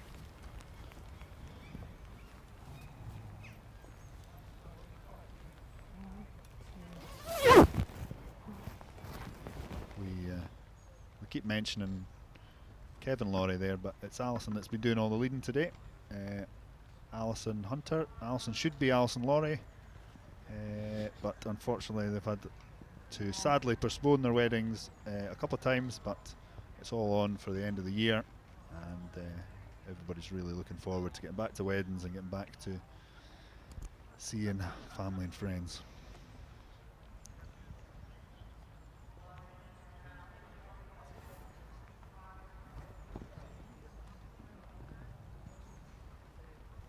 So it's quite a struggle to get the calves to maybe just stand nice and level when the rain's on their back. The first thing they do is stick their back in the air, but Claire will take that into consideration. And then you're going to be coming up in a diagonal with 4 other calves, okay? So you stay in, okay? You can go out, okay? Well done. Thank you for coming in. 2, 1, 2. If you follow out as well, please. If you take your calf out. You take yours out as well, please. As in for the final 5, sorry. Yeah, as in the final 5. And Alison, final 5, yep. Okay, you're staying in the final 5, okay? You can make your way out, okay? Thank you for bringing you in. And you can make your way out, okay? So there's Claire, she's bringing in her final 5. There's Park End Dice Scarlet Red. And Briery Side Rubicon Pair. Now Big King Dainty Lass the second.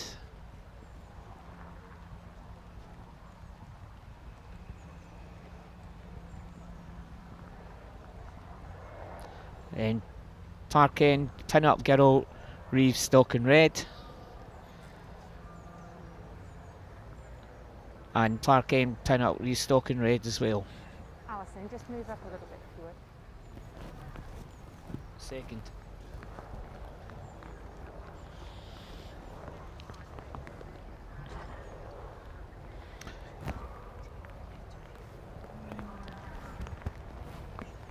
Okay, ladies and gentlemen, I'm not going to delay about this. We've got 5 coloured calves in the ring in front of us that I think have come to the top of their lineups quite easily.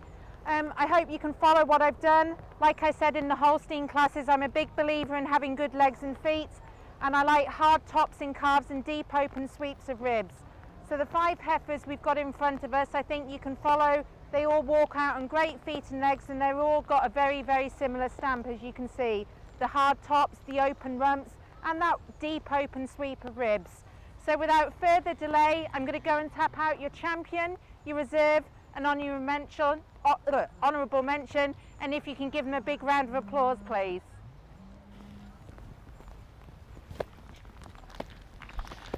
Claire's just going to tap out a champion, an honourable mention, and then a reserve, an honourable mention, sorry.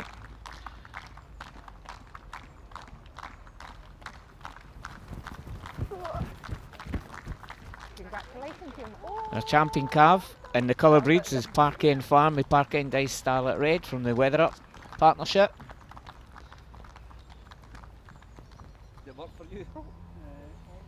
Congratulations. Well done.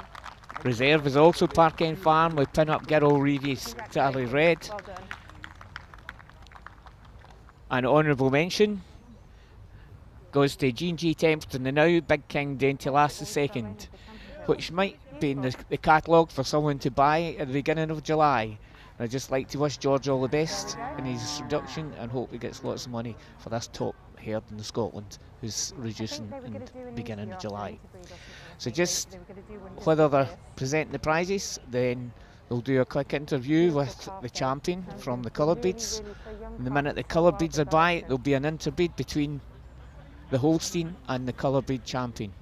I know, but having said that, the freezing calf is so simple. Hopefully it'll not take too long. And the main sponsors for the calves today has been Alflex, which we're much indebted to. Now we're nearing the end of the commentary for the calves in the Royal Highland Showcase, and this will be the end of it, and they'll be moving. Once this is by, they're moving to horses or the sheep shearing.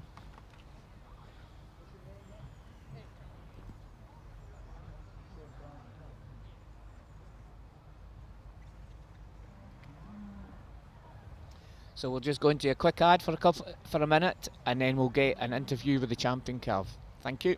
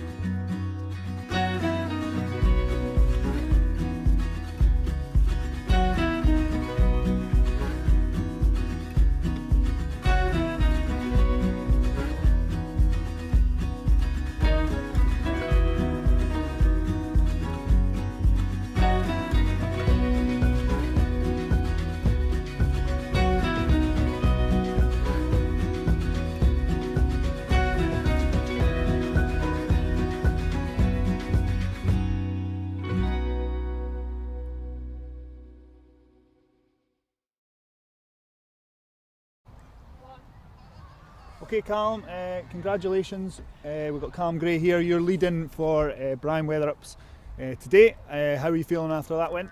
Really good. That's good. Just excited. Yeah, and have you enjoyed your day so far? Yeah, good. Definitely.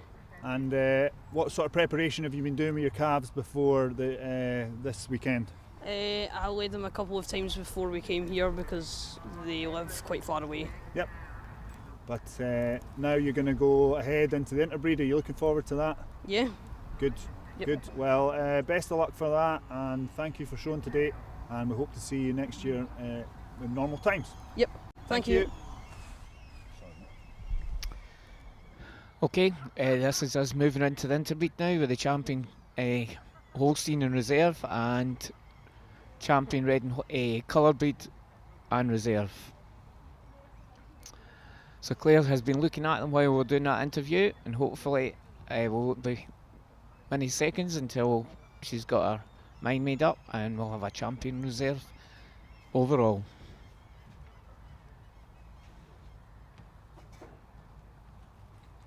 Okay.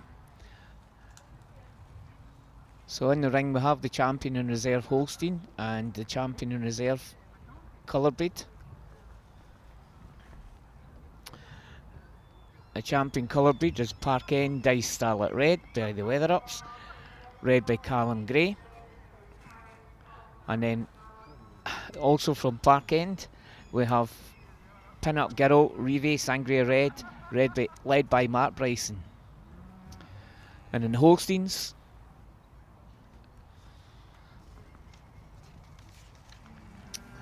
we have Neil Sloan leading G&G Templeton, Blithedale Chief Lynn, bred by Samuel Lake, was 1544, and the reserve from Andrew Struthers, Glenmuir, Denver, Elizabeth. So it's just coming up to her final lineup. She's going to do the 4 of them in an angle, and then she'll go forward and tap out a champion in reserve. So this is it for the pinnacle for the young breeders and their calves. They've put in so much effort over the past few weeks and all of today. And I think we should also probably make a special mention for all those behind the scenes, the mums and dads, the big brothers, the people that are down in the shed that do a lot of the hard work, keeping them clean and bringing them out here. And the exhibitors as a whole, it's been a fantastic effort to get here to the Highland Showcase. We had a lot of discussion beforehand, and we're just so pleased that we were able to put on a show, and we really do hope that it's been fantastic for the young ones and that we get back to some normal times fairly soon.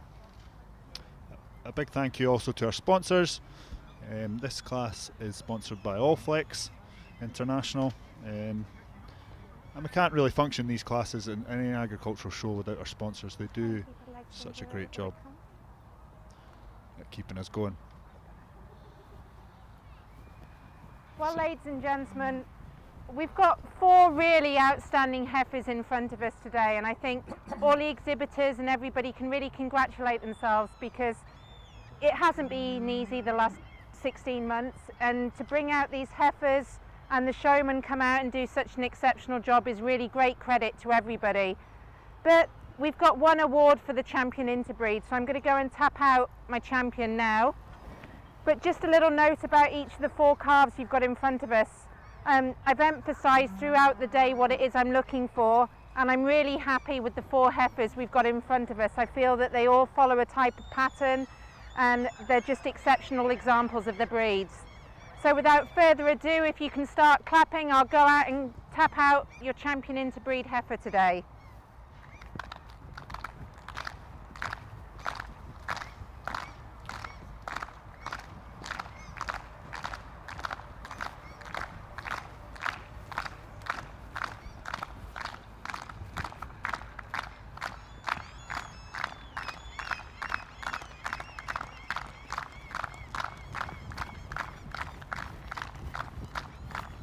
Well done.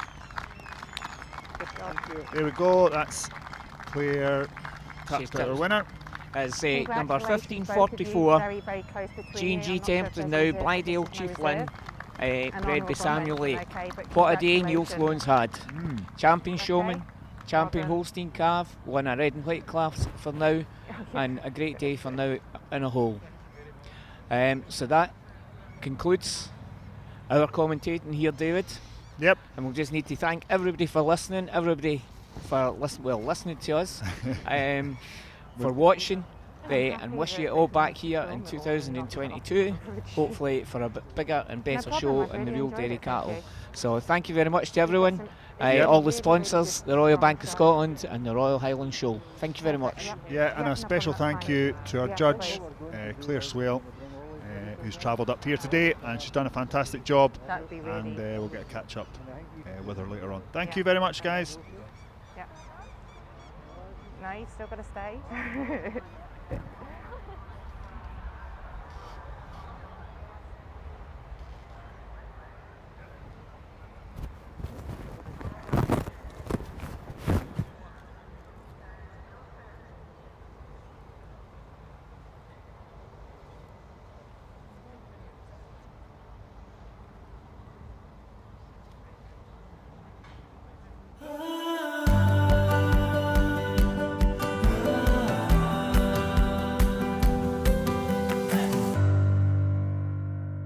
We've got a class of aged ewes coming in here, and again, good numbers and some great beasts in there. Yeah, this is us getting to the another bit that I would say just about the business end really of the Blueface Leicesters. This is they're a maternal sire, so you want the females need to be at the very top and the very best, and we're about to see that here. That is a tremendous class of ewes that Rodney's got to look over now. I think he's got his work cut out for him.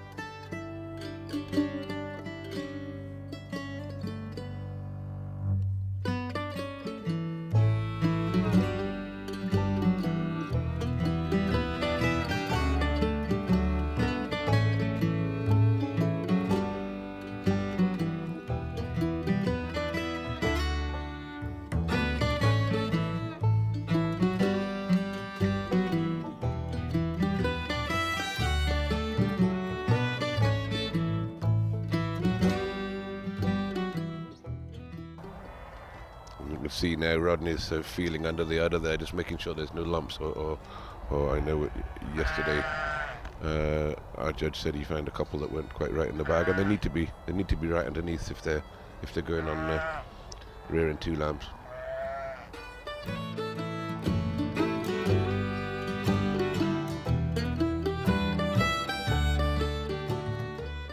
Here we go, and congratulations, that's the prize that's being given out there. So that's Kirkstead in first with 502.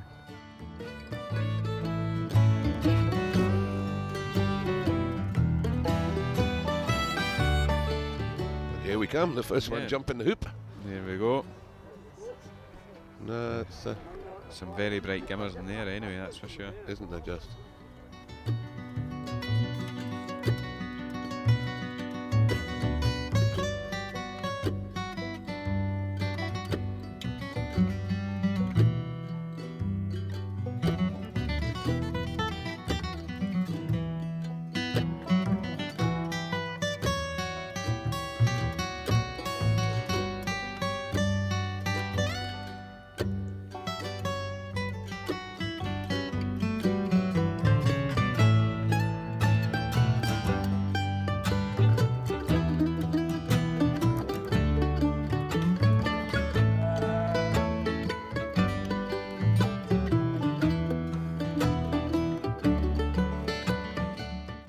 Want to make sure a good showman would tell you they'd have them at 12 o'clock.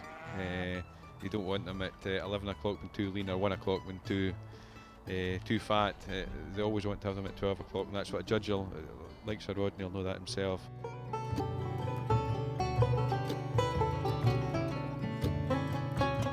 You can certainly see the winner there. I think we saw her coming through the gate, but we didn't want to put the curse on the commentator's curse on there. But a great bright gimmer that is, and congratulations to our winner in that class, number 508.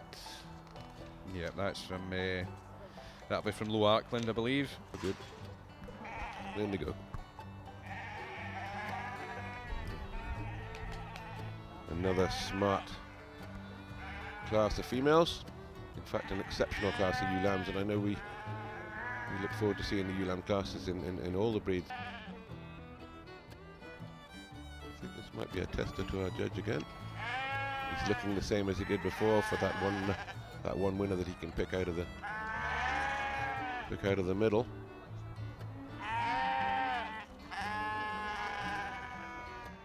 For those again not familiar with the ways of the Blueface Leicester, they'll be looking for, the judge will be looking for a broad muzzle as well as a good mouth and that characteristic Roman nose, and of course the bright eyes and long and erect ears, and there should be a good length of neck and broad shoulders, good spring of rib of course, which he's handling for, and a strong back and straight top line that we talked about before, but they're also he's looking for hindquarters and maybe not as extreme as some of the muscle breakers. He'll be looking for a depth of hindquarter as well, and as well as being good on the legs.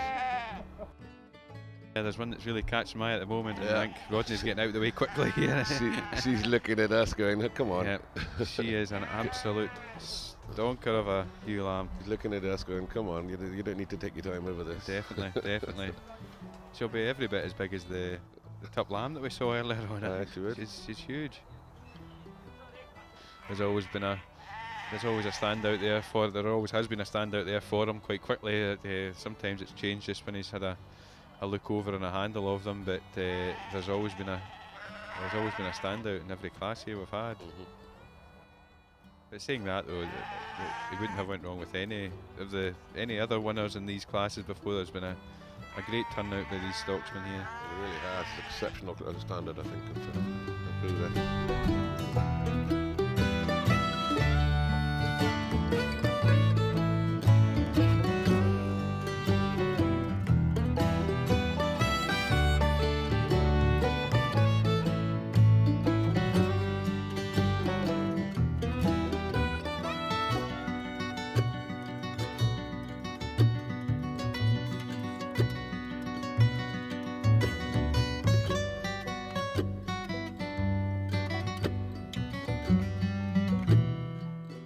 Side-on view there, we'll get the judge's eye view, and Rodney will get another quick look himself as well to see what.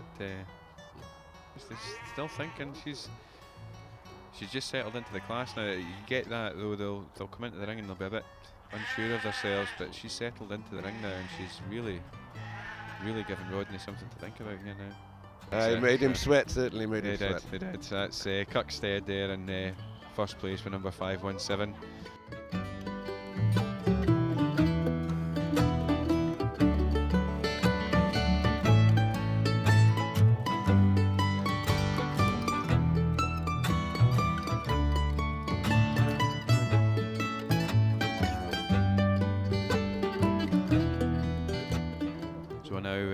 Getting them lined up here for our judge Rodney to pick his female champion, and I was just discussing there with Rodney before, and he said he feels his work's definitely cut out for him. It's he's not got a clear cut choice here for his female champion or his male. He's just it's just the three that he has to pick from. He could have any. He would happily take any one of them home, I would say.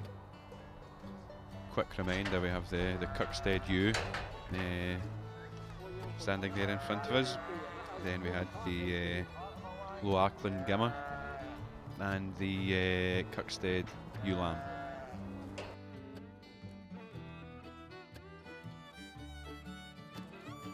She certainly wants to go all the way. I mean, when you look at her, she just oozes class when you see her there.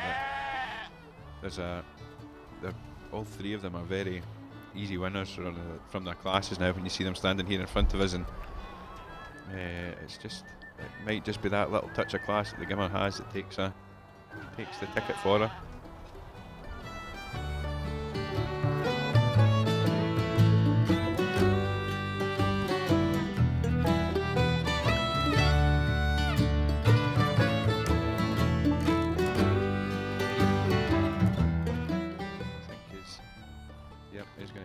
Kirkstead ewe as his reserve female, so congratulations to them. They've had a great day, as well as obviously Low Auckland have taken the female championship with that Gimmer. No, that's a great pair of sheep. Yeah, no questions about that at all. It's, she's got all that you need in a breedy sheep, but the Gimmer's just got something a little bit more special. Yeah, she's just, as we were saying before, she's at 12 o'clock. She's at peak condition for the show, and she's just one that knows that she's a star, and she goes in and shows that. Okay, ladies and gentlemen, so we have the first of the males coming forward here for the male championship now. There's the second prized aged ram, I believe.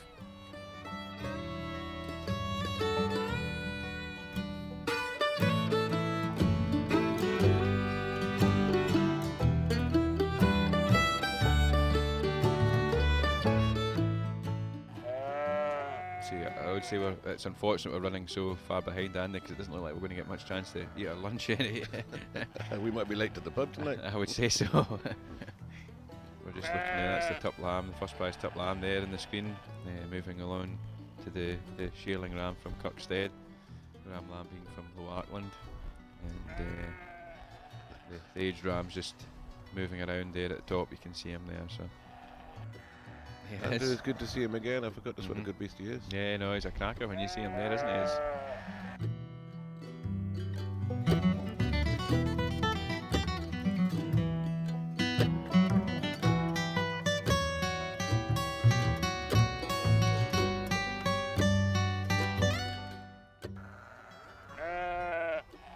He's going for the old boy. Old top, there we go.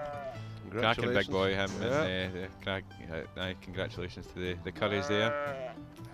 With the male champion, he's an absolute cracker. And from what I was getting told before by Robert, who's holding the boy, he was saying he's bred phenomenally well for them in their flock. So that's what you want. It's great to win a show with them, but if they breed you something that looks like that, then they'll be more than happy with how they're getting on with this. Absolutely right. And now we'll move straight in, I hope, to the overall championship now, which means the male champion will stay in there, and the Gimmer will come out of their little hiding place in the corner. And here we go. Here's the Gimmer coming back into the ring, and now for the first time you see the two of these sheep lined up next to each other, and we'll maybe stay quiet on this one for a second or two, Andrew, because the two exceptional sheep and different to each other. Definitely, but, yeah. I wouldn't want to call this, to be fair. No, I've got my favourite, but I wouldn't want to call it. No, I know, and I think we'll let the audience that are watching here enjoy this spectacle, because this is two fantastic sheep here. So again, another big thank you to our judge, Rodney Brackhall. We'll hopefully get to have a word with him after he's made his final decision, and he looks like he's getting very close to doing that now. Yep, I think he'll have a rough idea of what he was wanting to do from before we came into this the final lineup. There we go. There you go. Yes. There we go. Well, I think that's a congratulations to Low Arkland there. Yeah. Absolutely, to Low Arkland, a superb Gimmer. We fancied her from the get-go, and I think Rodney obviously did as well. She's looking like she's won that an hour ago. She knows what she's done. Really impressed with the whole thing. The Highland Show team have done a fantastic job. The setup has been no fault that I've seen. 2 days I've been here. Lucky enough to do a bit of judging yesterday and with the Berejons, and again today. We're an extremely high standard of sheep on both days. And I've watched the Blueface Leicesters that I just judged here for many a year, and standard was as good as any year, and a real credit to the breeders. The Gimmer's extremely sweet, very correct, tremendous skin in her, and just full of bursting with character. Yeah. She was kind of standing out a wee bit just from when that class walked in. The aged ram came out to a really strong class as well. Again, a real credit to the breeders and the breed with such a strong class of aged tops. It says a lot for the longevity of the breed now, and the quality of them was pretty outstanding. Every one of them at some shows would have been worthy of a red rosette, and so the first prize one that went on to be reserve here was tremendous power about him, great top and good in his legs. A really good example of the breed as a Gimmer was too. She just had that wee bit extra and that bit more flash about her.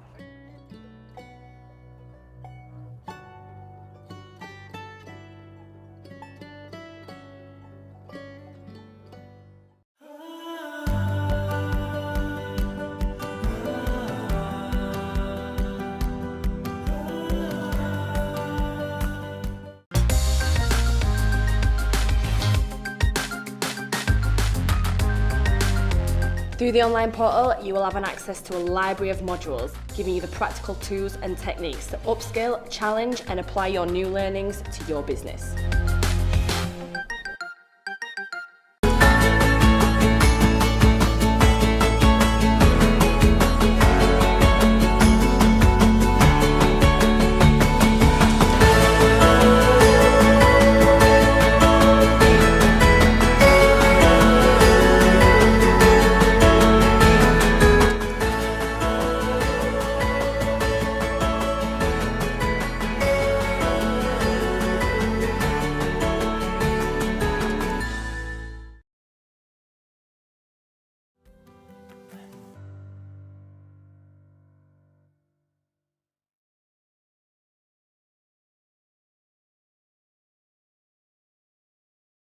So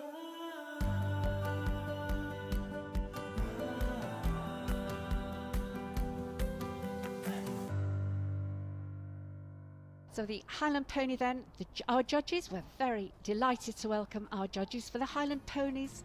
The male section, that's Pat Sterling from the Scottish Borders. And for the female section, Mr. Bruce Halliburton from Perthshire. And our judges, as these Highland Ponies come into the ring, they'll be looking at the walk. The walk most important for these Highland Ponies, for any equine really, but for the Highland Ponies they have to be very sure-footed. They were bred in the Highlands, obviously, that's where they originated, and they had to be very sure-footed to be able to cope with the various terrains. And even now these Highland Ponies are used still on the shooting estates to go up, right up into the Highlands and bring back the deer on their specialised deer saddles, or in panniers they bring the grouse back. They take the shooters up there into the hills, or they also take their lunches up, and there will be later on a harness class, and we'll see some of these working ponies. So it's most important that the Highland pony has good feet, you know the old adage, no foot no horse. So they've got to have good feet, they've got to have a very powerful, a very rhythmical and a very good walk to cope.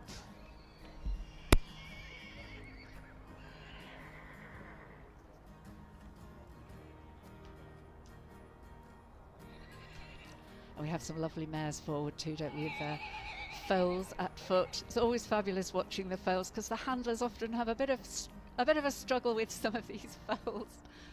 But the Highland ponies as well, known for their very good temperaments. Very placid temperaments, very trainable. I'm quite sure one or two owners of the Highland ponies might disagree with me there, but on the whole, they have very, very good temperaments. So we have four lovely mares forward with their gorgeous foals at foot. So the judge will bring them, he's watched them walk round. Lakara the second. Lakara number 203.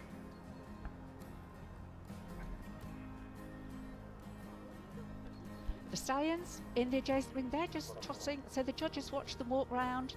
Pat Sterling, she's watched them walk round, and now individually, each of them are trotting out in hand. So she's again looking for a really good, strong action here in the trot. It doesn't have to be flashy. They can't do flashy trots if they're up in the hilly terrain, but it needs to be reasonably ground covering. It needs to be very strong, and it needs to be sturdy.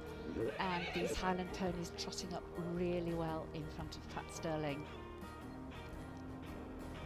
Of course, here at the Royal Highland Showcase, one of them just had a little bit of a fling there. He's a stallion after all. He's allowed to show a little bit of feistiness. And these stallions, they have very much a look at me, don't they? It's what makes them special, the stallions. It's all about, look at me, I'm a bit feisty, but my goodness, I'm a fabulous stallion.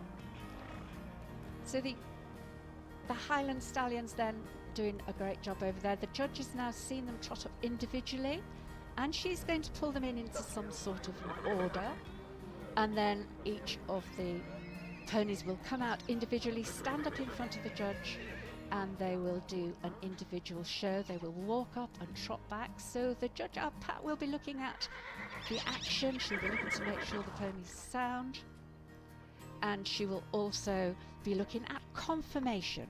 The conformation of the Highland pony, very important.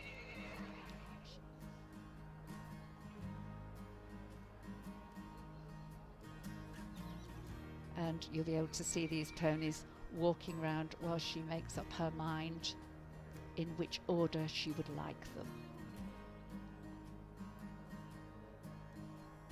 So hotly contested, these classes, as you would expect. You will see Highland ponies here and Shetland ponies, the best in the world here at this Royal Highland Showcase. The best in the world come to the Royal Highland. They all want to win a rosette, and the native ponies, the Scottish native ponies, are extremely well attended. And as I say, the best in the world will be on show here today.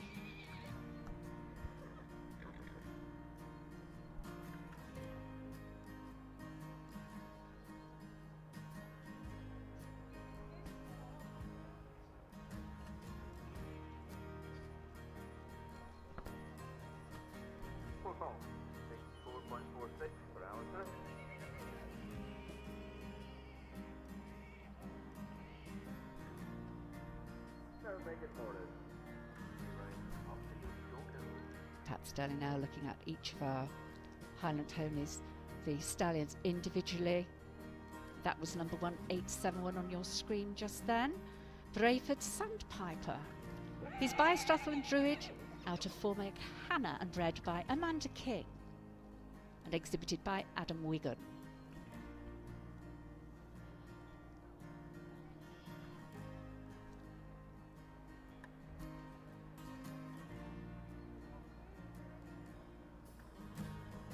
So I judge Pat having a very good look at conformation.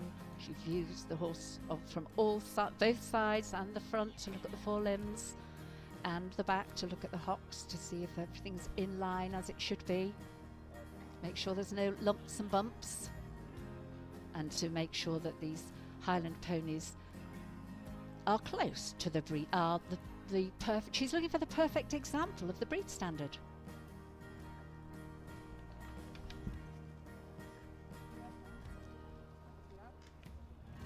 1872, just walking away now and trotting back. 1872 is Treitlau Tialach, exhibited by Julian Murray, by Moss Side McLaren, out of Treitlau Tilwillie.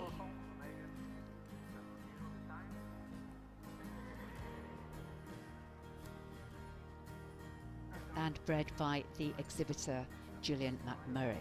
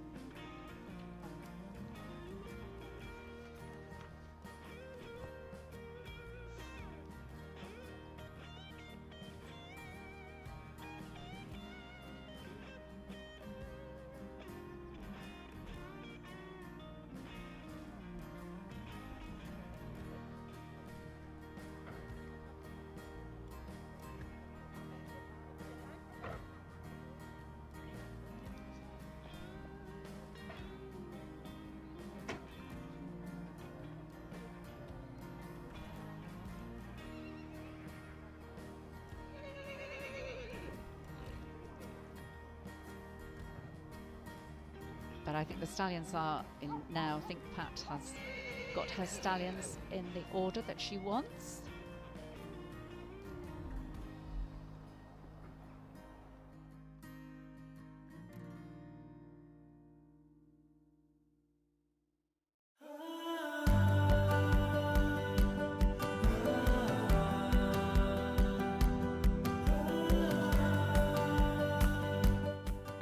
Welcome back from the west coast of Scotland for another M&S Food Fresh Market update. I'm with Sarah, who's been an M&S Select Salmon farmer for 5 years.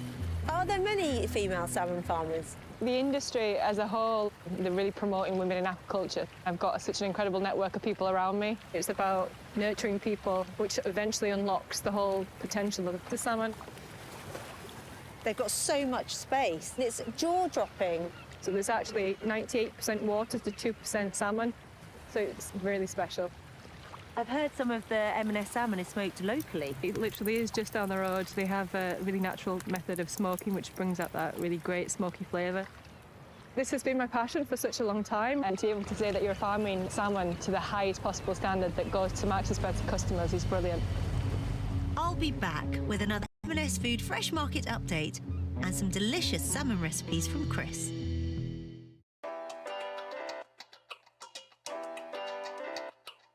Once signed up, you'll gain access to our online community. We know that building a business can sometimes be a lonely place, so having a community of like-minded people around you is critical. Is your farm under pressure to reduce its carbon hoofprint and stay profitable? There's a good reason why.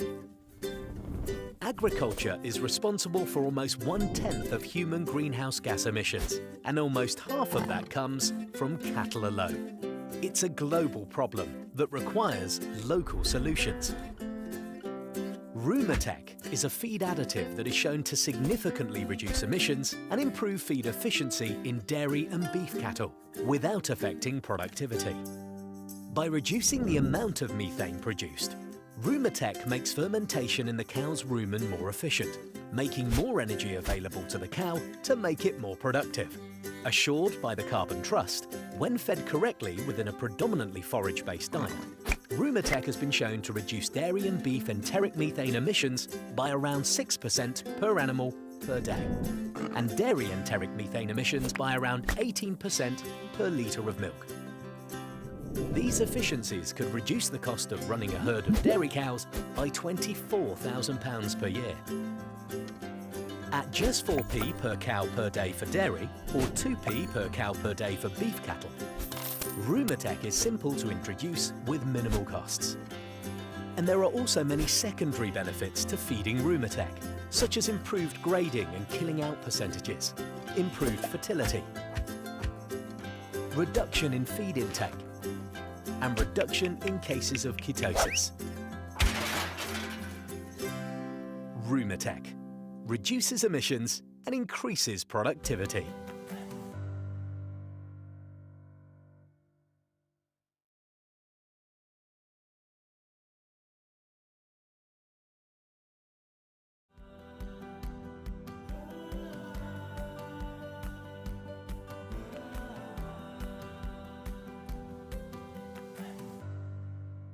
Now we've moved on to the blackface classes. The first class is aged rams and 2 shears.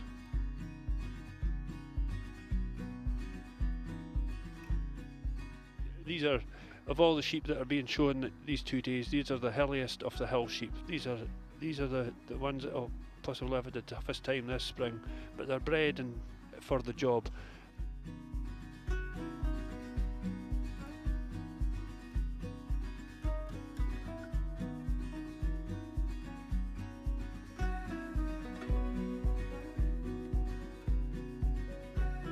Shearlings, but 4 nice shearlings. That first shearling from Willie Craig from Gosland. Yeah, he's a very striking beast, isn't he? Tremendous colours he's got. He's fantastic colours and skin, and he was parading about there. You know, he's got a great outlook, hasn't he? Just great sort of nose end on him as well.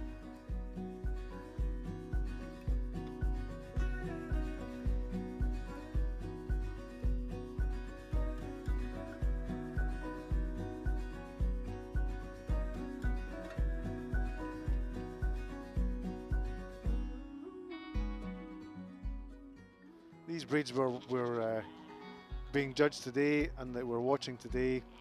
They're born a little bit later. They're more spring lambs than January, February lambs. Certainly these blackie lambs. Some of them will only be maybe 8 to 10 weeks old, and they're just babies really. You're seeing these lambs, and they're just little wee lammies, but nonetheless you can see enough potential in them.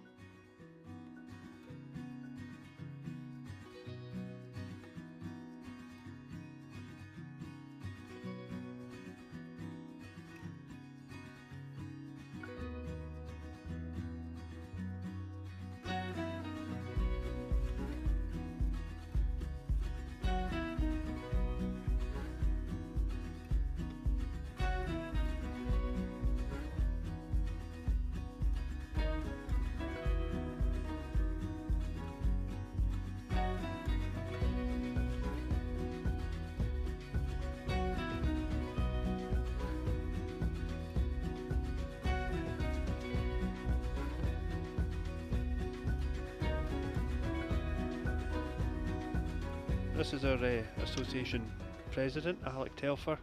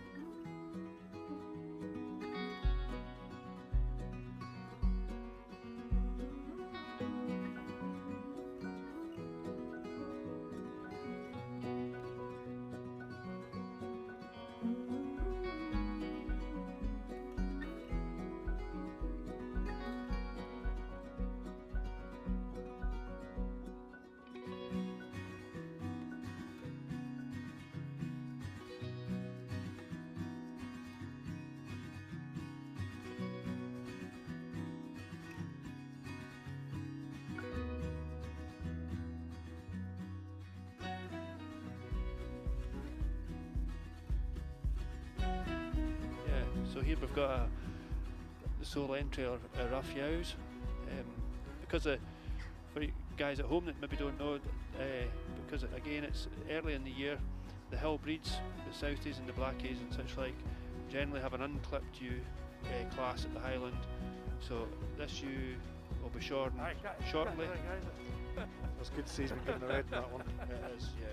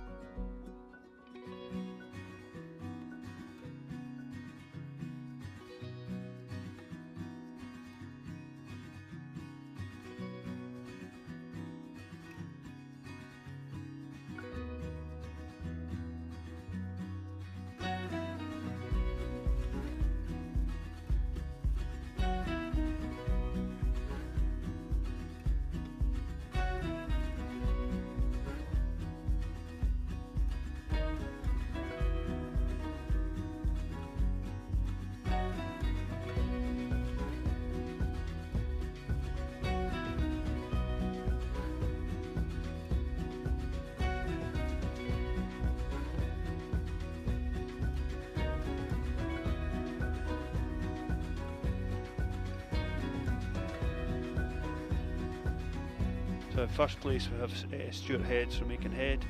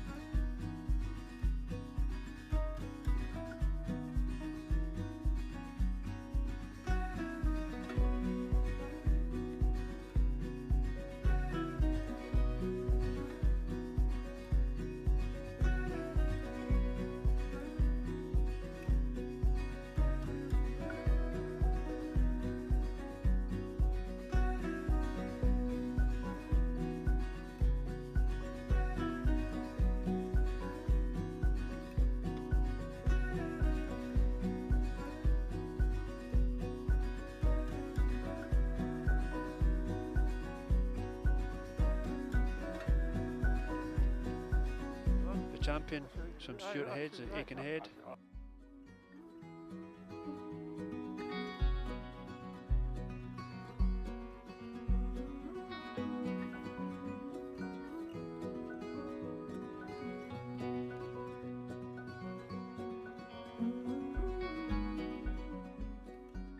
So as they're standing on the screen at the moment, to the right is the aged ram, the shearling ram in the middle, and the ram lamb on the left hand side.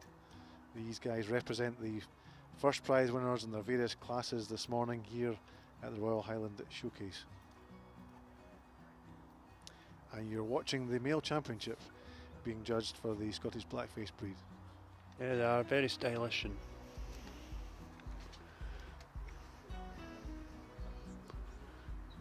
for a young lamb, he's got some style, that top lamb, isn't he? Hasn't he just?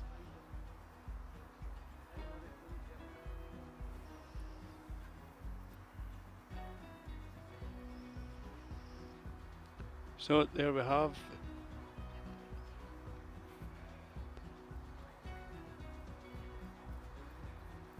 James has made his decision, I think. Scott, has he? Not sure if it's final yet.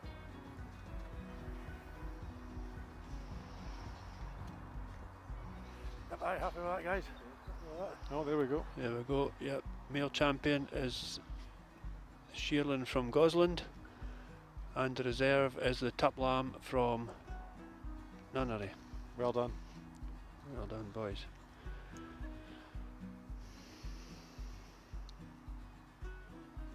And won't that be a nice pair for them to breed?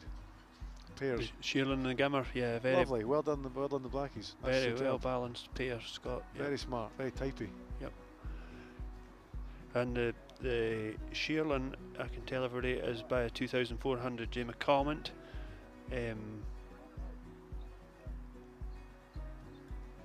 its mother is by a 13,000 Black House.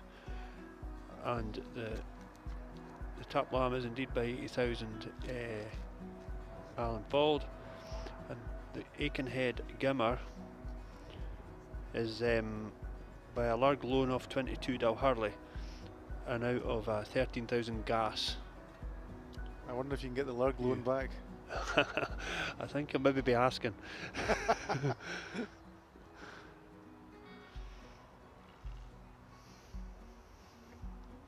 So yeah, folks, if you've just joined us, you're now looking at the overall championship for the Scottish Blackface breed here at the live showcase. Male champion and the female champion going head to head for the top honours. Yep, so James's choice is between the Gimmer and the Shearlan. The reserves are on the right hand side, the Rough Ewe and the Top Lamb. So now is decision time for James.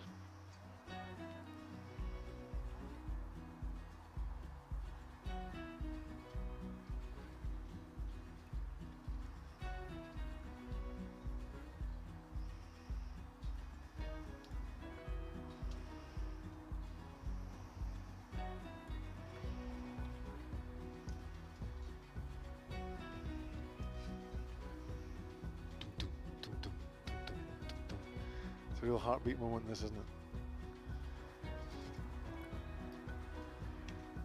it? It is if you're the exhibitor, yeah.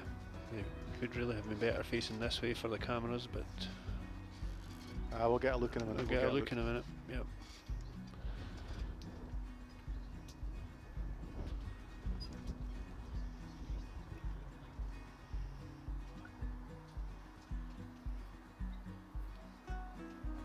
James has made his mind up.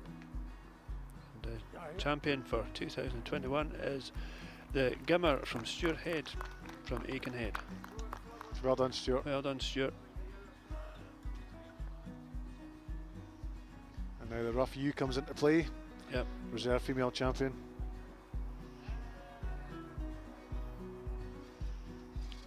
She could follow her all the way because yeah, she's a stonker. She's very correct and some muzzle end in her.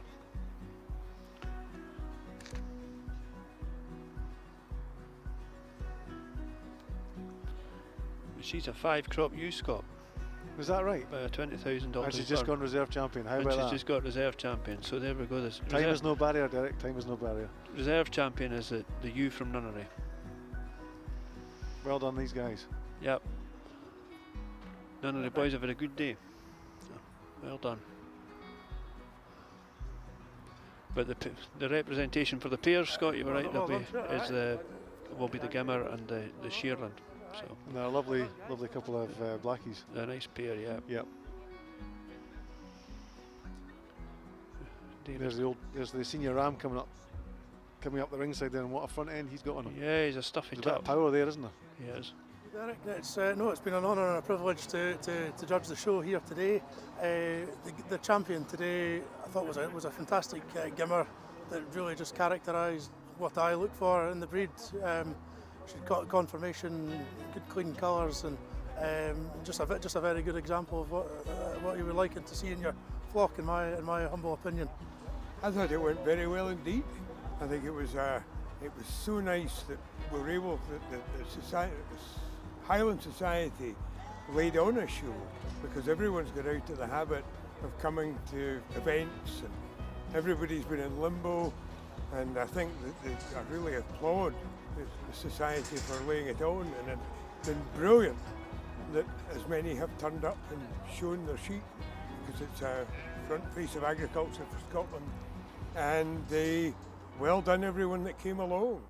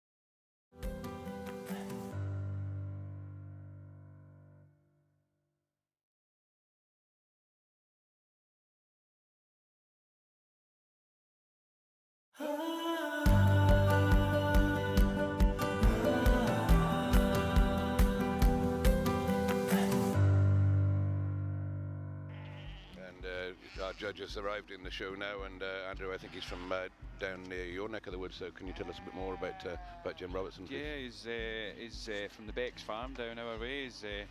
I'm not quite sure the numbers of sheep that he has, but I think he's part of the wool board as well. He's some man who knows his sheep.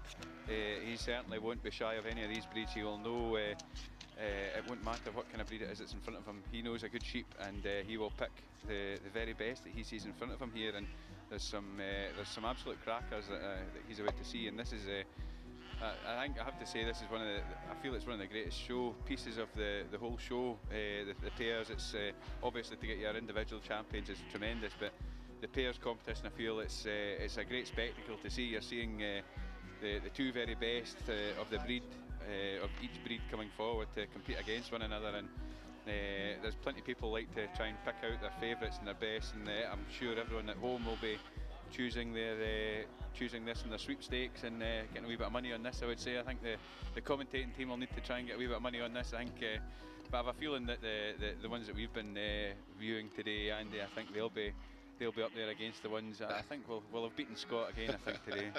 It's not a race, but it is a race, really. You're right.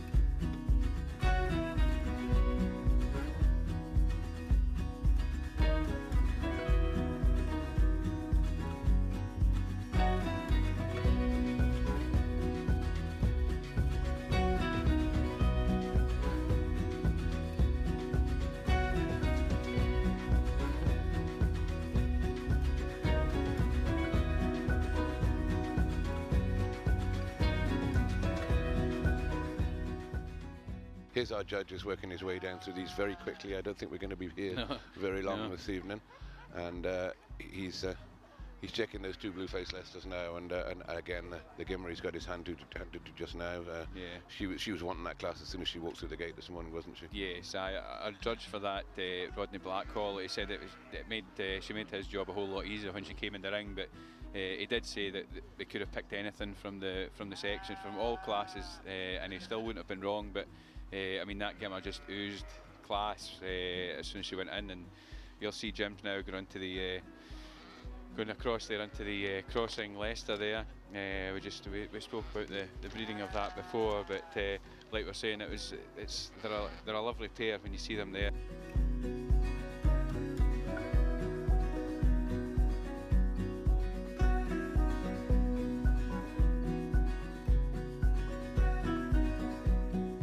Jim's going to pull a short lead forward, or he's letting them away, and that's the black faces that we've just been speaking of there, Andy. And a grand pair, aren't they? Yeah. A lovely pair, and obviously with them being a Gimmer and a shearling, they're a nice step and a nice match. We haven't seen these sheep before, have we, Andrew? No, we haven't. Our colleagues commentated on that. A tremendous pair, really. When you see them moving, they're fantastic. They're not wanting stopped, Andy. You did mention that earlier on that we've got some of the best tested stewards in the country here, and not one of them are. Well, we've got the big man there, but I think he's on a yellow card for missing a tackle earlier on there. Mr. Beck is it's a good tackle. Well, that man holding it, that's the herd for Gosland, Wally Craig, and the man that knows his business. He's very well handled among sheep, and there goes the Cheviot pair. He's just going to have a look at them walking, and it's a very big thing to judge this, but you do need to let them off and see them moving. It's vital that these animals are able to move freely and walk, and he'll just have a good look over them.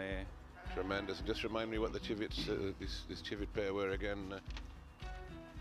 From Roderick Runciman, the ewe from it was Alan Shaw's Joe by Alan Shaw's Triple 20, a homebred tup out of a homebred ewe, from which the ewe lamb from that ewe was second in our class today, and the ram is a 2-shear Alan Shaw's Amarillo, one that Messrs Runciman would sell to Canaldi Farms, sired by Sainton Vital Spark, with the mother being an Alan Shaw's ewe by Alan Shaw's Popeye. Yeah. And now we'll be seeing the Shetlands released. That's at the end of the pair now, so this will be the last one, the last pair to see released here, and another very well matched pair. And we've seen them. We were commentating in that ring, and both again from the same flock, and you would think that would mean that there was a small entry in there, but it certainly didn't. It was probably one of the strongest competitive competition, I would say, in the whole event. I think neither of us this morning were that schooled about Highlands, about We definitely weren't about Highlands anyway, that's for sure. Shetlands, but we did learn a lot this morning, and we certainly saw the merit of this breed, and I was very impressed with the turnout, and very impressed with all the exhibitors and how they handled themselves, and the quality of the beast out there.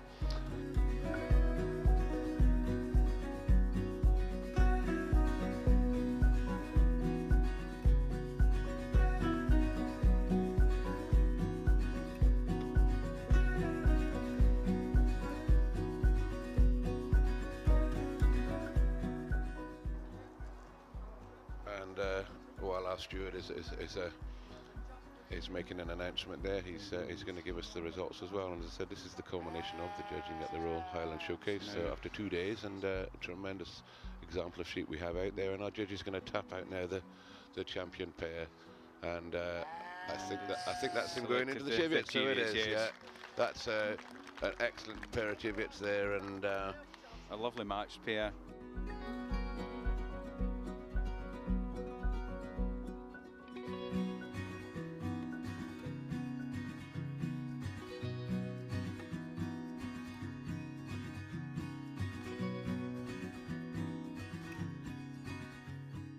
A few words on your Yow lamb. What's the breeding and things behind her? And she's by G34 Midlook top. Okay.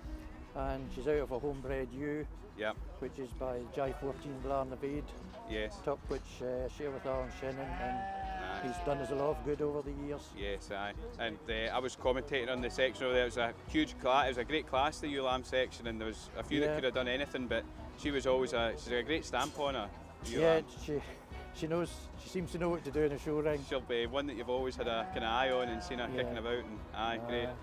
Have you enjoyed your day? Obviously, you've thoroughly enjoyed it, but the whole. It's been a very enjoyable day. It was from this morning to the finale this evening. It's been a long day, but it has been very enjoyable. Good.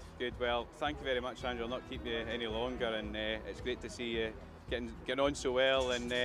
I'll see you again at some stage. I'm sure I'll see you for a drink at some point. Thank you very much. Well done.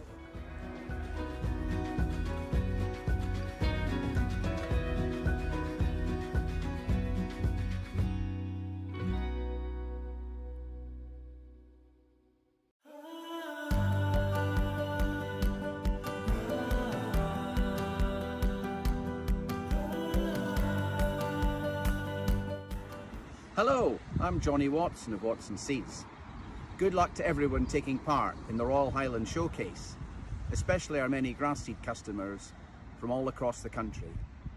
As proud sponsors of the show, we look forward to following the judging online and hopefully seeing you all in person next year at our stand at Ingliston. All the very best. Right, what's for lunch? I'm easy. You decide. Seriously? Ah! Seriously? How about tempting cheese nuggets? Tasty cheese squares? Or original award-winning extra mature? Ah, or this. Rich, creamy, tangy cheddar that spreads. Where did this come from? Man in the fridge. Seriously? Seriously. Unbeatable flavour in every bite.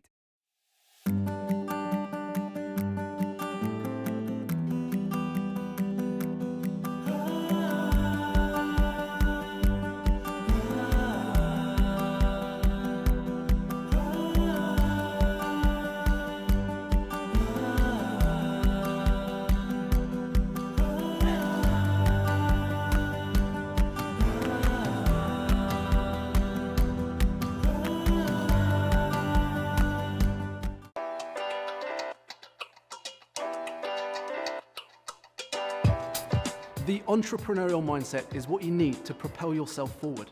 But by making an effort to embody this mindset, you position yourself to meet everyday challenges and experience growth. Scotland's Royal College. For the next generation. For the future of our food. For the future of our environment. For the natural economy. Take it to the next level.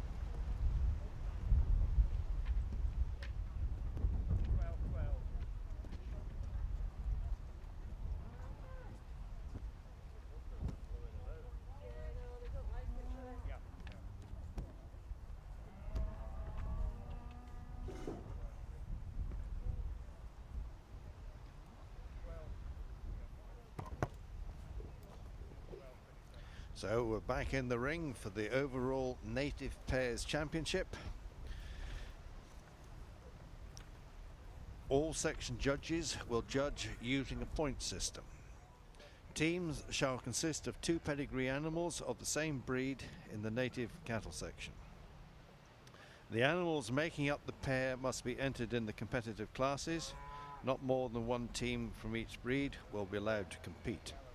An animal may not represent a breed as part of a pair where it has been bred by the judge. Pairs are to be selected by the breed societies, and entries will only be accepted from them. Each entry must be made by the breed society on an official entry form, obtainable from the society's competitions manager. Breed societies are solely responsible for the accuracy and eligibility of their entry. Any pair not wholly eligible to compete will be automatically disqualified. Prize money will be distributed equally among the owners of the animals forming the winning pairs, and not to the breed society. So we've had 7 breeds performing today in the native section. We have the Aberdeen Angus, the Beef Shorthorn, the Highland, the Galloway, the Belted Galloway, the Hereford,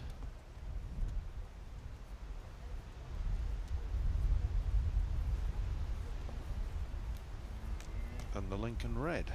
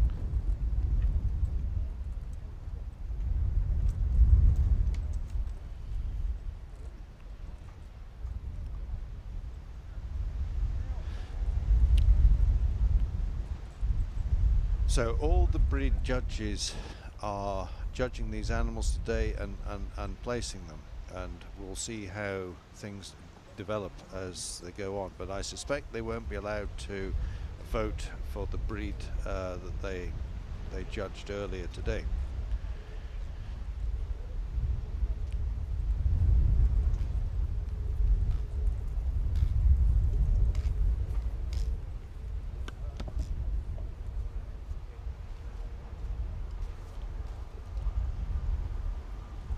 Just to confuse things, we get some animals forward that are not either the champion or the reserve champion.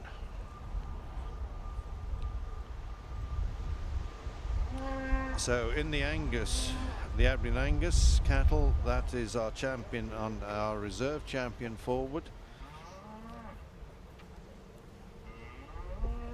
The beef shorthorn is the champion bull and reserve champion female.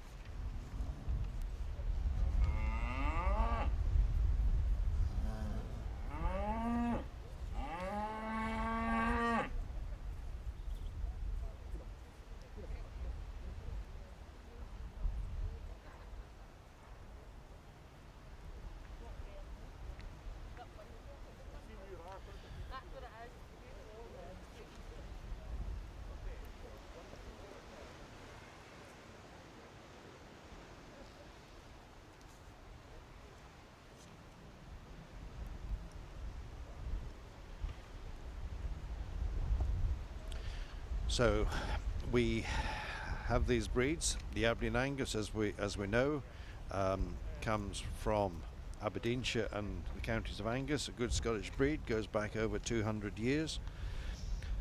The Hereford comes from, as the name suggests, Hereford, down in the southwest of England on the Welsh border.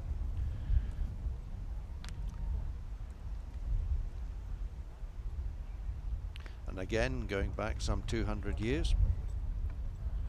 And like the Angus, you can purchase branded Hereford beef in certain selected stores in the Co-op and Waitrose in England and Wales.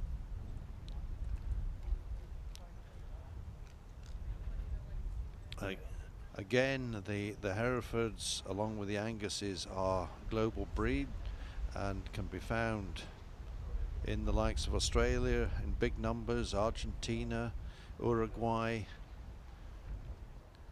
States, Canada and Australia.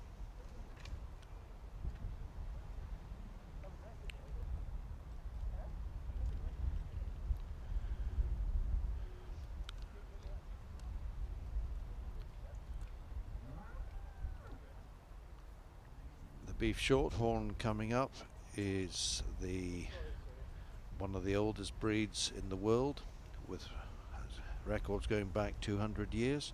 Coates Herd Book celebrating their 200 years centenary next year, and there will be a conference hopefully in the UK, COVID permitting.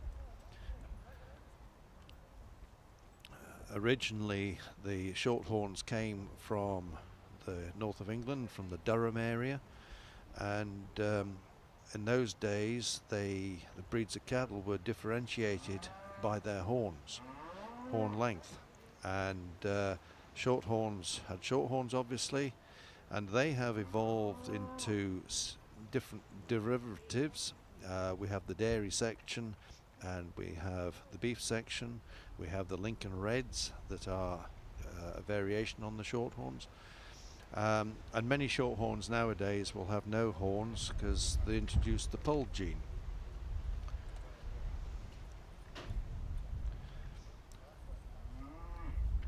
And again, known as the Great Improver, the Shorthorn has been used all over the world to great effect, and has been, I think, is involved in the makeup of 57 of the major beef breeds throughout the world. The Highlanders, again, another old breed, but a longhorn breed this time. An old breed from the west coast of Scotland and the Highlands, lived on fresh air and seaweed and poor quality grass, have evolved into an iconic breed that are very famous throughout the world. And again, you will find Highland cattle in extreme places in the world, in parts of Russia, in parts of Canada, the States. You find them in Australia and New Zealand too. Again, all these British breeds have made an influence, a major contribution to the beef industry around the world, particularly throughout the British Commonwealth, and I guess what one day was an empire. The Galloway we've talked about. We've got a pair of Galloways here in front, two black Galloways. Again, as the name suggests, they come from the Galloway region in the southwest of Scotland. They and the Aberdeen Anguses started in the same herd book. That was the Polled herd book, some almost 200 years ago. And then after 3 volumes, they went their separate ways, forming the Aberdeen Angus Cattle Society and the Galloway Society.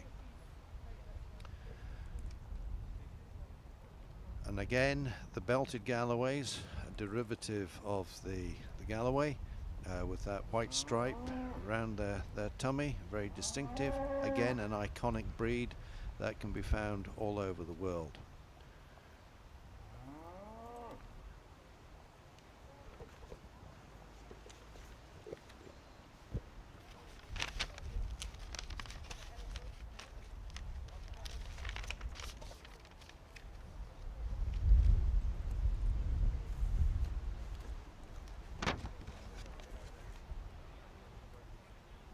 So our Aberdeen Angus champion today was the Wheaton Blackbird cow. She was born on the 30th of March 2019 and was sired by Roburn Boss Hog, quite an influential bull in the Angus breed in the UK at the moment. An imported embryo from North America. We then have out of a Blelloch Blackbird cow that goes back to the famous Knight's Blackbird 9Y in Western Canada, in Alberta. So this cow was was championed. She's unshown. This is her first time shown. She was bought at the Wheaton Dispersal in October 2020 for 3,800 guineas. And she's in calf to Braille's Fabulous,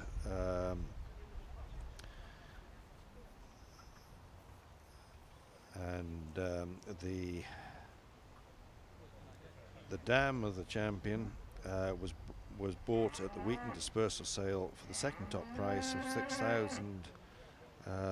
5,000 guineas. The reserve champion Angus again is also exhibited by the Retties, running their livery stable for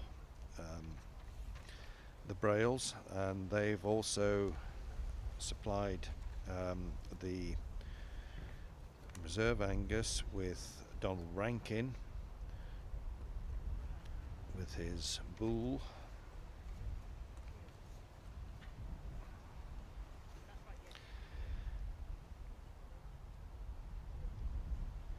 Kilmalloog Lord Black Beauty, born on the 6th of January 2020 by Waterend Peyton and Blelloch Lady Blackcap.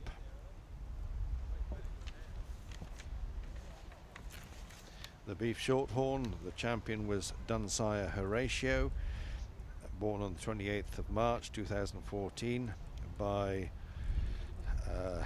Loggerburg Barney out of Dunsire Lily, bred by Kerry Coombs.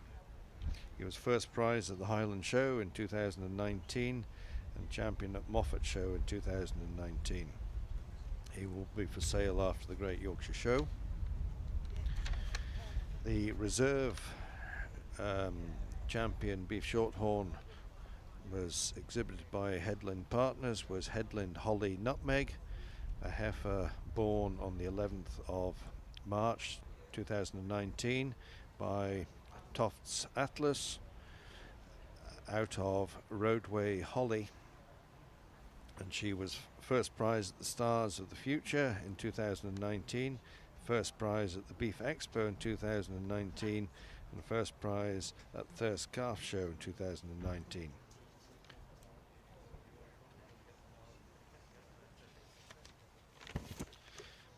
The Highland champion, sorry,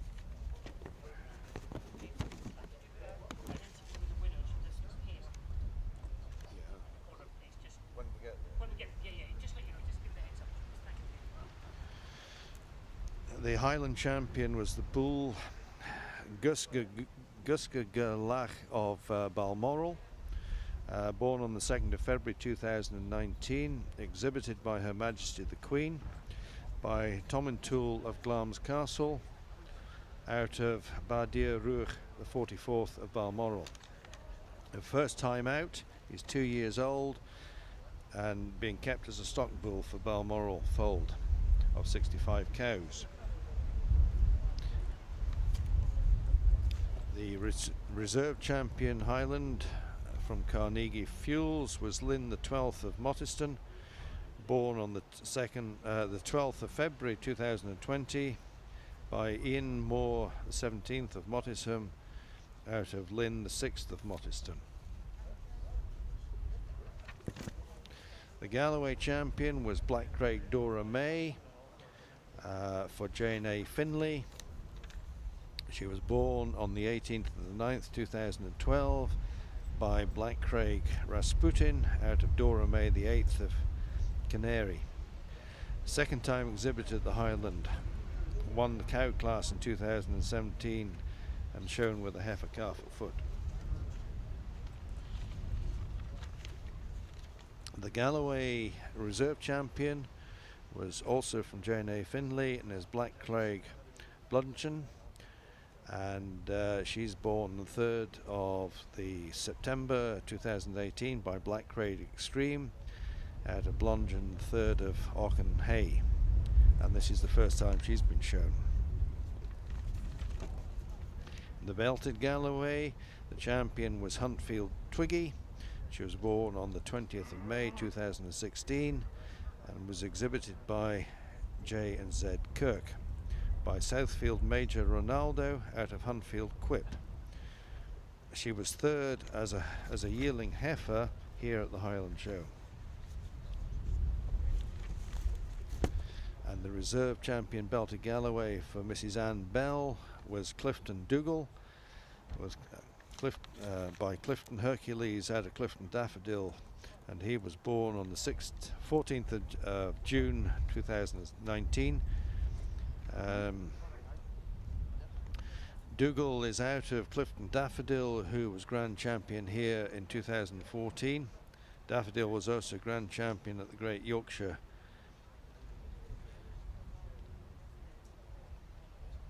and Cow of the Year in 2012.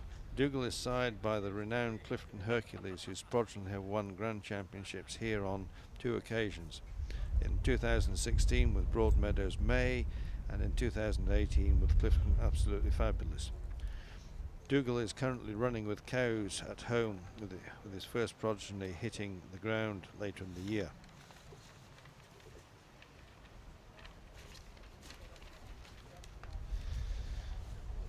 Not that we have Lincoln Reds in this competition, but the champion was St Fort Yeovil, exhibited by Andrew Mylius and Partners, born 24th of April 2019 by Walmer Troy out of St Fort Unity. Yeovil is a tremendous example of a Lincoln Red. This is his first time show. He has the correct nice dark red coat, a great temperament, good EBVs. He is heading for the Great Yorkshire Show next month.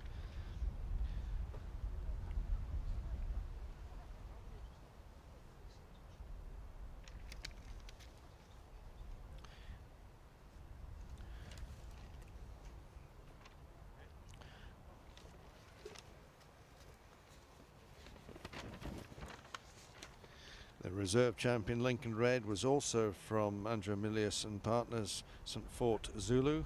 This is Zulu's first outing at a show, and is a young bull with good potential.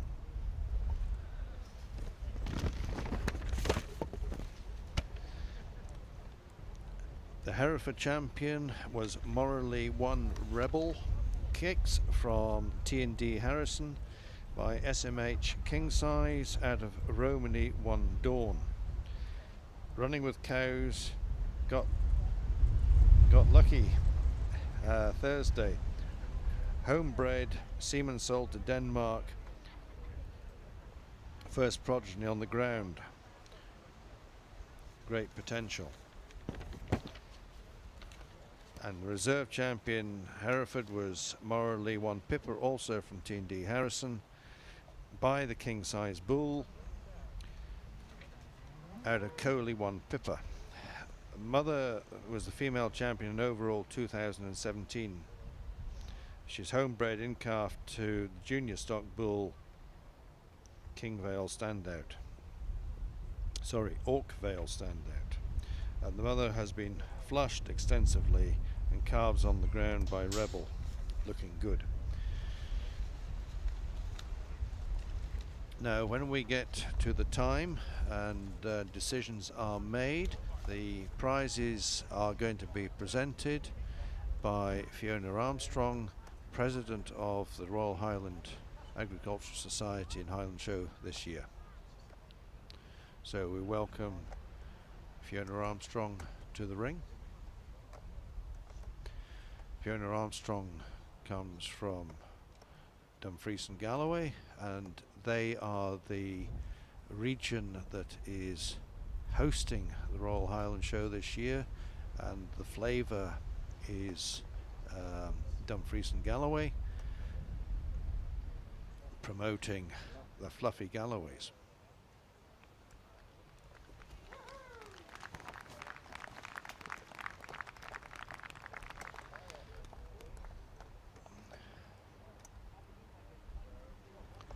So it looks as if the winning pair is the Aberdeen Angus,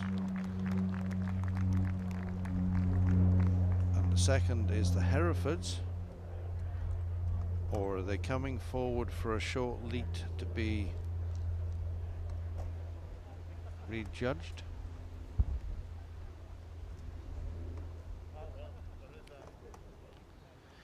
It's challenging to know what's going on because there's no communication here, and everyone does things differently, and this is all a first time experiment, so it's interesting.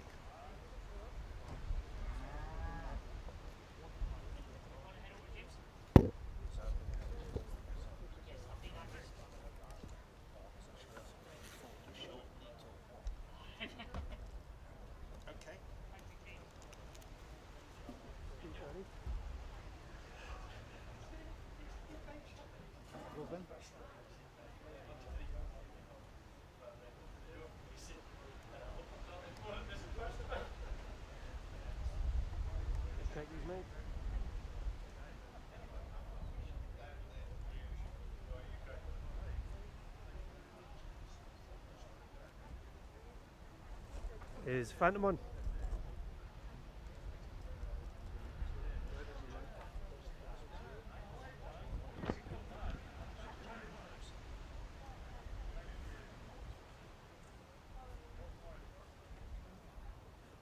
Should be good.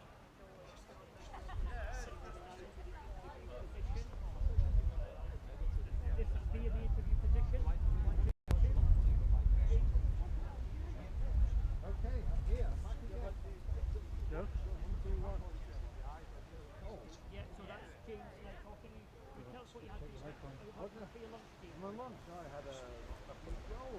Very tasty, with onions. Yeah. Still waiting for some coffee. Never mind. We'll get a dram after this. We'll waltz up. It'll be fine. Well deserved. Steve, are you with us tomorrow? Yes. Oh, fantastic. All three of you. Hopefully we might have a little bit.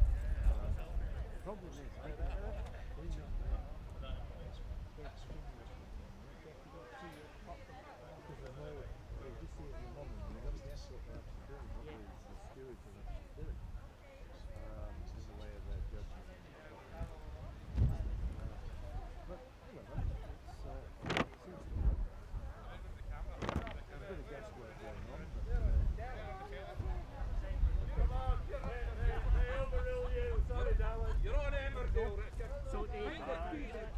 heading over to the interview position now. They are. Interview easier. Here we go. This is the husband. It's the husband and wife team again. It's the winning husband. The mic is on, yes. Yeah. And we welcome back to the winners' enclosure the husband and wife team, Richard and Carol Retty. So well done. You've had a good day in the Angus ring this morning. You've now come out in the interbreed competition this afternoon, and you won the native pairs. Well done. Thank you very much. Thank you. Now, what are you going to tell us? Is there any drinks in this corner? Celebrate. No, we've had a wonderful Yeah, show, it's and been it's been great. There's been a good class of cattle here. It's nice to see the young judges out there, Yeah, and absolutely. can't fault them. I think they made a wonderful job of placing the cattle. No, they did a very good job. I They will did. agree with you there. And no, it's good to see youngsters being given the chance. Definitely. Yeah, definitely. And it's good to see the standard of cattle. Okay, there's not a lot here, but the quality is good. Yeah, Very good, yeah. absolutely. There's some fantastic animals out here. It's a credit to the sort of native breeds of this country. Yeah, absolutely. It's impressive. It's impressive. Good. Right. More? Thank you. Are you all right? Yeah, I think, good. Thank you very much. There'll be a single now, is there? Yeah. We better Well, get back good to luck that. in the single. Thank you. Let's see if you can make I'll a not clean be, sweep. No, I'll not be back next time, I don't think. You'll have a Hereford back. You never know.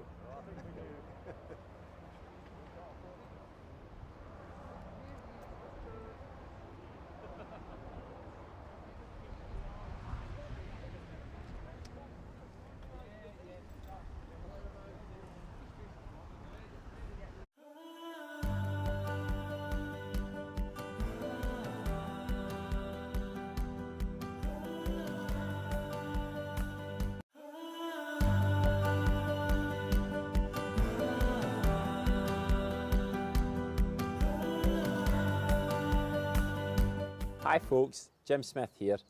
Just a reminder that from June the 14th, it's RSABI's Keep Talking Week. So we're encouraging everyone to pick up the phone or chat online with an old friend that you haven't spoken to for a while. It's always a lovely surprise to get an unexpected phone call and a bit of crack from an old friend. It can make some difference to someone's day. So remember, from June the 14th, keep talking.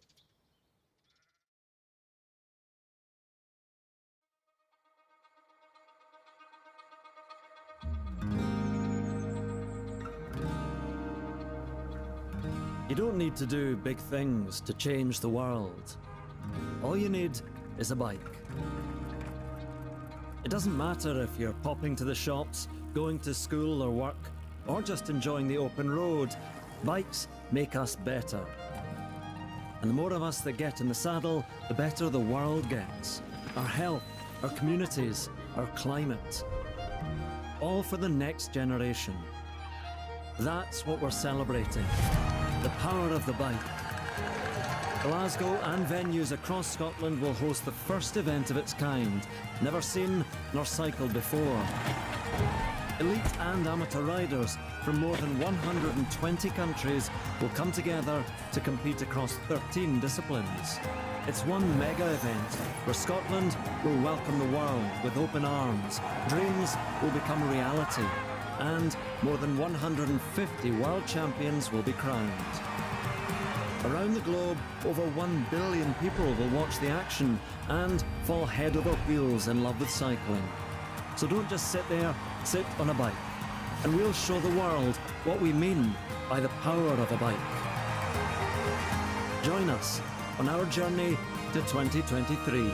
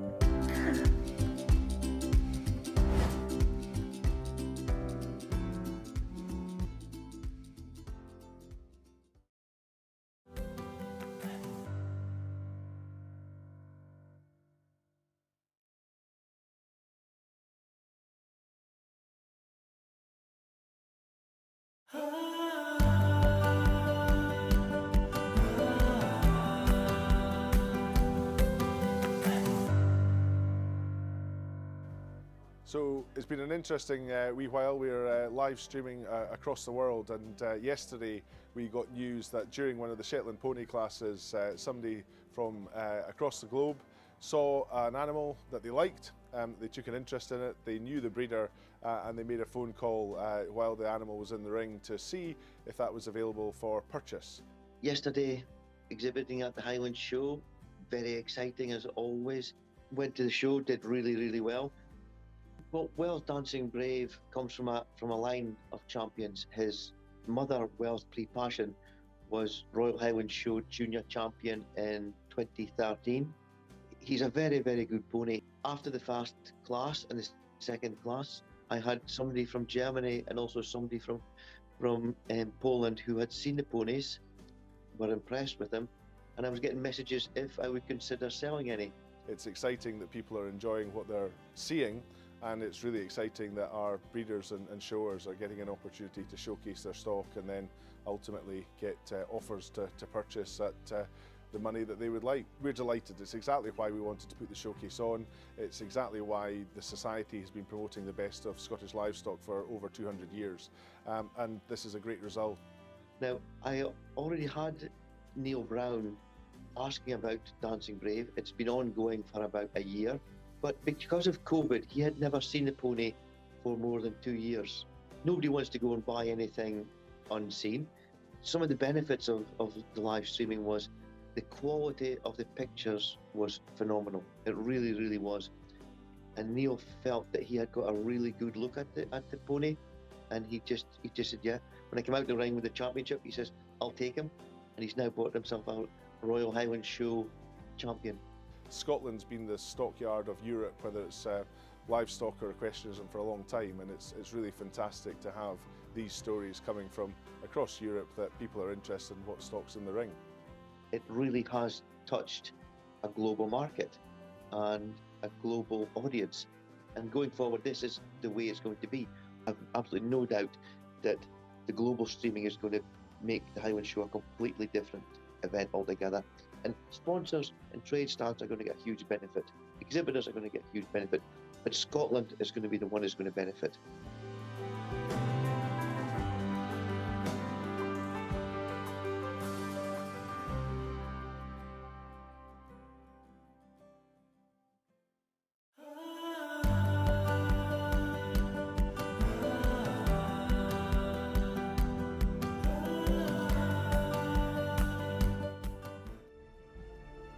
When it's early, when it's cold outside, when you're out on the hills and the world is at your feet. Do you remember that time when you fought for us, in the fields and on the beaches, when you built cities on your back and farmed the land, and through it all, you asked for nothing? The British Horse Society, for every horse. Super. What is super? Super is wild. Super is exciting. Super is local. Super is chefs, not robots. Super is flavour. Super is family. At Baxter's, we don't just make soup, we make super. Scotland is serving up peaty, oaty, beefy, brothy, sweet, sour, fresh, fizzy, mashin', smashin' buffalo.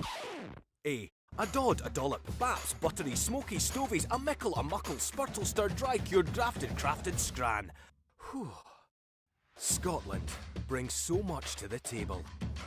To help support the local producers we're so proud to have, tuck in to onthetable.scot.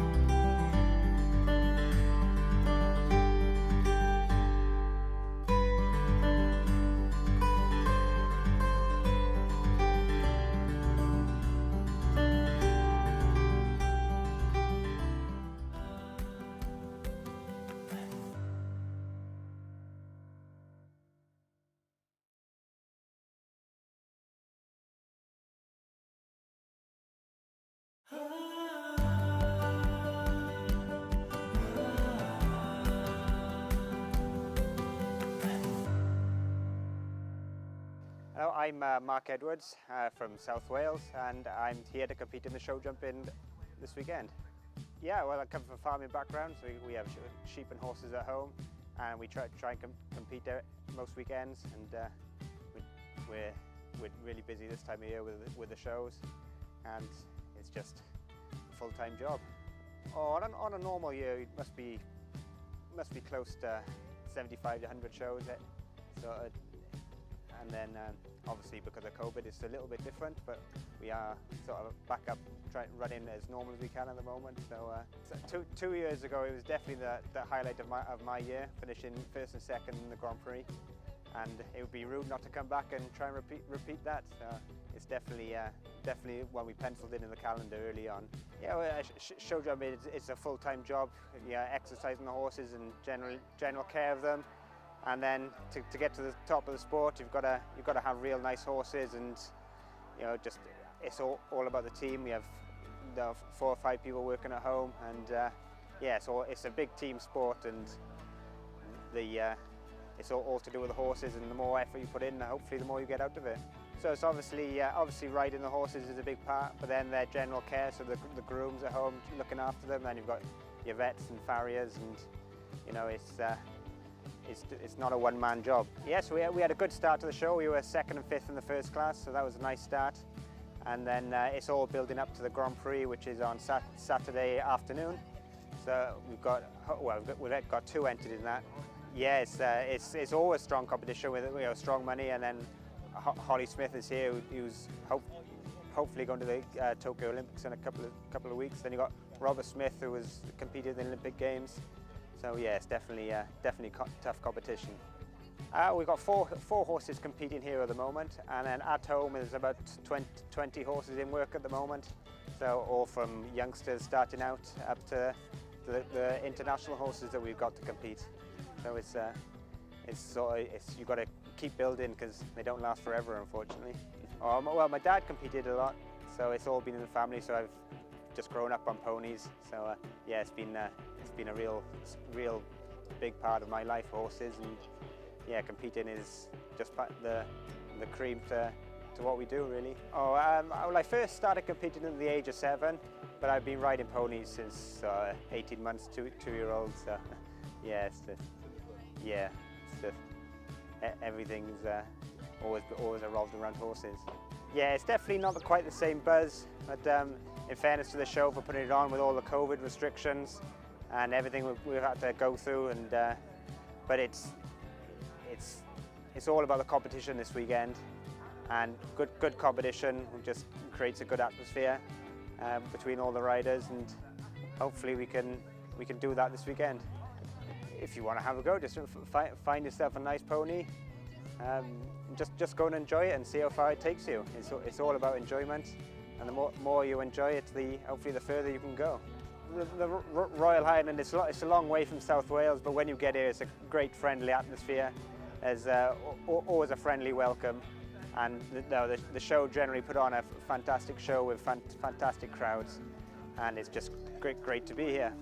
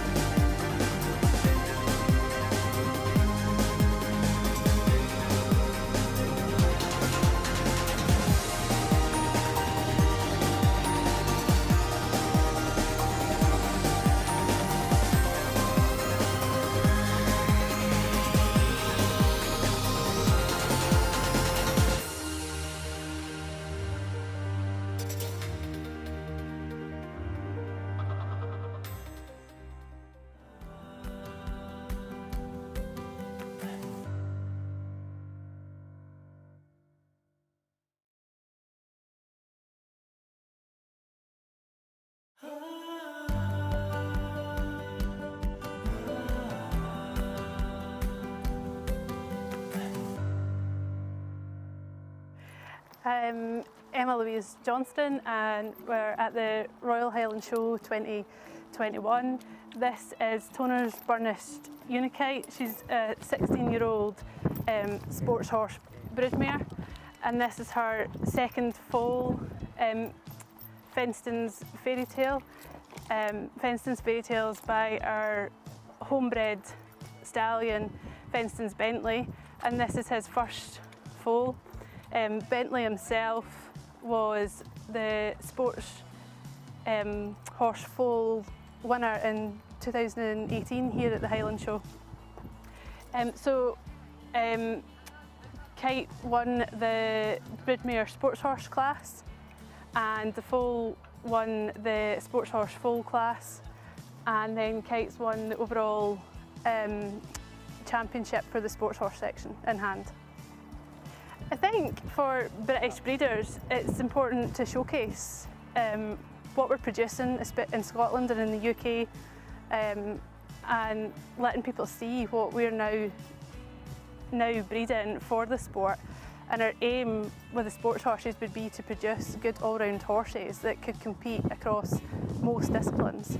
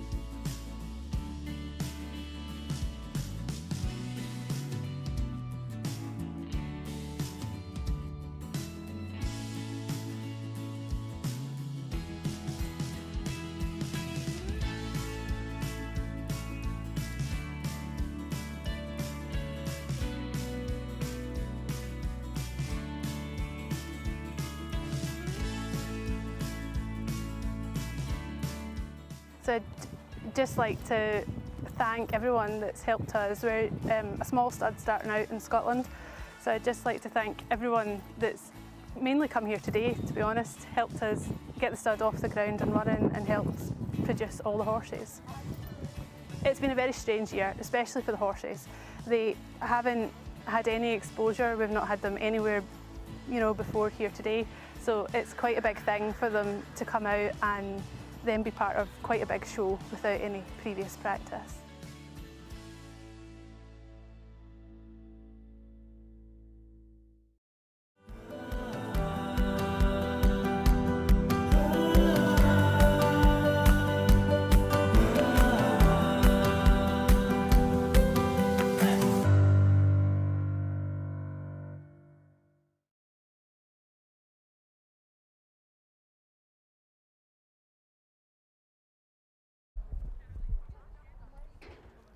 Welcome to the Royal Highland Showcase in partnership with Royal Bank of Scotland.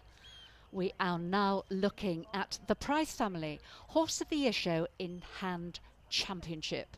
It's a very, very prestigious championship for the in-hand horses, the champion in-hand horses from today and indeed yesterday. It's a qualifier for the Supreme In-Hand Championship at the NEC Birmingham on the 6th to the 10th of October. And the object of this particular competition is to find the Supreme Light Horse or Pony In-Hand Champion of the Year, irrespective of breed or type, excluding the heavy horses, because the heavy horses, they have their own championship at the Horse of the Year Show, the Shire Horse Championship and the Ridden Heavy Horse Championship. So this is for the light horses, the Price Family Horse of the Year Show in Hand Championship, and the champion of this class will go forward to the Horse of the Year Show. And just in our picture now we have the Fell pony, and this was champion of the Mount Moorland section, overall Mount Moorland champion. This is a 2-year-old Fell filly, Bracklin Mabel, handled there by Alistair Smith, homebred by the Smith family. And there we have the coloured champion. This is Peter Pan. He's a skewbald 5-year-old stallion by Tom Thumb out of Tinkerbell. Been shown at the Highlands since a yearling, and in 2017 he was 3rd in the Highland Young Stock Colours, 2nd in 2018 in the Young Stock Colours and 2nd in the Open Colours, 1st in 2019 in the Young Stock.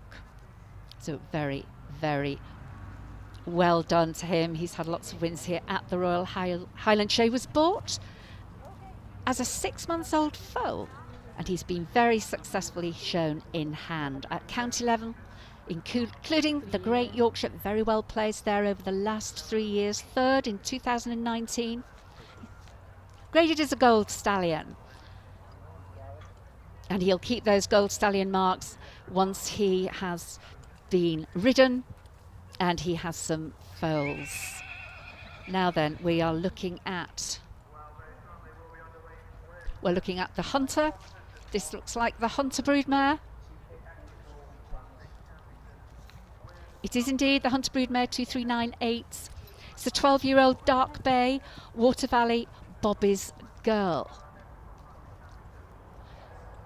Water Valley Bobby's Girl with this lovely foal at foot. By Water Valley Cool Diamond out of Super Dolly. Bred by Sean Thomas Lydon, owned by Sandra Old. And they were in-hand Hunter champion. Shown in hand as a 3-year-old in Ireland by the current owner. And they have this lovely foal at foot by Locher Guy. And now we have the sports horse. You can always tell the sports horse because the handlers are dressed in white. The sports horse, apart from the type of horse, of course. This is another broodmare. This is Toner's Burnished Unikite, 16-year-old broodmare by Berggraf out of Oudronf. Owned by the Fenston stud, that's Mark and Emma Johnston. bred by Mrs. A.R. Yandel. Broodmare with her homebred second foal at foot, which won the foal class here. This is Fenton's Fairy Tale, this lovely foal, Fenton's Fairy Tale, by Fenton's Bentley.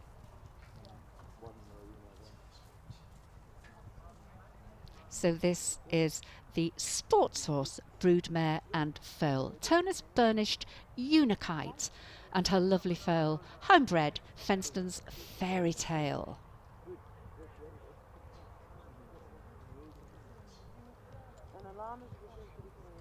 So this will be a very, very strong class here of in hand. They're all champions of their own sections coming forward today for the Price Family Championship. They'll all want to win this one. They'll all want to go down to the Horse of the Year show in October.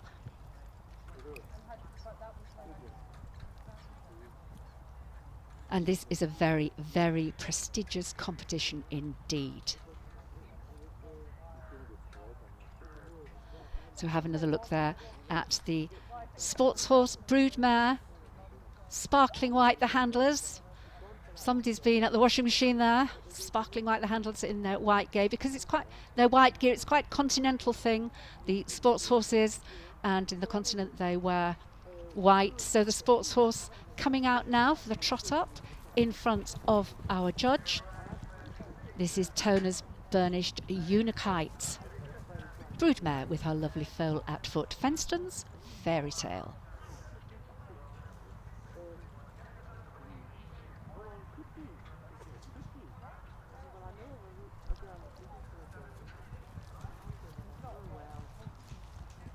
So the broodmare there just walking into line.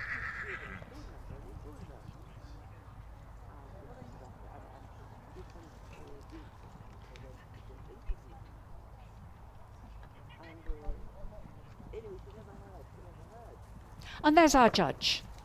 There's our judge, very, very well respected. A lovely picture of him there, looking very serious. He will be concentrating. This is Mr. Walter Bowie from Dunfermline, a very successful retired farmer, previous chairman and honorary president now of BSPS Scotland. He's shown ponies and hunters all his life, and he's won here on several occasions at the Royal Highland Show with his ponies and hunters. This is number 2592.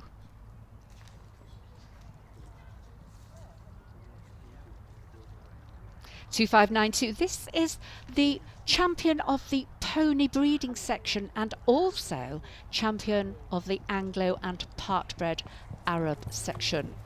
It was Colonel Mustard and Charlie Cousins. Back to the coloured champion, Peter Pan, the stallion, the 5-year-old stallion, and Julie Cameron.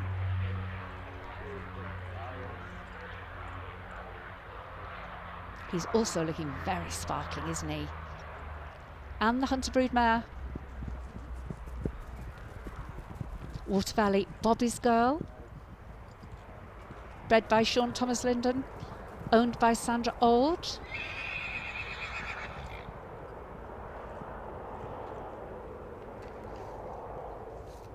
Very good winner in hand at various county shows up and down the country.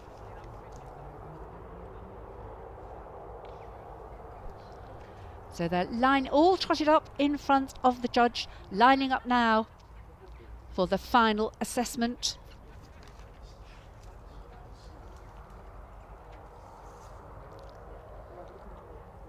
Walter Bowie then will have a look at each of them individually. They'll come out individually. He'll look at their conformation very closely, and they'll walk away and trot back and trot around the arena, so you can have another good look at their action. And he tells me, Walter Bowie, that he's judged for many years in this country, and he's judged all the way from Land's End to John O'Groats. And first out then is the sports horse. The sports horse. This is the 16-year-old broodmare Toner's Burnished Unikite, by the stallion Burgraff out of the dam Udromf. So there will be some warm blood breeding there for this sports horse, owned by the Fenston stud, Mark Johnston and Emma Johnston, and bred by Mrs. A.R. Yandel. And that lovely foal at foot. Fenston's Fairy Tale winning the foal class here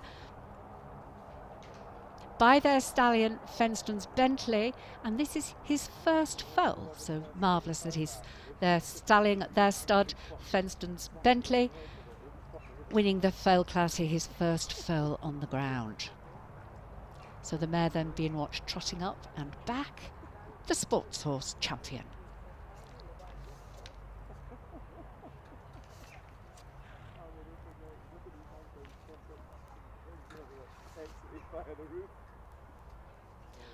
Well, looking at my notes here, this lovely broodmare has competed successfully in affiliated dressage, just showing how versatile it is. A sports horse after all, it will have a discipline. So a dressage horse. And in 2018 she was graded with sports horse breeding with an overall mark of 8.64, which is very, very good. Produced a winning foal in 2021. And he's back in foal for 2022 to Fenston Studs, up-and-coming stallion Fenston's Bentley. So back in foal again to Fenston's Bentley. The dressage horse, the sports horse, the lovely broodmare.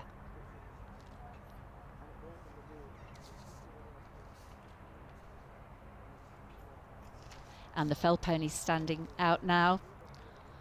The fell pony is the overall Mountain and Moorland champion. That was judged earlier today by Caroline Nelson. This was her overall Mountain and Moorland champion.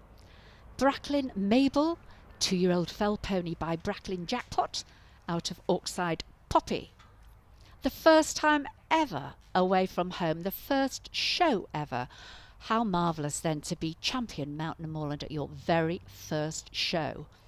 Homebred by the Smith family and handled today by Alistair Smith. This fell pony is following in Dad's footsteps because her sire, Bracklin Jackpot, was Mountain and Moorland's supreme champion here 2 years running. So following in Dad's footsteps then, the 2-year-old fell filly Bracklin Mabel, the overall Mountain and Moorland champion.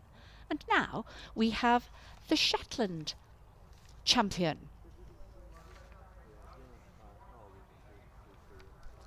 This is the miniature Shetland. The miniature Shetland, chestnut stallion, 6-year-old,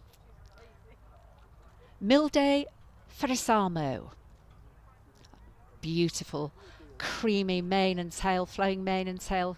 He's just saying, I don't really want to stand up here. Let me get on. I want to trot out.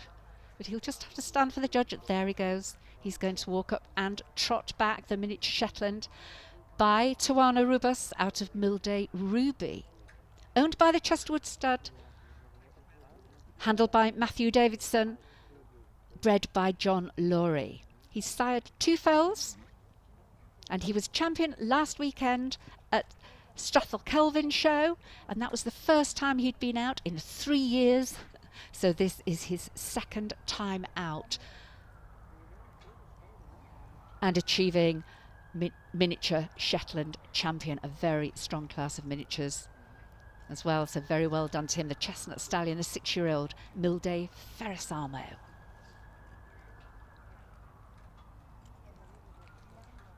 And the horse standing out now, this is the champion of the pony breeding section and also champion of the Anglo and Parkbred Arab section. And this is Colonel Mustard, 3-year-old chestnut gelding. He's by Stanley Grange Regal Heights out of Rose Amelia. He's homebred. The mare, Rose Amelia, is Charlie's daughter's very successful show pony mare. So homebred out of his daughter's show pony mare. How fabulous is that? Colonel Mustard, this 3-year-old chestnut gelding. Owned and bred by Charlie Cousins there. He's doing the handling. And they live just about next door. They're just a few miles down the road. And they said this is very much their local show. He's only been to 2 shows in his life. And this is the second one. The first one, he was champion at the Scottish MPS last week. That was his very first outing. This is his second outing in the whole of his life. He's doing amazingly well, isn't he? The lovely chestnut gelding. Colonel Mustard, the 3-year-old homebred. Moving beautifully across the ground. Very much a look at me.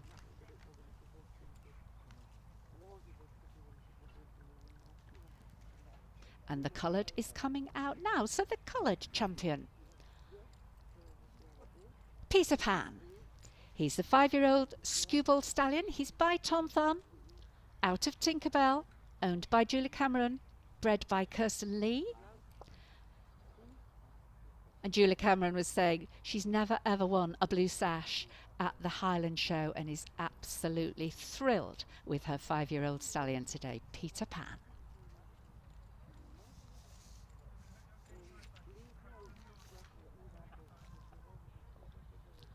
He has been shown at the Highlands since he was a yearling. He was 3rd in 2017 in the Highland Youngstock Coloureds, 2nd in 2018, 1st in 2019, and bought as a 6-month-old foal. So what a great job they've done with this stallion, getting him to 5 years old and looking so well from a foal. We know what horses are like. It's quite hard to get them from foals to adult age without something happening to them. So very, very well done to them. Shown very much, done very well at county level at the Great Yorkshire Show. He's been placed for the last 4 years. And he's now actually graded down to a silver stallion. He's got silver stallion marks, but will go up to gold when he gets his ridden career under his belt, and he has some foals that are shown in the show ring.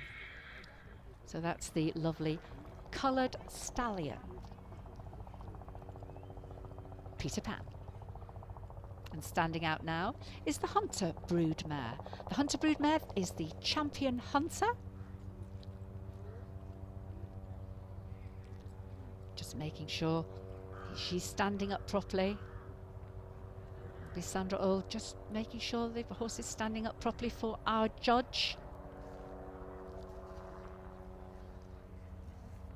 The 12-year-old Dark Bay broodmare, Water Valley Bobby's Girl. Hunter broodmare by Water Valley Cool out of Super Dolly, owned by Sandra Old and bred by Sean Thomas Leedon.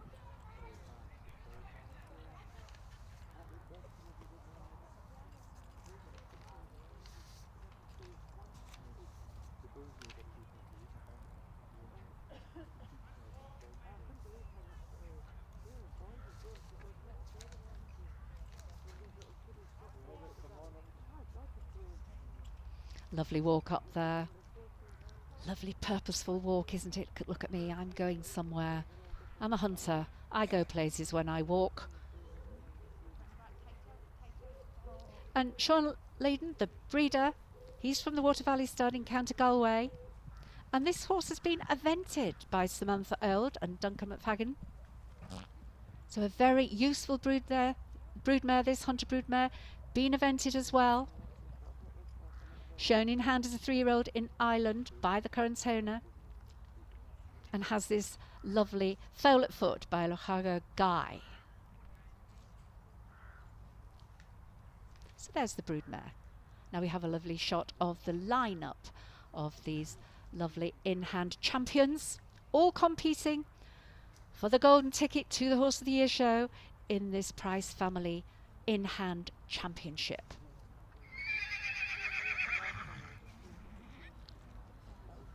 Now, Mr. Bowie, what are you going to do here? I always think it's terribly difficult judging these amazing in-hand championships.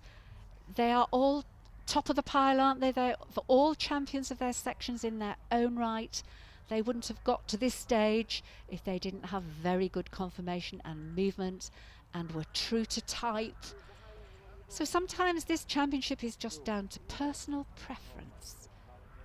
And it'd be very, very interesting to see what Mr. Walter Bowie decides. Fresh eye coming in always very interesting. There's a lovely shot of them walking round the broodmare, the sports horse broodmare, followed by this fell pony. The fell pony beat a lot of strong competition in the Mountain and Moorland classes to become overall Mountain and Moorland champion. The 2-year-old Bracklin Mabel.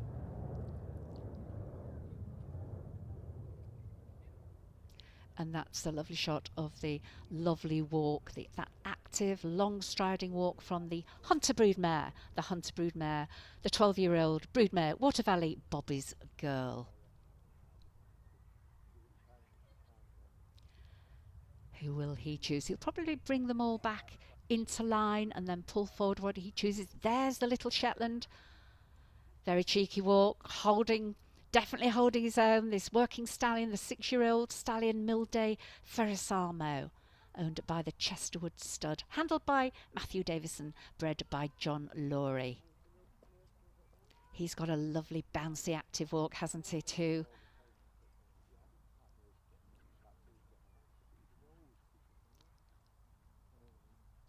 So just bringing them all into line now, to stand into line. Just in the order as they're walking around. This is not a placing, this is just the order of the line, and then they will be pulled forward for the champion and the reserve. So first into line comes the pony breeding and Anglo and part-bred Arab champion, that lovely 3-year-old chestnut gelding, Colonel Mustard, homebred by the stallion Stanley Grange Regal Heights, the Stanley Grange stud up there in North Yorkshire near Stokesley.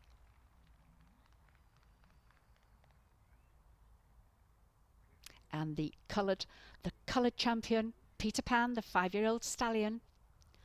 Then we've got the Hunter broodmare,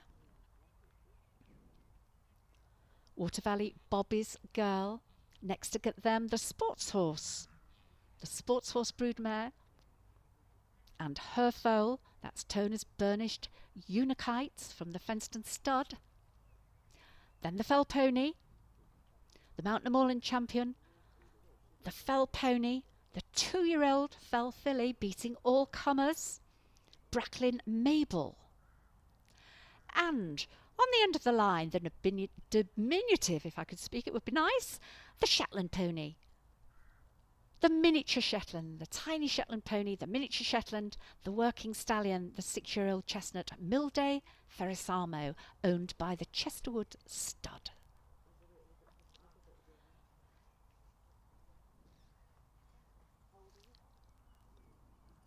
What a lovely lineup of in-hand animals. And Mr. Walter Bowie just going to have another look. In his mind, he might be thinking, I'm just going to have another look at this one. Is he thinking, oh, I quite like this the best, I'm just going to have another look at it? Or is he thinking, I might have this as reserve. I like the coloured horse too. The coloured champion's pretty smart. Not an easy task, this. It's a great privilege to judge these classes, these wonderful in-hand classes. The Price Family Horse of the Year Show Championship, a great privilege. Not an easy task. Not an easy task. At the end of the day, he'll choose the one he likes the best. That's a judge's prerogative. And I know he's delighted to be judging here today. He told me he's absolutely delighted to be here. Having a good look now at the Hunter broodmare. Is he a hunter man? Well, he's bred his own hunters. He's had his own show hunters. He's been very successful with them. And the sports horse. Having a good look at the sports horse, Toner's Burnished Unikite. Just having a look all the way round. He'll be assessing, won't he? He'll be comparing hocks and back limbs, and he'll be comparing front legs and depth, heart room. Is there enough heart room there for a sports horse? And the fell pony. The fell pony, originally pack ponies, very different to the sports horse and the hunters. Originally pack ponies going in long trails over the pack horse bridges. taking all sorts of stuff, the lead ore, the coal to the coastal ports, even going down to London. They were great transport animals, pack animals, now of course lovely ridden animals as well. They used to go in loose in packs of trails of 9 to 20, just following each other, a lead horse, the bell horse. Now we're back to our lovely miniature Shetland. He's a little bit feisty, isn't he? A little bit feisty today. This is the working stallion, the 6-year-old chestnut Milday Ferrasamo from the Chesterwood Stud. Handled there by Matthew Davidson. So, oh, what a lovely shot of the Shetland's head. So it's crunch time. Which is going to be pulled forward as champion. Having another good look at the hunter. I wonder if he's thinking, my hunter, yes, it's a bit like my lovely hunter that I had showed here that won. He's going to come back now and talk to the stewards and say, right, these are the ones I want. And I hope he's going to pull them. It's a bit difficult up here because I don't have any contact down there, so I don't know whether he's going to pull the champion first or the reserve. So we'll just have to hope that he's going to pull the champion first. Oh, how marvellous. This lovely, lovely chestnut. Well done, this lovely chestnut gelding. It's only a 3-year-old. Colonel Mustard. It's by Stanley Grange Regal Heights out of Royal Somalia. Well done, Charlie Cousins, breeding and owning this beautiful, beautiful champion of the pony breeding section and the anglers and parkbreds. Well done, Charlie. Yeah, Charlie Cousins there jumping for joy. So pleased. Great supporter of all things equestrian, and the smile from ear to ear. Well done, Charlie. And our reserve champion goes to the lovely Hunter Broodmare. The lovely Hunter Broodmare. And that is Water Valley, Bobby's Girl.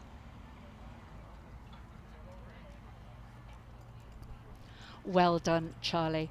I must say I absolutely loved this pony. Well, I watched it win the Pony Breeding Championship and the Anglo and Parkbred. I love the way it moves. I love the way that it's so free and its head's not tied down and it's smiling through its bridle and it's interested, and such a look at me. Such a lovely, lovely pony. Beautiful mover. It has a lovely walk and a great long striding trot. Oh, look, he's so thrilled, giving it a big hug. How thrilling is that? To breed yourself, to breed this lovely pony that's on its way to the Horse of the Year show in the Price Family Horse of the Year show championship. Well done to you, Charlie Cousins. Standing up now for a photo shoot. So much presence. This lovely pony, it's got gorgeous limbs. I suppose you can tell I absolutely love it. Lovely length of rein. It's going to make a cracking ridden pony, this, isn't it? A cracking ridden pony. So it was Tweety Nimmo that had this pony to win the pony breeding, and Caroline Nelson, who had it, well, it was champion of the pony breeding, and then Caroline Nelson had it as Anglo and Parkbred champion also.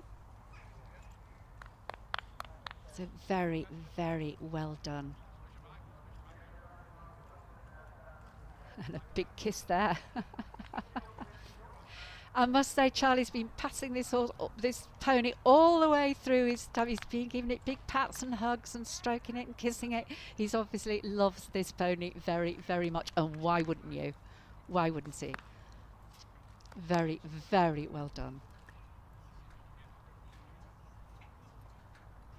So very well done there to our champion, our Price Family Horse of the Year Show Championship, the champion here at the Royal Highland Showcase, Colonel Mustard and Charlie Cousins, and the reserve champion, the lovely Hunter Broodmare, Water Valley, Bobby's Girl, and Sandra Old.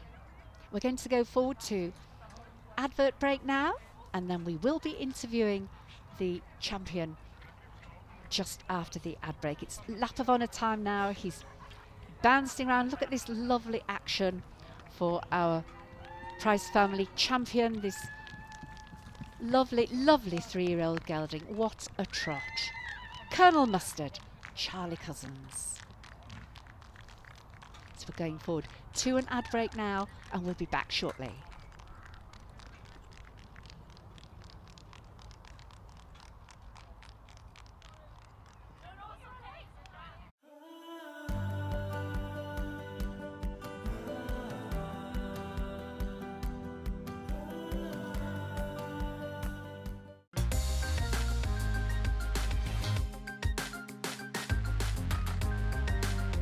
Through the online portal, you will have an access to a library of modules, giving you the practical tools and techniques to upskill, challenge and apply your new learnings to your business.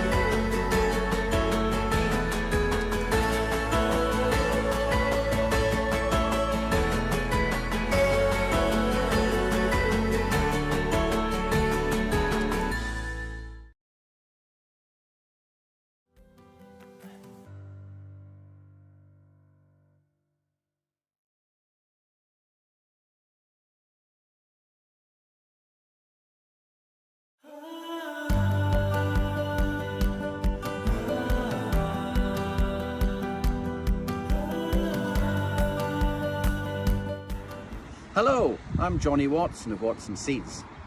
Good luck to everyone taking part in the Royal Highland Showcase, especially our many grass seed customers from all across the country. As proud sponsors of the show, we look forward to following the judging online and hopefully seeing you all in person next year at our stand at Ingliston. All the very best. Right, what's for lunch? I'm easy. You decide.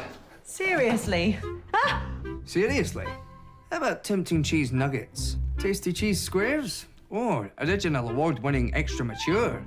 Ah, or this, rich, creamy, tangy cheddar that spreads. Where did this come from? Man in the fridge. Seriously? Seriously. Unbeatable flavour in every bite.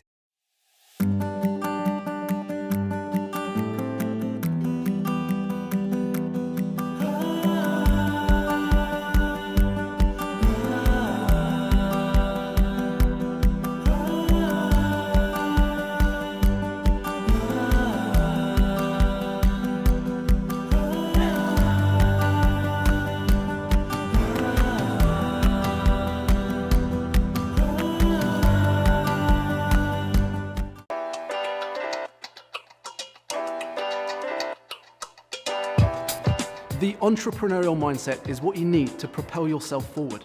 But by making an effort to embody this mindset, you position yourself to meet everyday challenges and experience growth. Scotland's Royal College. For the next generation. For the future of our food. For the future of our environment. For the natural economy. Take it to the next level.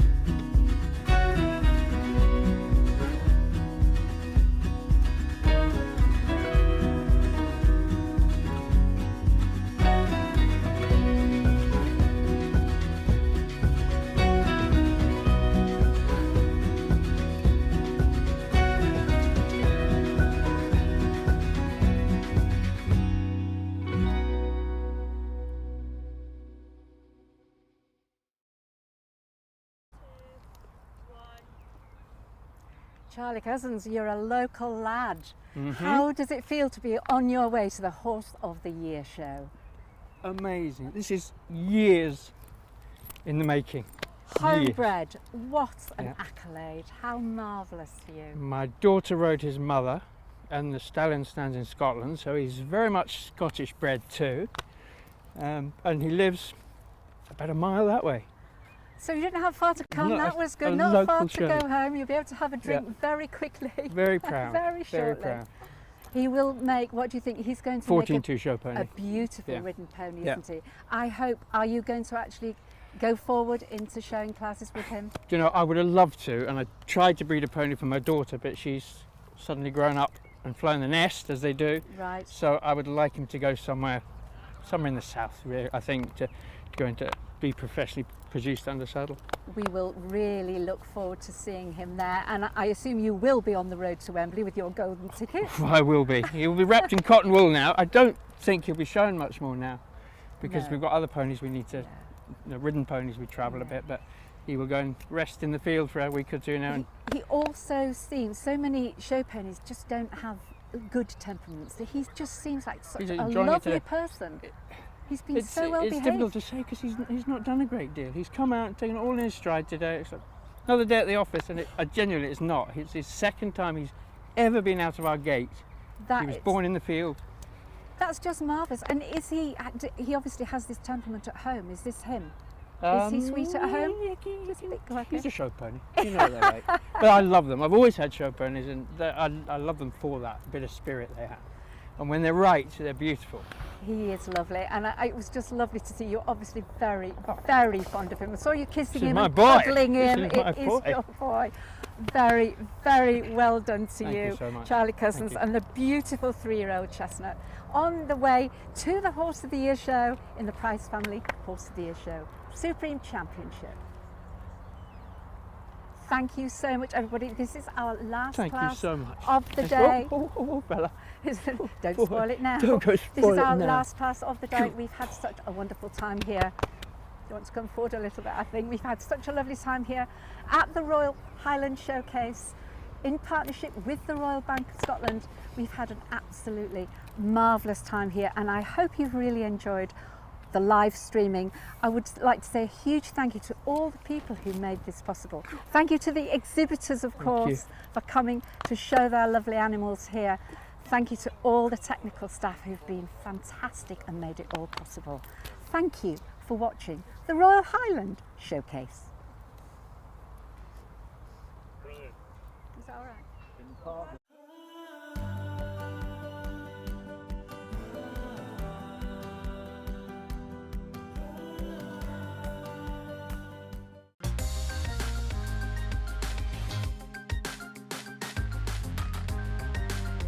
Through the online portal, you will have an access to a library of modules, giving you the practical tools and techniques to upskill, challenge and apply your new learnings to your business.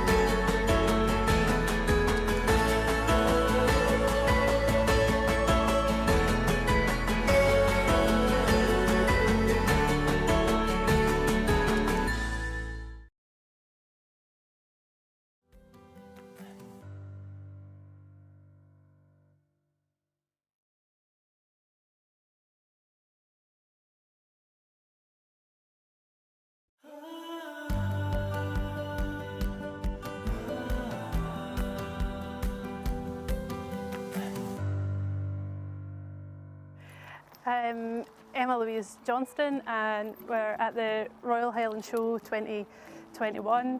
This is Toner's Burnished Unikite. She's a 16-year-old sports horse broodmare, and this is her second foal, Fenston's Fairy Tale.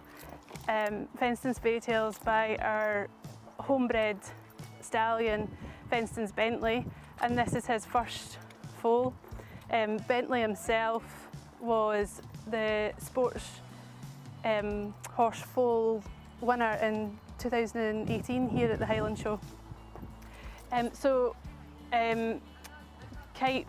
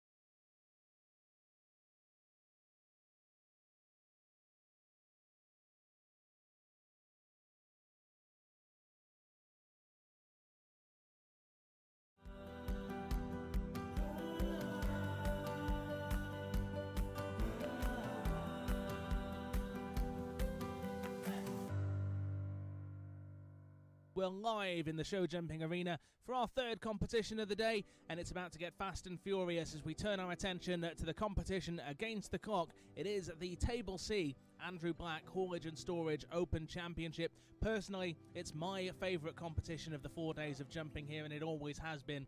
These riders turn themselves inside out, upside down, and every which way to get across the ground as quickly as possible.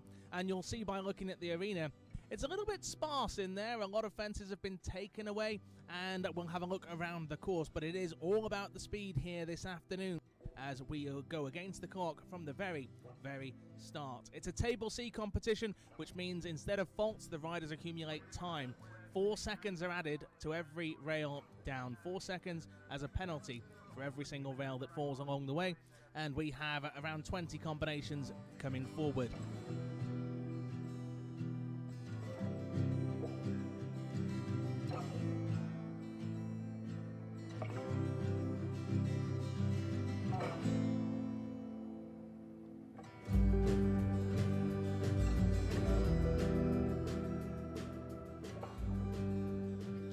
By the sponsor, Andrew Black, of this wonderful class, and it's sponsored by Andrew Black Haulage and Storage, a very, very long-standing sponsor and supporter of the wonderful Royal Highland Show and Highland Showcase. I'm going to have a quick word with him now. Andrew, how do you feel like the class is going? Class has been very good. We're a wee bit difficulty hearing them, but by that, the class has been very good. There's some very good riding in it. And I'm looking forward to see the jump off now, because that will make all the difference at the end of the day, to see the speed. And we introduced this all those years ago because it gives the crowd at the Highland Show something to look forward to see them jump again. Yes, absolutely. Like, the class is a totally unique game of the sport, so the top 3 as it stands will come back and will join us to go again. The winner of round 2 will actually have the opportunity to double their money. So the money that they stand in at the moment, whether it's first, second or third, will be doubled if they win the second round. So it's a really fantastic opportunity for the riders, and it wouldn't be possible without a fantastic sponsor such as Andrew Black of Andrew Black Haulage and Storage. He's been a careful supporter since, I believe, well, he came to the first show after the war back in, was it 1948? 1948, and I've been at most shows ever since. Which is absolutely incredible, Andrew. It's an absolute privilege to have you here with us today, and we hope you'll carry on coming for many more years to come, even after normality restores. And one of the things I'm very proud of, we've sponsored the Highland Show now for over 30 years, and it gives us great pleasure to come here again to sponsor the Highland Show, because we're looking forward to the Highland Show to be on next year as well. And we've just got to, we've had a bad time during the COVID thing, but we want now to look forward to the next year when we have it back to normal. Absolutely, Andrew. I couldn't agree more. Let's hope for an even bigger and better 2022. And thanks again to an amazing sponsor, and we're so thrilled that you'll carry on supporting us for the coming years. Thank you very much to Andrew Black.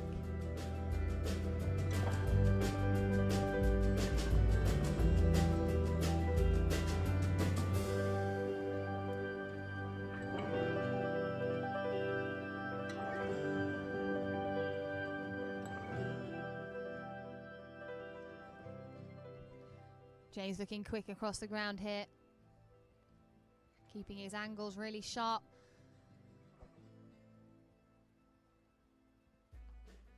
And a great turn back to that fence 7, no problems for James Smith there.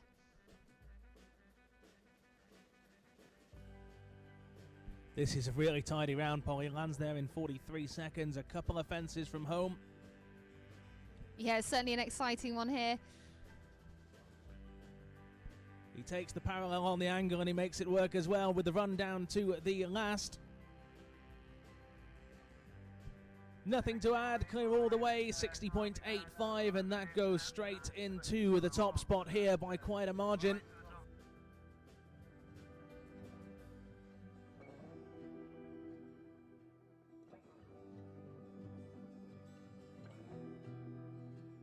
Well then, this is the ride of Mark Edwards. He was the victor here in the Andrew Black Haulage and Storage competition just a couple of years ago. Picked up good money on his visit up from Wales. It's Martin Edwards' horse, Mark with the ride, Tinker's Tail. Again, another one of the speed merchants on the circuit. You know the fast riders, you know the fast horses in this job, and definitely doing an amazing job getting across the ground here today.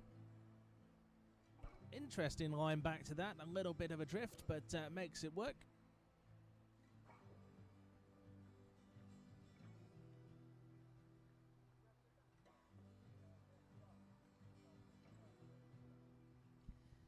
Really well over fence 7, a good setup to fence 6 as well, taking the angle to make that turn really work in his advantage, and successfully through that double of water trays at fence 8 as well. Little rattle there, but it stays in the cups. That's a really dangerous angle, but he makes it work there as well. I'd rather be lucky than good, and this man's both 59.42, and it is a clear all the way, nothing to add, and into the lead goes Mark Edwards. Polly, that's going to take some beating. Well, I mean, it shaves 3 to 4 seconds off there, and well, I don't know. Follow me is his slogan, and absolutely, it's going to take some catching. If you want to beat Mark Edwards, you have to be clear really faster than 59.42. Just look at the middle of the pole bend there. He hits it so hard, but it does stay. And sometimes luck is on your side, and it's really helpful for Mark Edwards there.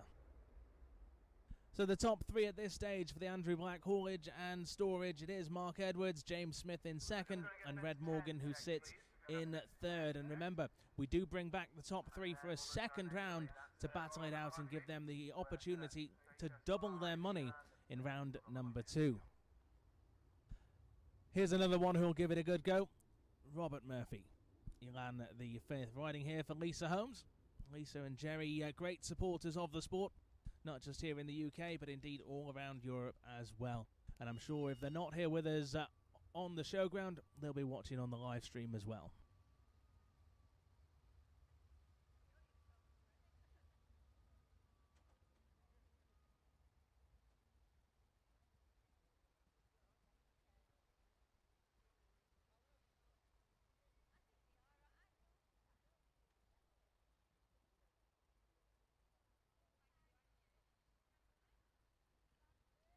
And this is another horse that Rob's just produced up through the grades over the course of the last 12 months.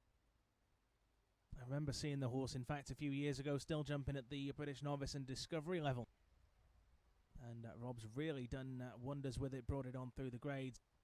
Jumping over the big fences here, it's still 1.40 metre against the clock for the Andrew Black Haulage and Storage, and making it look relatively easy so far as he lands there in 31.5 seconds. Yeah, this horse is really fun to watch. He's so agile, quick to alter whenever Rob's giving you a different aid. He's there with him. They're both on form today. Well, he was so quick as a rider on ponies as well, and he's really managed to bring a lot of that skill that he gained in the lower levels of the sport all the way through to the top end. And it's showing here today, 59.42 as we chase down to the last. He clears that as well, and there's time in hand, 2.5 seconds clear at the top of the timesheets, and into the lead goes Robert Murphy and Elan the 5th. He's off and running. There is a rail down, and again, it's 4 seconds added for that one, Mark, and Tinker's Tail. Just a little mistake in the early stages here.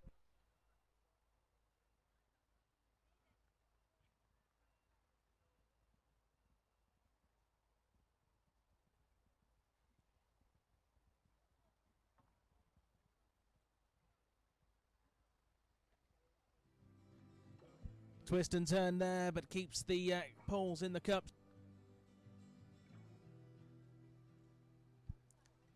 In and out of the double as well. A couple of fences from home.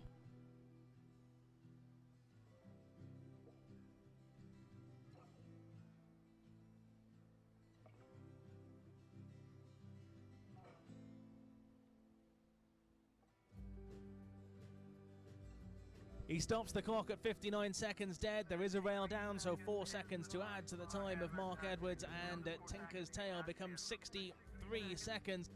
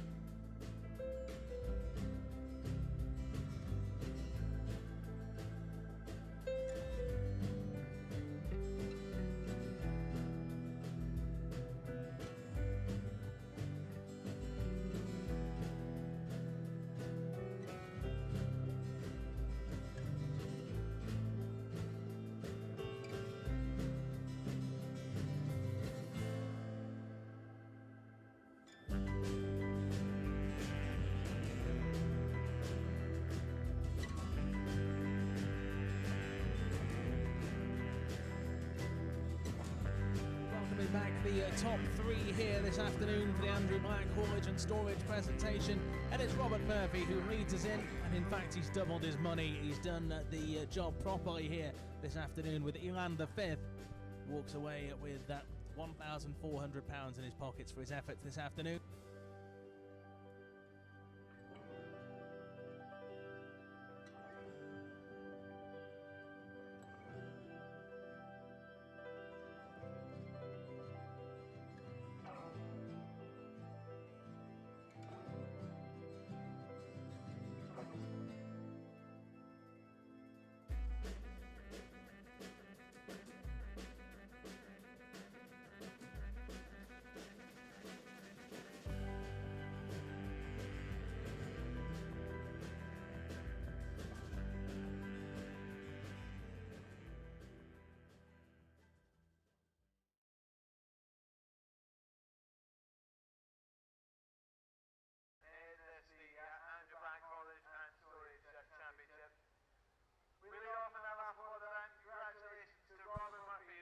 So congratulations to Robert Murphy, who takes the win here in true style this afternoon for the Andrew Black Haulage and Storage Open Championship. It is Elan the Fifth who leads the lap of honour. Mark Edwards and Tinker's Tail in second, with James Smith and Twix de la Roque in third place.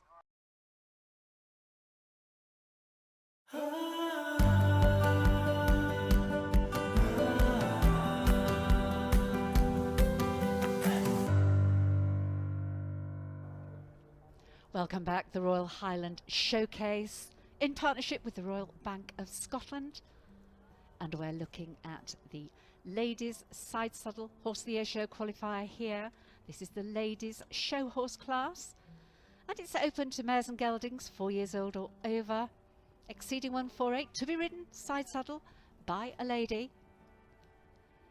And of course it's now open not just to hunters, it's open to riding horses and hacks and cobs. And here we have our ladies before us on their side saddle horses. Very, very important that the ladies' horse is well mannered for obvious reasons.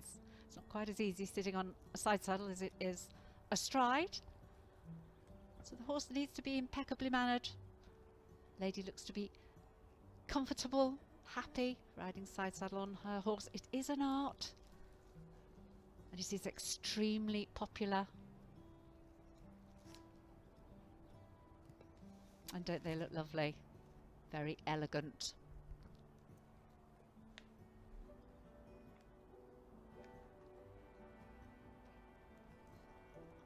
A very elegant sight it is too. Lovely to see them here at the Royal Highland Showcase up here at Ingliston in beautiful weather here. 2 judges this morning. Michael Marion from Sussex is going to assess conformation, and Charlotte Hurst from Worcestershire will be assessing the ride.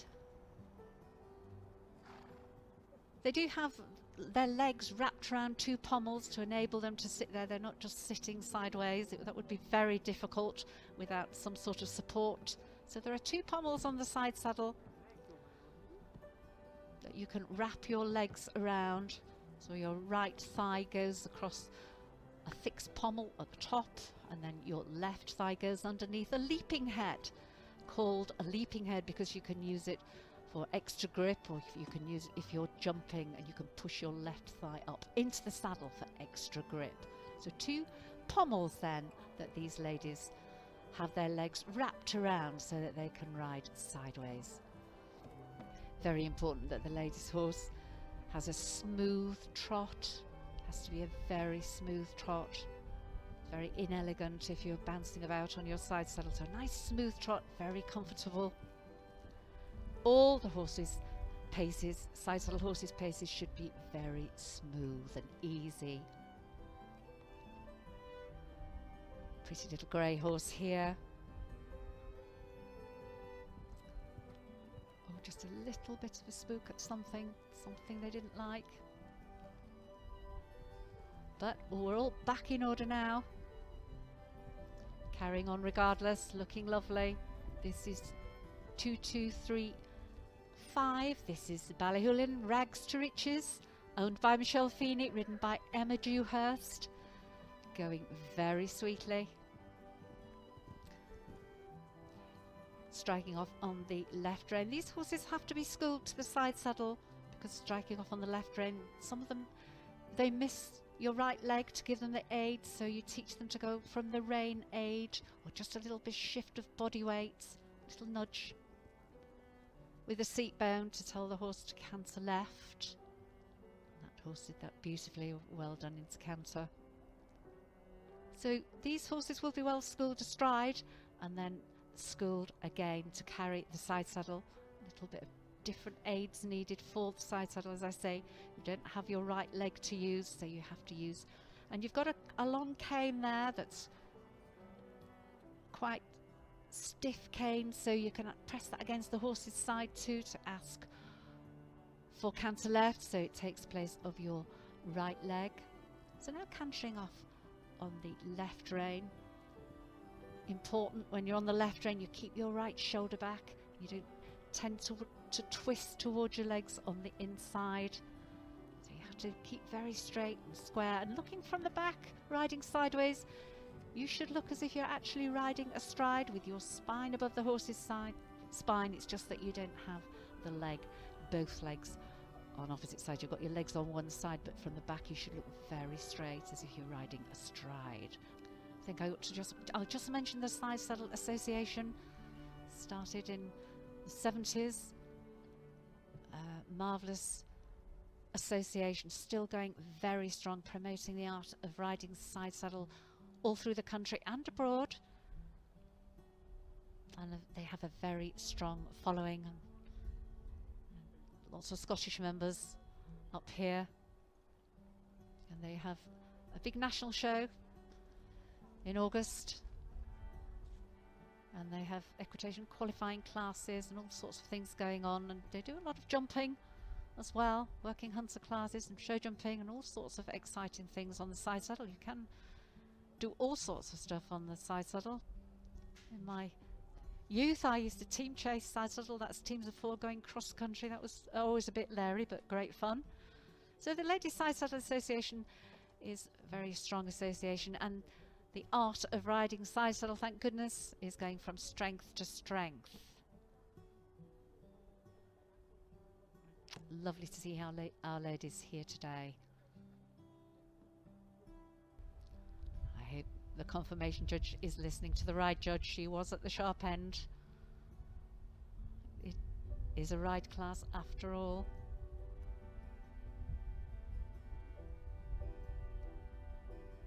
But then, of course, the horse has to have good confirmation too. It's a mix of the two, isn't it? It's a mix of the two. Great discussions going on. There we are, look, lovely shot of the bowler and the veil. Beautiful, or it should always be tight across the face, and with a bun is correct. And a waistcoat, yellow waistcoat, very correct. And the tie and those lovely tie pins holding everything in place. The hair nets holding the hair in place. Very, very smart these ladies look. Very smart.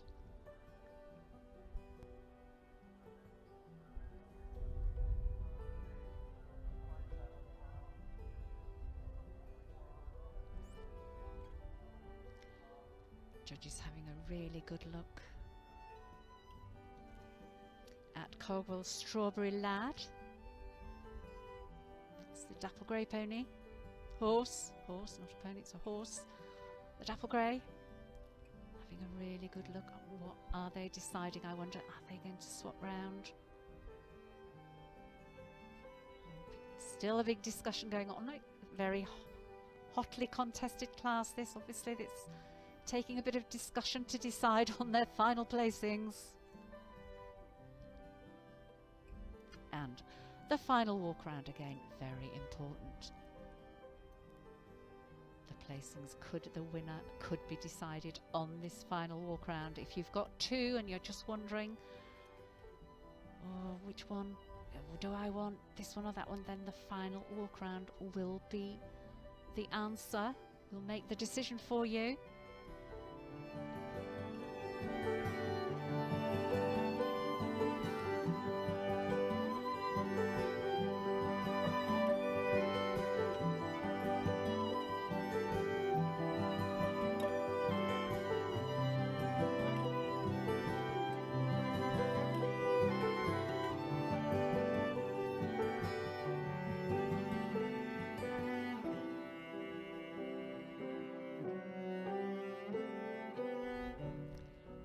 Obviously, it's a very difficult decision. They can't decide. They're going to have to decide at some stage. Or maybe they're deciding the lower places now. Who knows? They're obviously deep in thought, deep in thought. Oh, I think we've decided. Did I see a nod? Yes. I saw a nod. Well done. I can hear Michelle screaming in the background. Well done. Ballyhoolan rags to riches. Michelle Feeney owns Emma Dewhurst riding. They've won the golden ticket to the Horse of the Year show. How marvellous. Well done, you.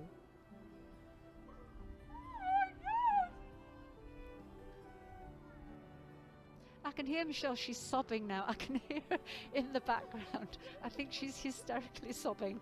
But how marvellous that for somebody to be so thrilled to get to the Horse of the Year show. I'm just talking here to 2 very, very excited ladies. They have just won the Ladies Side Saddle qualifier for the Horse of the Year show. Michelle Feeney, the owner, is a great friend of mine. She is absolutely in tears. I feel actually quite emotional myself. Reagan is the stable name. Ballyhoolan, rags to riches, posh name. Beautifully ridden today by Emma Dewhurst. Emma, tell us, what does it feel like then to be on your way to Horse of the Year show with a ladies' show horse? It feels great. I've never ridden at Horse of the Year show side saddle, so I'm really excited to dress up for that. That would be good. Well, you dress up beautifully. You look absolutely superb today, wearing all the right kit, looking lovely. Thank Michelle, through the tears of happiness and joy, could you tell us how Reagan got to this stage? It wasn't easy, was it?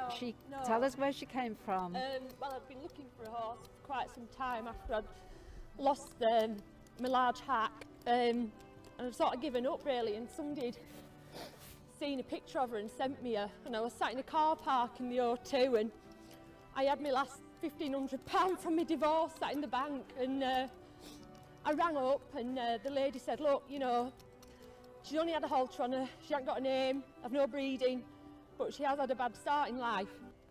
And she was found in a barn, she'd been starved. The bloke couldn't afford to feed her, so he just locked her in a barn and starved her. And I only bought her really just because I just bought her because she was a nice horse and I just liked her.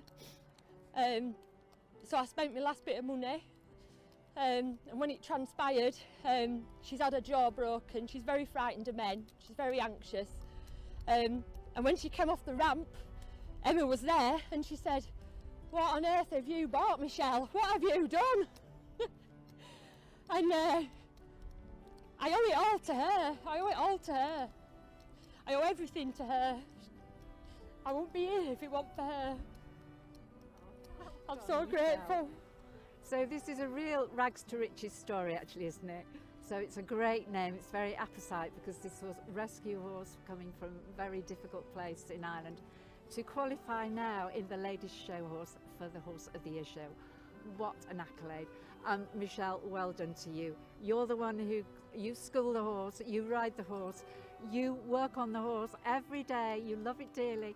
And look how marvellous she looks today. That's down to you and your grooming and the way you look after. So well done, ladies. Thank you. Well done indeed. I'm really, really thrilled for you. Thank you. Thanks very much. Thank you.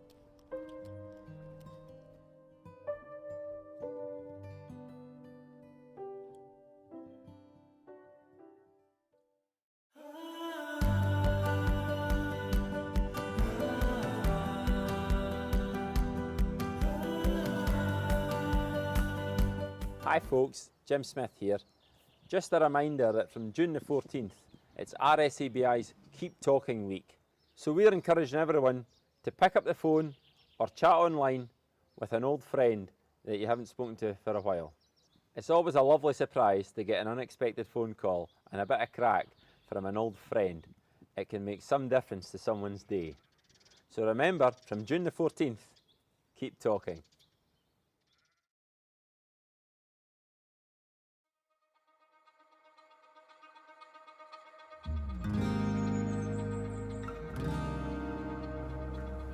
You don't need to do big things to change the world. All you need is a bike. It doesn't matter if you're popping to the shops, going to school or work, or just enjoying the open road. Bikes make us better. And the more of us that get in the saddle, the better the world gets. Our health, our communities, our climate. All for the next generation. That's what we're celebrating. The power of the bike. Glasgow and venues across Scotland will host the first event of its kind, never seen nor cycled before. Elite and amateur riders from more than 120 countries will come together to compete across 13 disciplines. It's one mega event where Scotland will welcome the world with open arms, dreams will become reality, and more than 150 world champions will be crowned. Around the globe, over 1 billion people will watch the action and fall head over heels in love with cycling. So don't just sit there, sit on a bike, and we'll show the world what we mean by the power of a bike. Join us on our journey to 2023.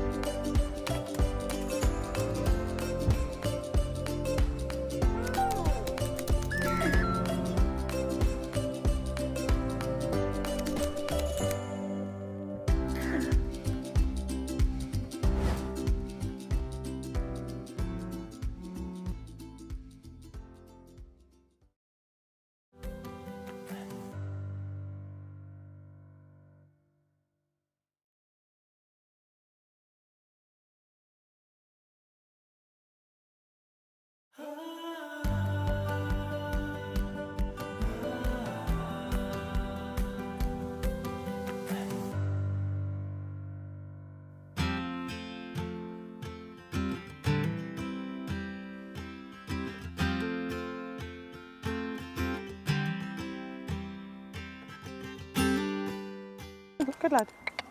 Come. You bum over. Hi, I'm Julie Cameron, and this is Peter Pan. He's a 5-year-old graded stallion, and he's just won today, and then he's took champion of the coloured section of the chaps' classes.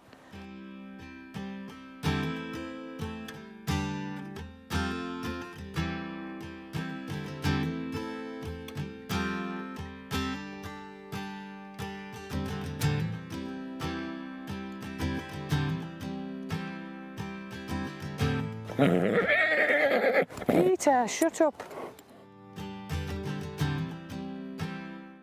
Well, I love coming to the show. I've been coming for years because I have other horses that I bring and try and support the show. I just love the show. It's just a bit weird having no spectators this year.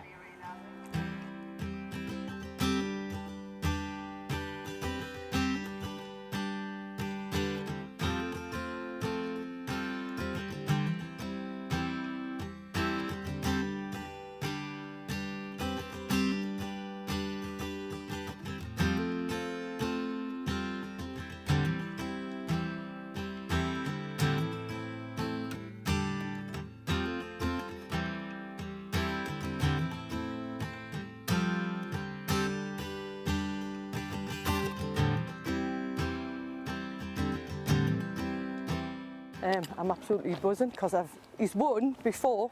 He's 5-year-old and he's been placed every year. Third, second, 2 seconds, and third 2019 when he was 3.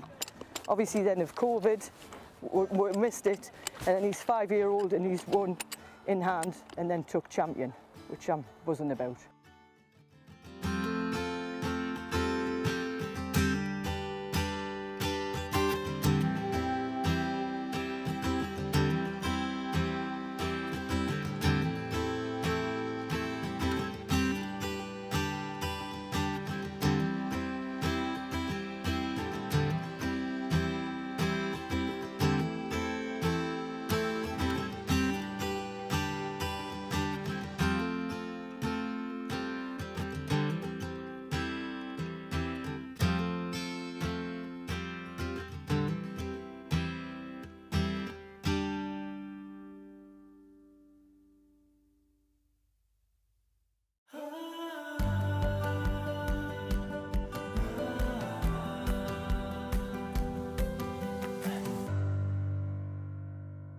Well, a very, very good morning, and once again, thank you for joining us here at the Royal Bank of Scotland Royal Highland Showcase for 2021.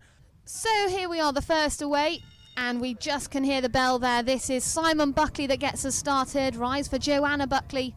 This is Elia. A fantastic horse for Simon. Just 12 years of age. He's a gelding by Wizard. This combination, we're on fantastic form here at the Royal Highland Show back in 2019. They picked up 5th place in the Grand Prix and 5th place in the International Stairway, in fact, and they've had multiple top 5 finishes all over the continent in International Grand Prix, including those of Valencia, Fontainebleau, Bolesworth and Chepstow. Simon Buckley.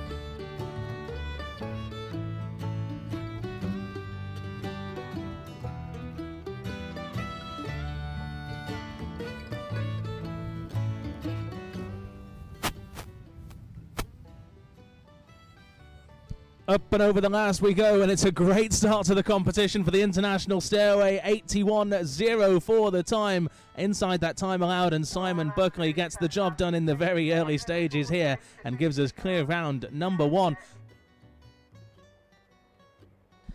So just a reminder for those of you that maybe haven't joined us throughout the first round, this is the International Stairway Series. It runs slightly differently, so you may have noticed we already take through one to the jump off that holds faults, and this is because there are points up for grabs as we go down. So the series runs over 5 shows of the county circuit. 1 has been so far.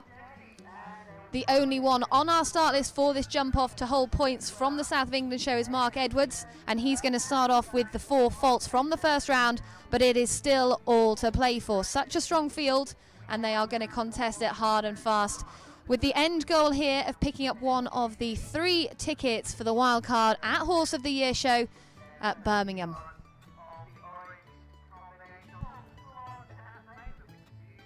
Yeah, often in competitions like this one, you'll only see 1, maybe 2 double clears, and in fact, we've got 2 left to go. They're going to battle it out, and who dares to go fast enough to guarantee the top spot if the other one goes clear as well? It's Adrian Spate, Millfield Baloney. They have a great form in recent weeks and months. In fact, they've not really been off form for the last 12 months. Adrian Spate, Millfield Baloney.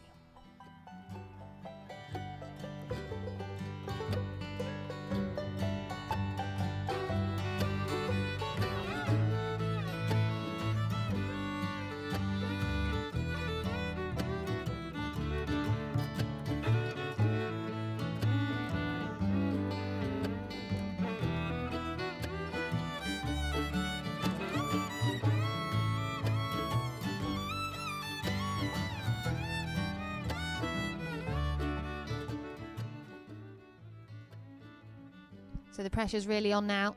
What a real shame that rail goes down. So he's on the 4 faults. The time to beat there at the moment, 62.76, set by Stephen Lahore.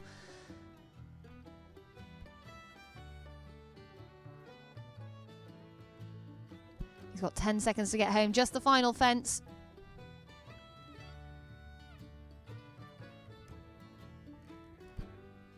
.57.94 is the time, 4 is the score. It goes into top spot with the speedy time. Adrian Spate and Millfield Baloney out in front then for the British Show Jumping Business Partnership International Stairway. But there is still 1 left to go, and he knows the job. All he has to do is stay clear. Keep all the fences standing, and he will top the leaderboard here. He can even afford a time fault or 2, in fact, in this jump off, but he won't want to, believe you me. It's Simon Buckley who comes forward as the last. Elia comes forward to contest.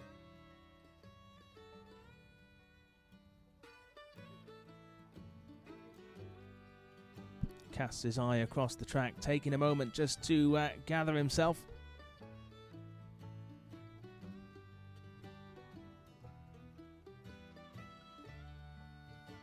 Here we go then. Simon Buckley, last away for the International Stairway here at the Royal Bank of Scotland Royal Highland Showcase.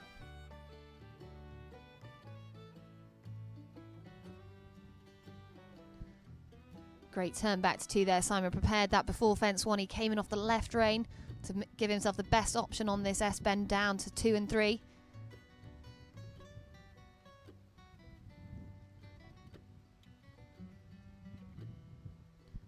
So he's keeping the pace up. It's a bit of a precautionary measure, just in case, like that, like he has a rail down. He now knows he's going to have to go the rest of the course keeping the fences up and faster than 57.94.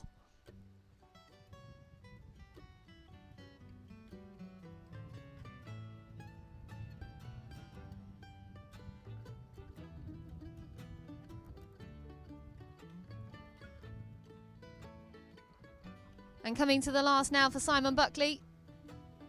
And he's over that. It is just the 4 faults, and the time is certainly quick enough. 55.05. It's a win there in the British Show Jumping Partnerships International Stairway for Simon Buckley and Elia. What a classy round, and it just shows how important the level of experience is for these riders, don't you think, Alistair?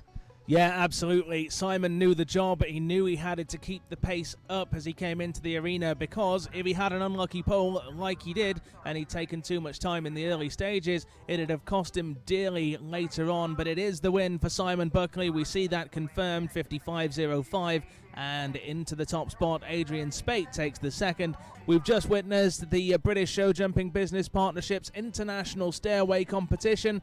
and a great 2-round competition with them battling it out against the clock, and it came right down to the wire with Simon Buckley lifting the trophy at the end of the day. He takes top step of the podium.